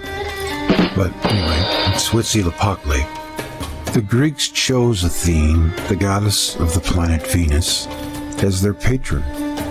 But the people of Troy looked to Ares, Mars, as their protector. A similar situation existed in ancient Mexico. Quetzalcoatl, known as the planet Venus, was patron of the Toltecs, but the Aztecs, who later came to Mexico and supplanted the Toltecs, revered Huitzilopochtli as their protector god. Sahagun says that Huitzilopochtli was a great destroyer of towns and killer of people.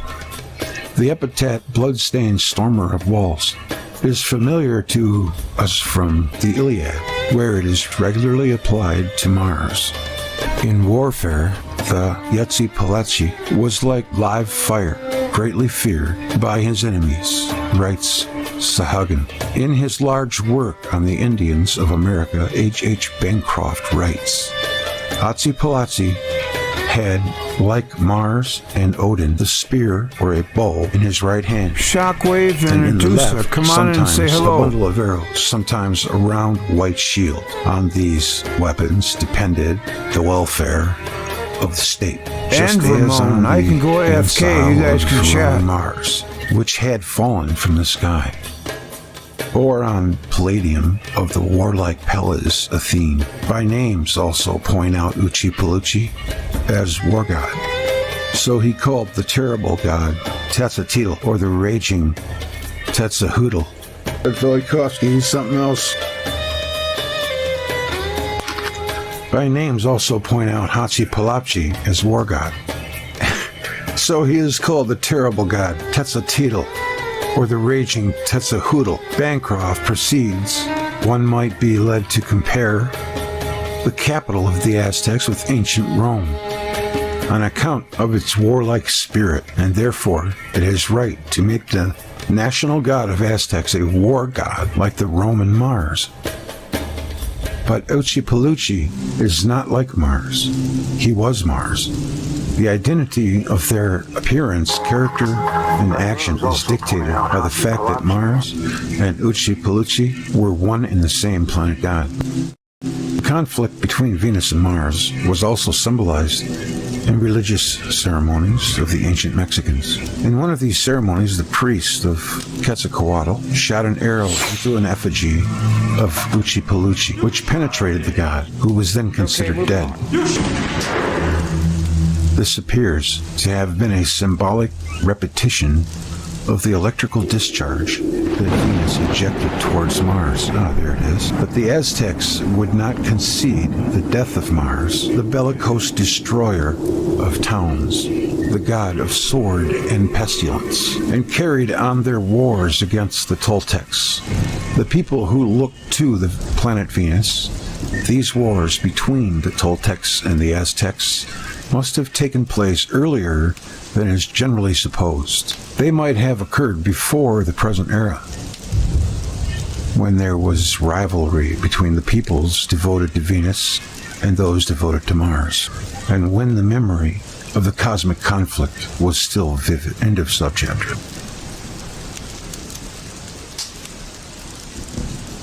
Tao. What is it that we call the Tao? There is the Tao, or way of heaven, and there is the Tao, or way of man. I'm taking that maybe as one's a T and one's a D. I don't know if it's right, though. Quang-Zi, the planets of the solar system, were disturbed by the contacts of Venus, Mars, and the Earth. We have already referred to the annals of the bamboo books, where it is written that in the 10th year of the Emperor Kui, the 18th monarch since Yahoo, the 5 planets went out of their courses. In the night, stars fell like rain. The earth shook. The disturbances in the family of planets were caused by collisions between Venus and Mars.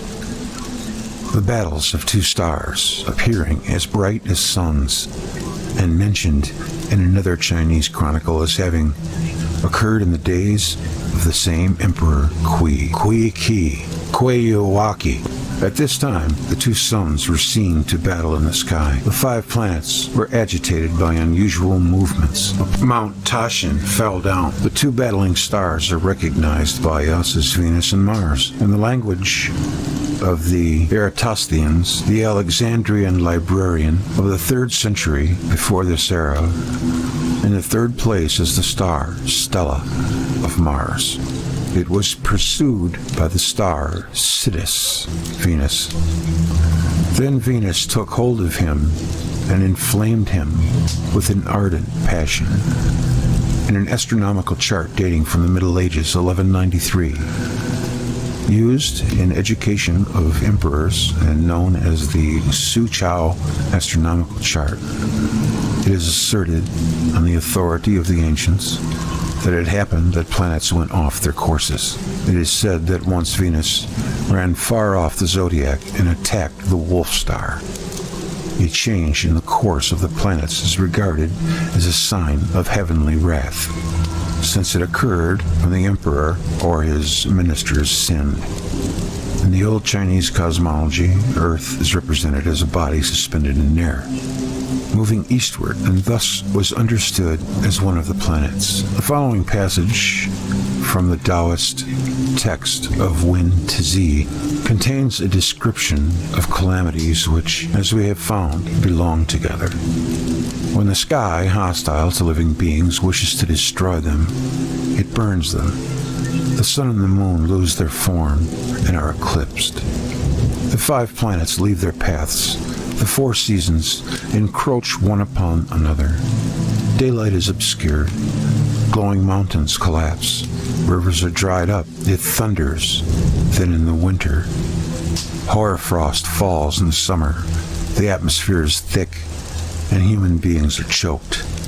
The state perishes. The aspect and the order of the sky are altered. The customs of the age are disturbed, thrown into disorder. All living beings harass one another. Honan Tis, a Taoist author of the 3rd century of this era, speaks of the sun and the earth leaving their paths. He transmits the tradition that if the 5 planets err on their routes, the state and the provinces are overcome by flood.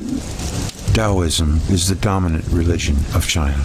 The term Tao originally meant the revolution of the way of the heavens about the earth. This movement of the heavens was regarded as the cause of the phenomenon on earth. Then Tao was located about the celestial pole, which was considered to be at the seat of power. Because all revolves about it in the course of time, Tao was viewed as the universal cosmic energy behind the visible order of nature.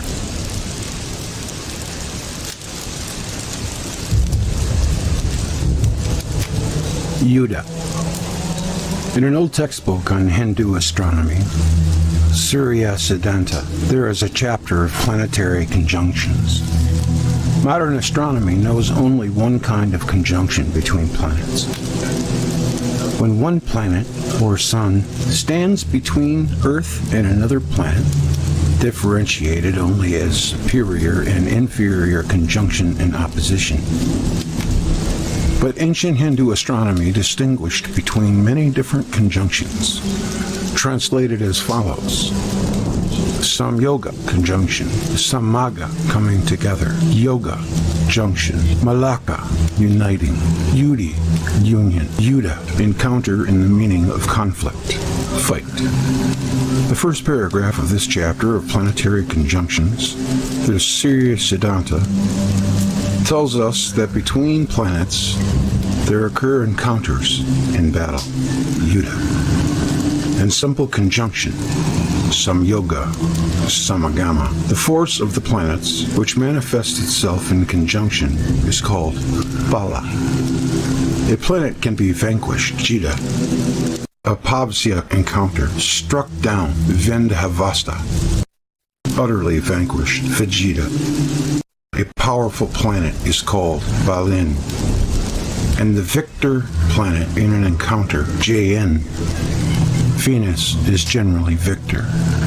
To the last sentence, the translator of the Surya Siddhanta wrote, in this passage, we quit the proper domain of astronomy and trench upon that of astrology. Aside from the introductory lines in which the work is presented as a revelation of the sun, a common introduction in many astronomical works of the Hindus, it is written in very sober terms. It makes use of the square roots and geometrical figures and speaks in algebraic terms. Every sentence of the work is in scientific language, very precious indeed. This manual of the Surya contains also the correct notion of the Earth as a sphere or globe in the ether, showing that the Hindus of early times knew that the Earth is one of the planets, though they thought it to be situated in the center of the universe. Arya Bhata held the opinion that the Earth revolves on its axis, like the author of the Book of Job, who wrote that the Earth hangs upon nothing. 26:7. The Surya knew that above and beneath are only relative, and everywhere upon the globe of the Earth men think their own place to be uppermost. But since it is a globe in the ether, where should there be an upper or where an underside of it? The strange chapter of Surya Siddhanta, dealing with the conjunctions of planets and with their conflicts when in close proximity, made modern scholars think that this portion did not have the scientific value of the rest of the work and was a product of astrological invention, or even an interpolation. We know now that this chapter has equal scientific value with other chapters of the work, and that encounters between planets actually took place a number of times in the solar system. In Hindu astronomy, a junction of the planets is called yoga. or yuga. Very revealing is the fact that the world ages are also called yogas. Planetary conjunctions, or more precisely, junctions. End of subject.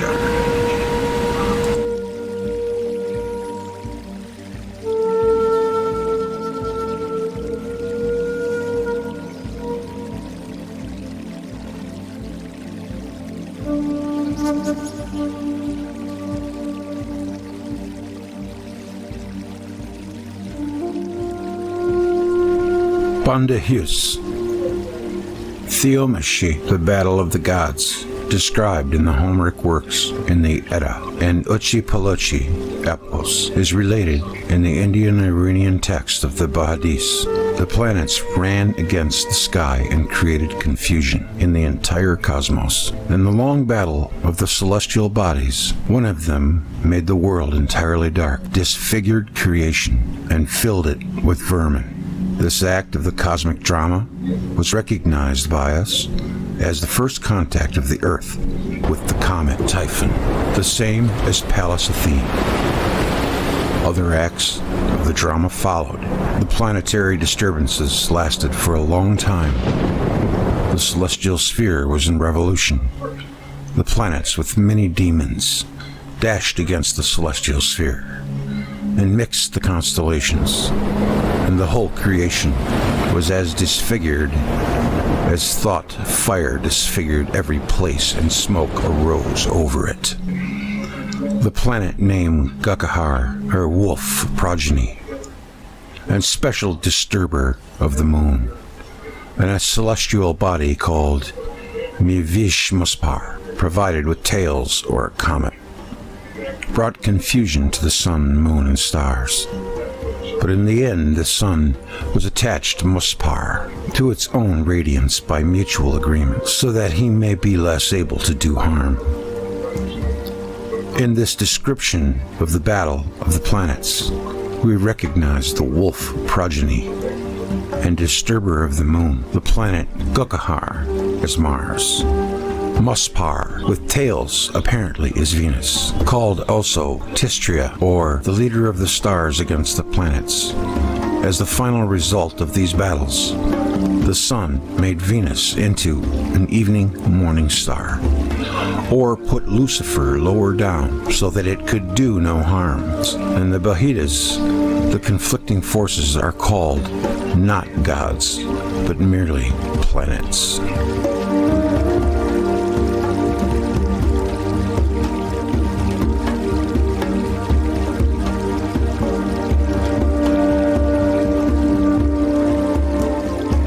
Lucifer cut down.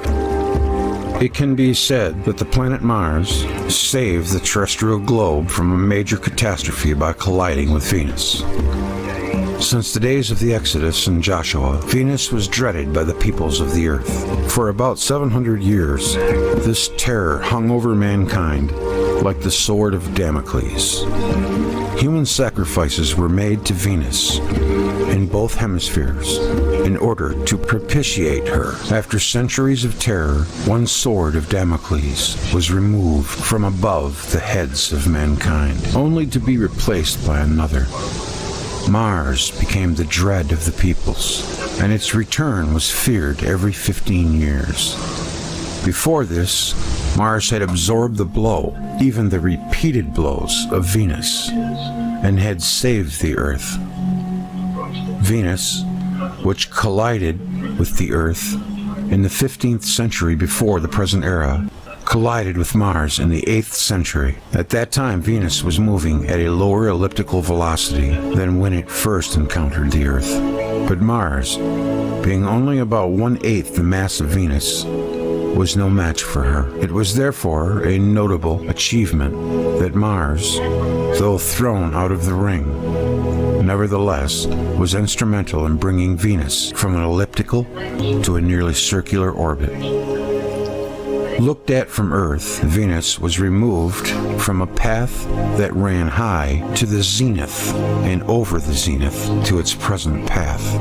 in which it never retreats from the sun more than 48 degrees, thus becoming a morning or an evening star that precedes the rising sun or follows the setting sun. The awe of the world for many centuries, Venus became a tame planet. Isaiah, referring figuratively to the king of Babylon who destroyed cities and made the land into a wilderness, uttered his remarkable words about Lucifer that fell from heaven and was cut down to the ground. The commentators recognize that behind these words, applied to the king of Babylon, must have been some legend about the morning star. The metaphor regarding the king of Babylon implied that his fate and the fate of the morning star were not dissimilar. Both of them fell from on high. But what could it mean that the morning star fell from the heights, asked the commentators. Significant are the words of Isaiah about the morning star, that it weakened the nations. Before it was cut down to the ground, it weakened the nations in two collisions with the earth, and it weakened the nations by keeping them in constant fear for centuries. The book of Isaiah, in every chapter, provides abundant evidence that with the removal of Venus, so that it no longer crossed the orbit of the earth, danger was not eliminated, but became even more threatening. End of chapter.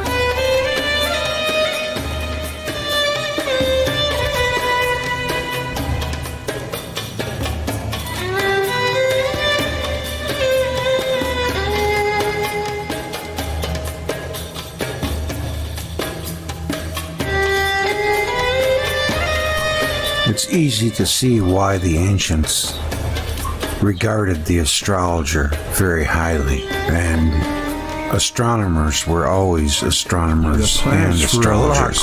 It wasn't until the sky became clear of all this drama that astrology eventually ended up being dropped from mainstream science.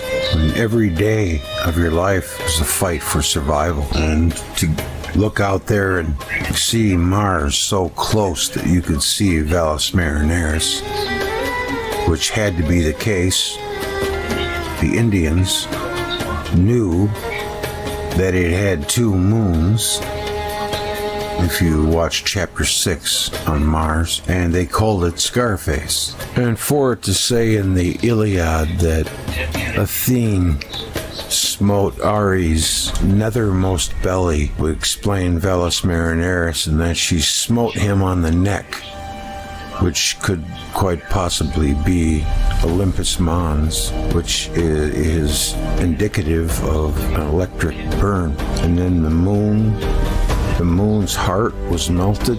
It makes a lot of sense. How else could they know those things? It's amazing when you see all the verbiage and the symbols that we still have today that harken back to those times, and why we are mankind, or the species with amnesia, which was a phrase Velikovsky coined in 1950. It's also easy to see why the ancients, the world over, revered the planets in everything that they wrote. How could it be the case any other way? The stories describe what happened, and the evidence is there to bear it out. I don't know how it can continue to be denied. And I know there's some folks who want to personify it and make it into a war. Well, obviously both were going on at the same time. So that doesn't discount that. It neither discounts nor confirms it. But if you think about it, like I said before, it's possible that us human beings had more than one planet populated. Like Richard Hoagland says, that we were one of them, we're a class 2 civilization. Or the Ganymede hypothesis from Troy McLaughlin and Ted Holden. Everything had to get condensed down into one planet. That would explain the different races, even though we're all human beings. And it would explain a lot of things. I'm not saying that happened, but it's very possible. And it seems more likely that it did, because when we were all thrown together, the advanced stuff would only work for so long. Who knows how many miles underneath the Earth the former civilizations are. But look how far we've come already. 5 years ago, that statement alone would just be discarded or considered kooky. But now, it's accepted. People are opening up to the idea that we have a much different past than we've been taught. The really amazing thing about Mars is that it seems that it had gotten in front of Venus twice and saved the Earth and diverted it off its course. That's what I get out of it. And it took a pounding for it, but it saved the Earth. There's a lot there. And the book itself, even in this chapter, says the first thing that is affected is the state. Everything would have to go back to square one. Well, I hope you enjoyed the book. If you enjoy the show, please donate $1 to help with costs. Thanks. Take care, and I'll see you on down the road.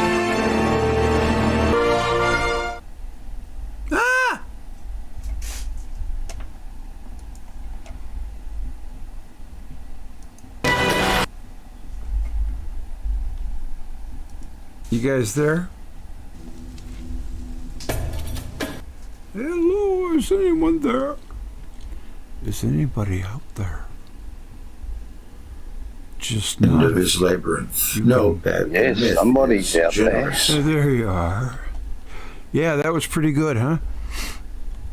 Yep, cruising along. Yep. I see. Is Edusa here? If you guys want to talk, I'll go AFK for a while, but I'm going to have to log sooner or later because I'm getting tired. Oh, no, log down. If Edusa's right, log down, Greg, and we'll catch up to you later. Oh, okay. Well, because I see all of you guys are in the Great Hall there. Edusa is. Yeah, just leave me alone. All right. Well, I'll tell you what. I'll get in touch with you guys later and we'll do something. All right, then. All right. And I want to say good night. Hey, Ramon's just dropped in. Yeah. All right. Well, you guys. Hey, get it. Go for it. Just start. Have a conversation. I can last for a while. What do you think of all that stuff, huh? Get us going, Ramon.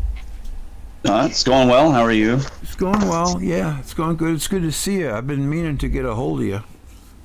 Oh well, it's been quite the show in life lately. So. Oh yeah. Good to catch up with you. Isn't it always? Yeah. So, I find it interesting because all the Venus Mars stuff is so obvious from the Asiatic traditions, and it's just amazing that we lost that in our modern world. Like that we've forgotten so much, and it's really sad. Yeah, man. But it's all coming back now. Oh, it is inevitably. They can't make accretion work, so say as they look around for other answers, they're going to end up stumbling across this stuff. It might take another 100 years.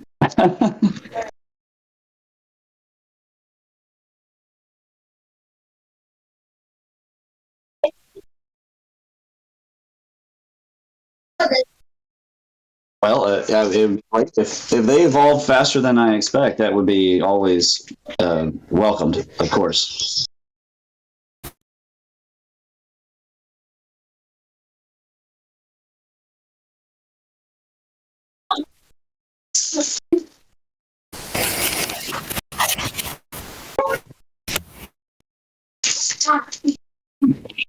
By the way, just so you know, I believe it's pronounced Huitzilopochtli. Yeah.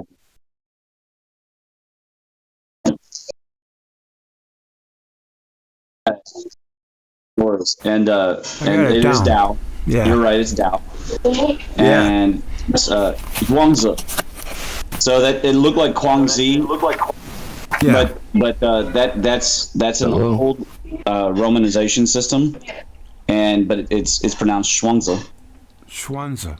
Okay. Schwanza. Greg, they're not hearing you. Oh, I know. I had my mic off. It's on now, though. I had it off for a couple seconds. Oh. Well, I'm listening right now.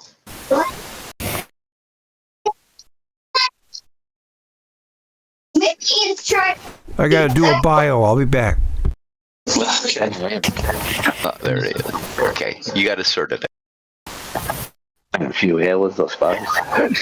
Morning, fellas. You go at Shockwave. I had a. So, I just did a bunch of hidden Kentucky work yesterday, and I met the. I know. I had my mic off. It's on now, though. I had it off for a couple seconds. I met the landowner, and his brother does. I'm listening right now. He does medical research down there. I gotta do a bio. I'll be back. Edusa, mute yourself. You got to sort it out. So I'm hopeful that the new contact I made down there in Harlan County, which is a very famous county in general, but hopeful that he'll make me do some new states. I know. I had my mic off. It's on now, though. I had it off for a couple seconds. I met the landowner, and his brother does. I'm listening right now. He does medical research down there. That's a lot of delay. Hey. Not me. So I was trying to talk about the hidden Harlan County. Oh, can you guys hear me or what? Yeah, Edusa is rebroadcasting.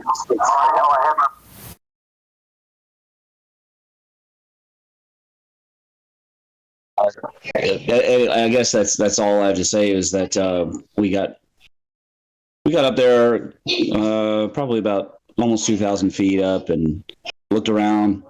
Didn't see anything unique, but then we met the landowner, and his brother does all this mattock research, and so he offered for me to come down and stay in the cabin for free and all this stuff because we were carrying out trash out of the wildlife management area, and so some benefit, nothing profound in terms of new research, but you never know.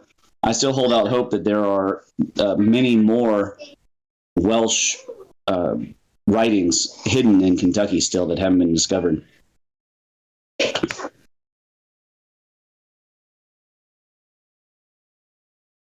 Everybody there? Yeah. Yep. Okay. So discovered or destroyed? Well, when Wilson and Blackett came before, they actually went out to a farm. Hey, keep it down, guys. They actually went out to a farm before, pulled back some vines, and actually found new writings and started translating them on the spot. So, there might be some more stuff out there that hasn't hit the archaeologists or anywhere else, especially in places like Harlan where they don't trust the authorities. In fact, he was telling me that they had a big standoff with the authorities down there, and they had a Navy SEAL on their own side, and these Rangers were about to get wrecked until finally one of them said, maybe we're on the wrong side of the creek. And it turns out, of course, the Rangers were on the wrong side of the creek, and they were busy trying to move in and boss these people around, but people in Harlan County don't take that stuff lightly. So, firearms started getting brandished and whatnot. I loved it. I like meeting this guy. But apparently his brother's quite the researcher. I said that we would put a page up for all of his research, so hopefully they reach back out to me. We emailed. Nice. Yep. It's awesome. Yeah, and plus it was beautiful. Is everybody having a good fall? You guys having a good fall? Well, I can't seem to get through. Those who are in Australia are having the opposite, right? It's like winter still. I don't think we're going to get a summer this year.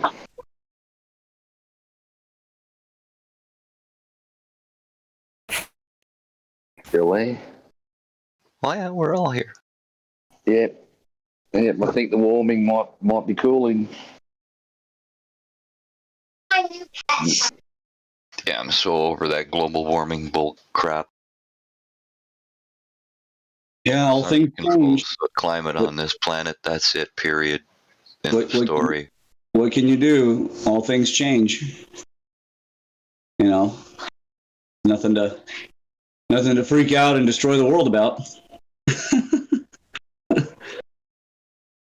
No, there must be something in it for somebody. They're pushing hard. Yeah, they are. They don't know, but it's like what I was just saying. It's like what I was just saying about those the Rangers going down there and pushing on those Harlan County guys. They're going to find not everybody just stands around and does whatever they say. Yeah, the makers of the solar panels, the makers of the wind generators, and yeah, those are the people that are benefiting, and those are the people that are, the elite that got into that. And now they're benefiting from it. Yeah, that's true. Well, you hear them talking solar panels, and you hear them talking the amount of land that it's going to take to put the panels in to produce enough power. See, that's a lot of land where you can grow a lot of trees. And they're actually got a use. You can use them to build with and everything. And don't forget, they give us oxygen. Do solar panels give us oxygen? No. No. Right. So I read that we get 80% of our Earth's oxygen from the sea, from sea plants. Yeah. From algae and all kinds of little microbes that give off oxygen. Phytoplankton, seaweed, stuff like that. So we need to stop polluting the sea. Absolutely. That's true. and draining it of life, overfishing it. Oh, I hear the Pacific's dying. Is that true, or is that just No. propaganda? You remember the barrier reefs in Australia? They were saying, they're dying. Yeah, well, they're not dying, bro. They're not dying. I know we have a garbage island on the Pacific somewhere. A whole island made of garbage, floating, plastic. Yeah, I think you'll find there's areas of the Great Barrier Reef that are suffering, but a lot of that too is from runoff. Isn't that where great whites hang out? Things like that. No, that's down. That's Western Australia, South Australia. Where the great whites are. Yeah. I couldn't imagine diving and running into one of them. Jeez, oh Pete, those things are scary. Well, I was talking about the video that I watched that describes what's happening at the barrier reef, where back 10 years ago, 15 years ago, 20 years ago, a portion of the reef died off, and it was now it's just stone sticking out. But they went back, and now it's growing again. So yeah, it's not dying off. It's still there. It's ever going to be there, unless some disaster, rips that portion of the plate off and sends it out into space, which could happen if a thunderbolt gets launched from the Earth to another body that comes close to it. But I digress.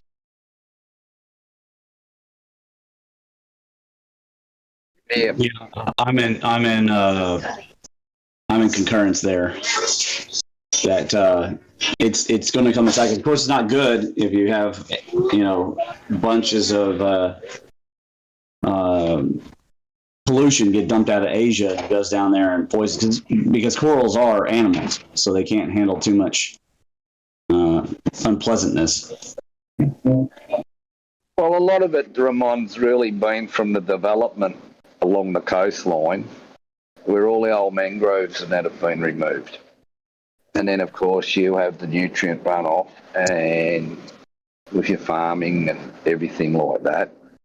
That's your real... And that was the issue they were talking about 20 years ago. Yep. Until climate change became the big thing. You know, they were always concerned about how we're going to do different farming and that to prevent... Well, I maintain, you know, like, put CO2, like, if you're concerned about CO2, put CO2 scrubbers on everything.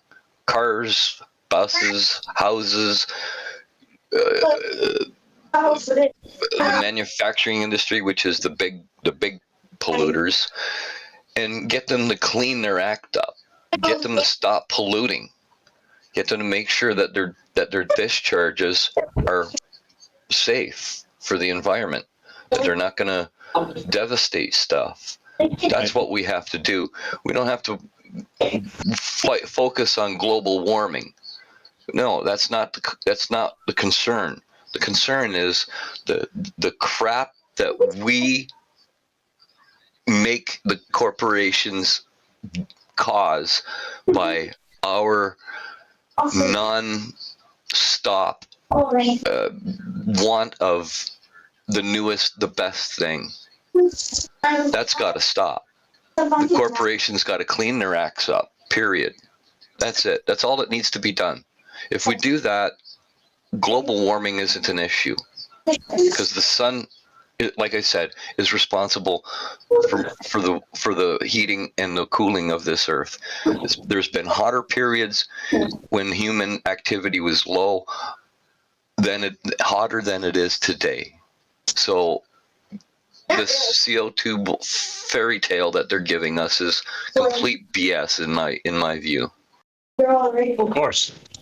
If it's coming from the mainstream, it's probably either tainted with lies or it's a bundle of misinformation, disinformation, and psyops. And that's to be expected all around. I was shocked that this lady got so upset with me saying that the sun burning as a burning ball of gas was fake news. Of course, I was just playing, but she got so upset. And I was just surprised because if she doesn't trust the mainstream on climate change and all these other things, why would you trust them on this? But anyways, you know, it's just everything's coming, from my perspective, all of their positions are coming undone. And so that's why they're consolidating as much power as they can, because the more their positions come undone, the more difficult it becomes for them to the more they're going to need that power to lie, to tell you things and get you to believe what they want you to believe. And that to me is you know, telltale. That's to me is telltale. But you know, I don't know. As long as people keep trusting, I don't know. What can you do? Eventually, I think that they'll come to their senses. I mean, but it's become so obvious with the COVID thing that I don't see why more people haven't figured out that almost everything is a pack of lies, and some of it by accident. Carl Sagan believed all that nonsense, but you know, and Stephen Hawking, I believe they believed all that nonsense. 1, 2, 8. Hey, Greg, yeah, make me one. More bowls. Make me one. 43. We got 43 here. We'll have 43 bowls of cereal. Thanks, Greg. No, he's gone. He's gone. He's gone. He's gotta go make some cereal. He's gone to make that cereal, boys. Yeah. And girls, sorry. When you forget to mute. So here's the downside of doing the Hidden Kentucky work. Every time I go out, I get new icons. It's like I don't know if I'll ever get to publish this book. Oh my God. I'm sitting here adding icons. I've added 10 more icons and I only saw 2 or 3 yesterday. Oh my God. Oh, I just got to publish. I just got to do it and stop. I gotta stop with the thinking I'm going to see them all. I'm not going to see them all. crazy. Which is good. It's good. I definitely would love for people to come and visit and see. It's a unique place. Unique place. So what are you going to do, Ramon? You're going to get a little bit of land just out a little bit, not too far, and. Well, that's the hope. Or are you still sort of like, the urban system's pretty good? I'll have to maintain presence here. Their mother's here, so. Yeah, I understand that. I will have to probably like half and half it, and then I'll just get somebody to I'll get Mark to look after the property. If I get it there. If I get it in Madison County near the heart of the Matic settlement, instead of out there where we think that the Arthurians were slaughtered in the 600s or whatever, then if I get it in Madison County, it'd be close enough to Lexington. I wouldn't have to worry about that. And so that's a little bit of tension. I got to pay attention, but the numbers are far better. Or maybe I get both, because Aaron is interested in going in on the other one too. So the numbers might be nice, and if I can keep the mortgage low, maybe I can get a second mortgage over somewhere else and move out of the rental. And I would prefer that, obviously. Yeah, and you don't want too big a commute either. You've got to try and keep that commute under control. That really takes. Yeah, I wouldn't do a daily commute from Frenchburg. It's too far out. But you talk about a bug out place. It's the perfect bug out place. They have a never-ending spring, and it's an area where they have the most rainfall, other than the most southern part of the Big South Fork, which is almost a temperate rainforest. So, it just depends on all the factors, I guess. Now, here's a mystery. Somebody has placed an icon on Google Maps, and it just says Capri Sun. Capri Sun, and it has a historical building marker. So now I've got to mark this, drive all the way out.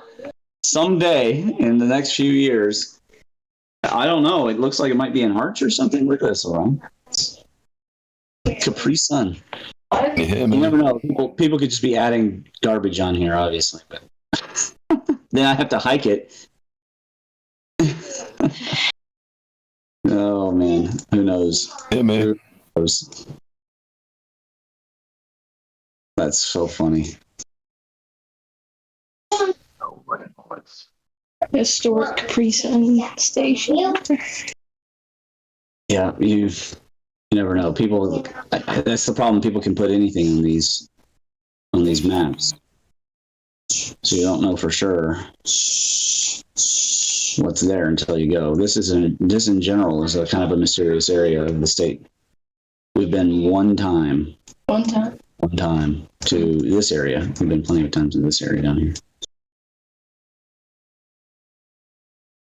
There are so many little hollers. I mean, there's just so many holes and hollers and creeks and rivers and waterfalls, and you just don't know what's there until you go out. Which is why the tagline for the book is "You don't know till you go."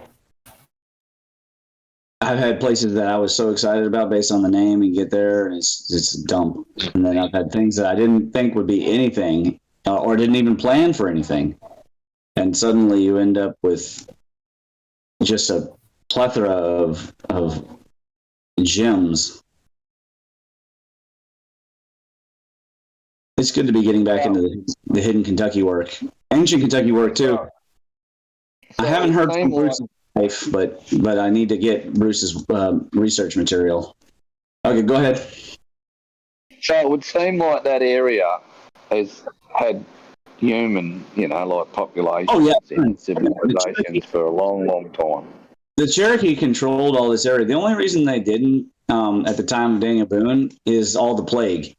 When the plague and stuff had come through and they had all that war and all that kind of stuff, they pulled back towards the southern part of Kentucky, which is the area I was looking at. And then it got the pioneers combined with the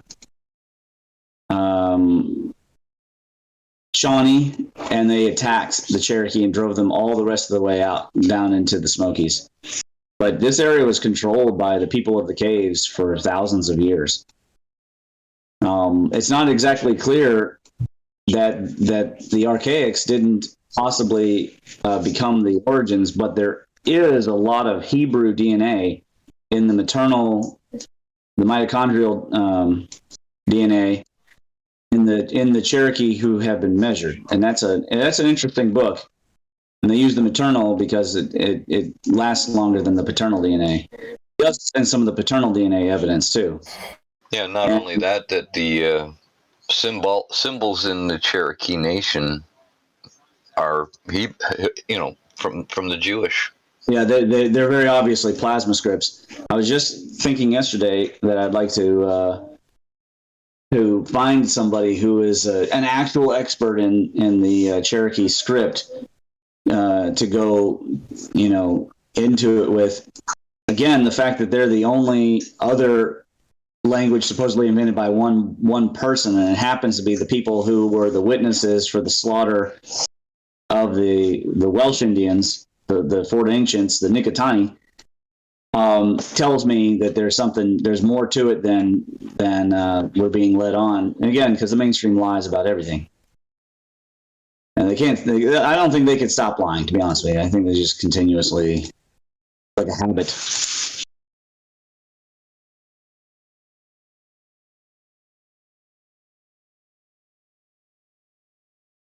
Superior, it is said, never gives up her dead when the gales of November come calling. That's almost. Have you heard of the wreck of the Edmund Fitzgerald? I just watched a show on it. It was really good. I admit I have. Have a good day, guys. Okay, take care. Yeah, I gotta go soon too. Yeah, if you want to watch a good shipwreck story, watch the wreck of the Edmund Fitzgerald. Gordon Lightfoot wrote a song about it. It was way up here. It started out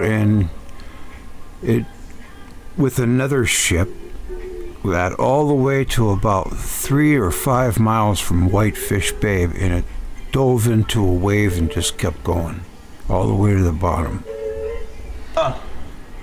It's got some big waves on there. And it was the biggest freighter in the world. It was of its kind. It was the longest, 790 feet. Yeah, it was good program. I think I put it in my cool this month for November on my homepage. It's in there if you want to watch a good story. No. I have literally just given myself an extra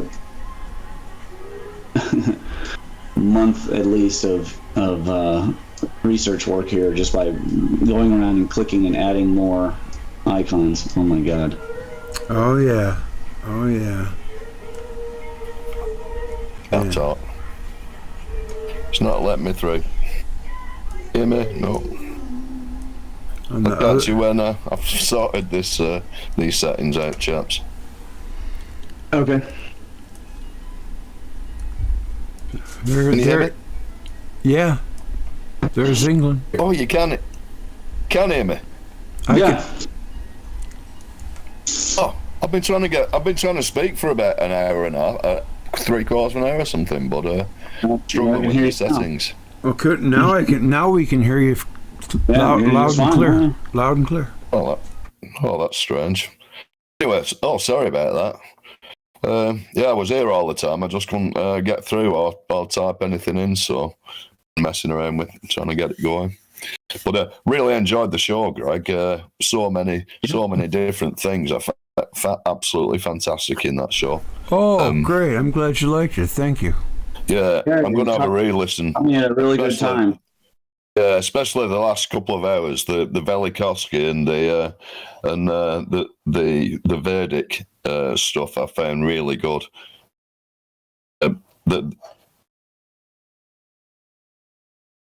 It's amazing they've got so many different descriptions for just the planets encountering each other. You know, they actually classified these encounters, really, didn't they? Yes, yes. And it shows these conjunctions are much more important than what anyone gives them credit for, because that's when all the energetic interactions take place, basically. Right. You know, right through the solar system, looking at portenders of doom, as it were. You know, it is amazing. Yes, you're right, Edusa. I'm right with you. So yeah, I really enjoyed that area. Yes. Yeah, I do too. I like that kind of stuff. Just yeah, like and the Velikovsky reading, that was so dramatic. Oh. He writes with such a fantastic colour in it, and you know, it's it was almost like looking through one of those picture books and seeing it in front of me. You know, it was fantastic. Really enjoyed it. Oh man, that's all right. I'm glad. I did try to read it like that too. You know, and it was kind of cool. Brilliant. When I was reading it, there was a thunderstorm going on outside. It was a summer night. I could just vaguely catch it, yeah. Mm-hmm. And it just put me right in the mood. How about the one on California? You know, it is different. The state is different. It is different. It's like in a bowl. Yeah. What they're saying is it was part of Lemuria and it came crashing into the United States and created that mountain range, you know. Then where the Donners, remember that story? It just when I was there, it just all looked like a really recent landscape. Yes. It all looked very recently sort of formed. Mm-hmm. All of it, from what I could see. Absolutely. I agree. Yep, there used to be water too. There used to be valleys that had lakes, big lakes, because they found old steamers and stuff in the desert. What would a steamboat be doing in the desert? You know, probably because the lake dried up. That's why. Could be. Yeah. Could be what? Uber. Right, you guys chat for a bit. Keep it going. If you want to stay on, you keep talking. I got a few things. We're waiting for our bowls of cereal. There's 50 people on the bowl of cereal. We got 50 people on. Yeah. Wow, that's cool. Yeah, got 56 likes. Oh, okay. Well, where did Ramon go? Because Ramon, he's. Oh, okay. Well, I'm doing my hidden Kentucky work here. I'm updating the map with. Oh God, let's see here. Since we've been talking, I've added Kentucky. Good old Kentucky. I've added my mom's home. My mom I've added probably 20, maybe up to probably about 20 new markers for the hidden Kentucky map since we've been talking. Oh, okay. Because more people are going on to the Google Maps in their local area, like these rural parts. They're finding things that we couldn't find before and only locals know about, and then they're adding it. And so as I scroll over, I'm finding new icons to add to the hidden destinations map. It's kind of inspiring, but it's, of course, makes me think I just need to go ahead and publish, because there's no way that I'll see all this stuff. Yeah. My mom was born in Albany, Kentucky. It's a home rule class city in Clinton County, Kentucky, in the United States. The population was 2,033.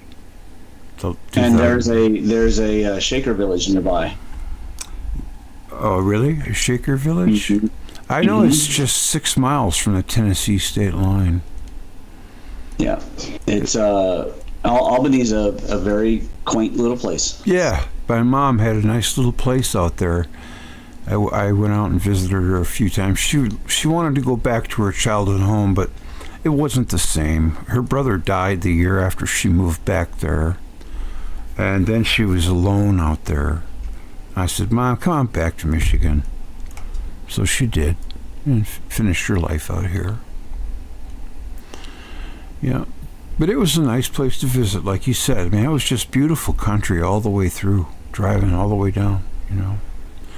I think if you're into horse riding or fishing and stuff like that, it's just a fantastic life out there. I mean, look at all the woods, and it looks beautiful, yeah. Oh, yeah, there's no compare. And yesterday there was an elk just laying in the middle of this field.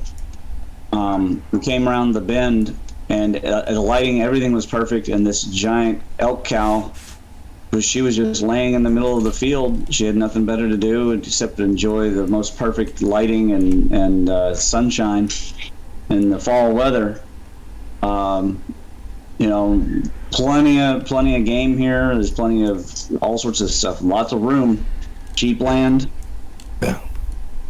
Fantastic. The way I understand, if you're far left, don't come because they will run you out. the way I understand it, in that part of the world, Ramon, it's the grass that makes. Well, correct. The limestone and gets in the grass. Yeah. It just grows and grows. Doesn't need fertilizer. Yeah, you get and the word, a lot of different flowers in the limestone soil as well. You get a different quality of plants. Yeah, we can just about grow anything. We could just about grow anything here. We even have some prickly pear cacti, but Katiki means the land of meadows, and it's specific to the part west of the Appalachians. But in general, this entire area was, you know, happy hunting grounds. After they fought all the wars and such, they agreed to manage the area, and they would do controlled burning, and so it created this very rich soil. And it's still got a lot of that left. 80, maybe 90% of the mounds have been destroyed, which is super sad. But I mean, this area is as rich archaeologically as anything out of you know, the old world. It's just, you know, you don't find the giant columns or anything. We do have ruins, though. They're not thousands of year old ruins, but we have them. You know what a howler is? Howler, Kentucky? Yeah. No. It's like a little canyon. They call it a holler because you have to holler across. Oh, a holler. Yeah. Yep. There's about a bajillion of them in Kentucky. Yeah. I mean, every creek has a creek that started it, and all those creeks came from hollers. Yep. Is that you're looking, Greg? That's Kentucky, Albany, where my mom's from. I was trying to find the house that she was living in, but I can't remember which side of town it was on. She was show people the hidden Kentucky map, since you're already looking. The what? Hidden Kentucky Mountain? I go to hiddendestinationsky.com. You can watch me. Destinations.ky.com. KY.com.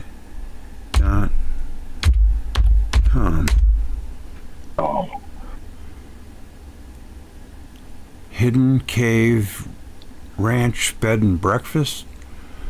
Cumberland Falls State Resort Park. There should be a giant Google map. Is that what you got pulled up?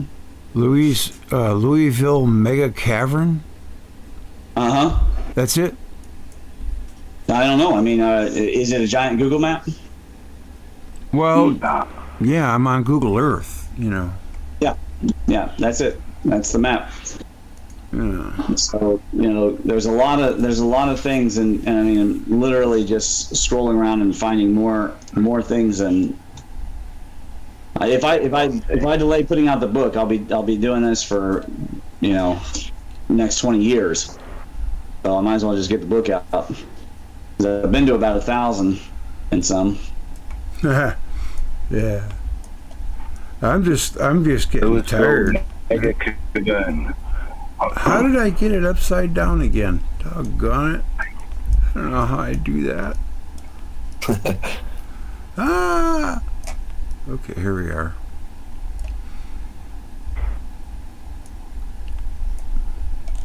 Well, is there anything else, fellas? Are you guys... As always. I told you I've almost got my new paper done. Okay, what's it about? Conquering the solar system. And it's got a lot of really interesting data tables. So you probably will want to do that soon. It's it's going to be about 170 pages. So just so you know, 180. Well, we'll do it this week. Okay, it's a 3-parter, so you might want to even do it in three different parts. Yeah, it just depends on how you want to approach doing it. We can work that out. Yeah, I'll probably get in touch with you the next day or two, and we'll figure out a schedule where we can all be involved in it. Sure. Yeah, I'd like that.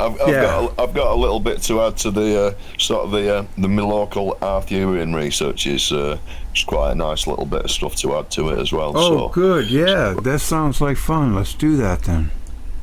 Yeah. We can start this week, because I know you guys are usually on with the Pulse, right? Yeah. So we can just record one of those sessions and do it. Yeah, it's probably around your lunchtime, Greg, when we have a chat, really, isn't it? It's I would think around midday, or midday. I would think when we get on the Pulse. Okay. Well, he's in Eastern time, right? Well, sometimes you guys do it about 8 or 9 in the morning because I get the call. I was going to say you're Eastern time, right? Yeah. Yeah. So it's normally about 9 a.m. We keep that kind of loose, though. We just talk, It's just kind of talking. Yeah. Yeah, that's all. That's cool. We can do it however you want. It doesn't matter to me. It's often when Ramon's on his way to work. Yeah, often that is the case. Fridays I'm here.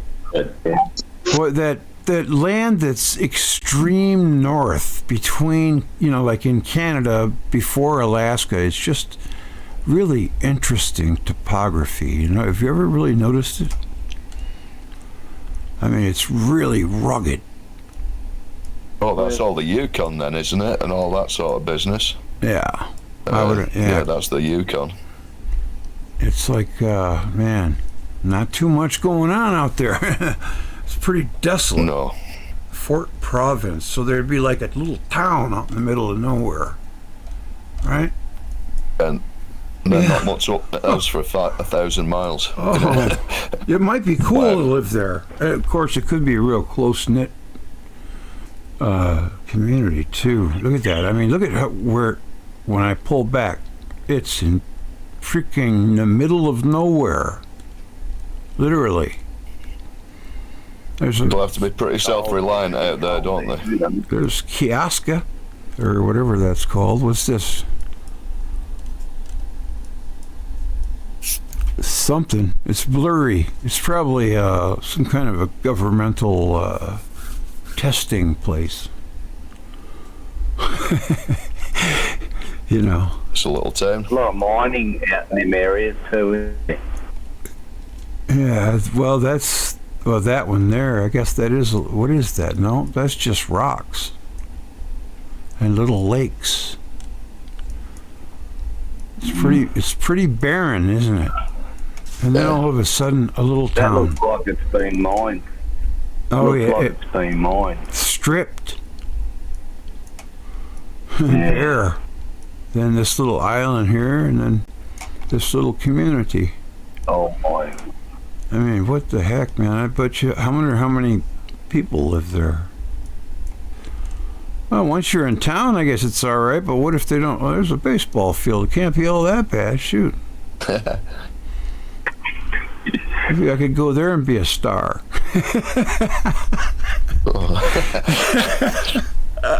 Why you moved here? Because I wanted to be a star. Yeah. Look at all this, just miles and miles and miles of nothing. And then you just see a community. Well, there's something. What's this? It's just mountains and trees. Edzo. We got Edzo here. an even smaller community. Chief Jimmy Bruno Regional High School. Wow, that's pretty amazing. I like to look at places like that. Obscure, you know. You don't see them on YouTube. There'd be a reservation, possibly. Yeah, yeah. Or, yeah, with Eskimos. They don't live on reservations, do they? I don't know. Now, in America, the tribes all choose to live on their reservations, but they, you know, they run their own police, and they don't want no white people in there. I know that. Yeah. Can't even get close to the place, but, you know. You ever watch the snow truckers show up there in Alaska and through them areas? Yes, I've seen a couple of them. Yeah, I've seen a couple of them. Yeah. Good driving across that place. Oh my goodness, man. It's just barren. Just for as long as you can see. Then out of nowhere it pops up some little place, you know. Mud Lake. No, it's an airport. Old Crow. Yeah. So what do you guys say? You guys, you want to call it a day and we'll get together later or a little bit later in the week and we can chit-chat then and record it? Make a show? Yeah, let you get some rest, Greg, and we'll have a chat later in the week, pal. That sounds good. Yeah, I'm always into talking because it's a lot of fun. So we got to do it like in the next day or two. Okay, guys? Yeah, cool. Well, you organise it. Organise it and let us know, Greg. Okay.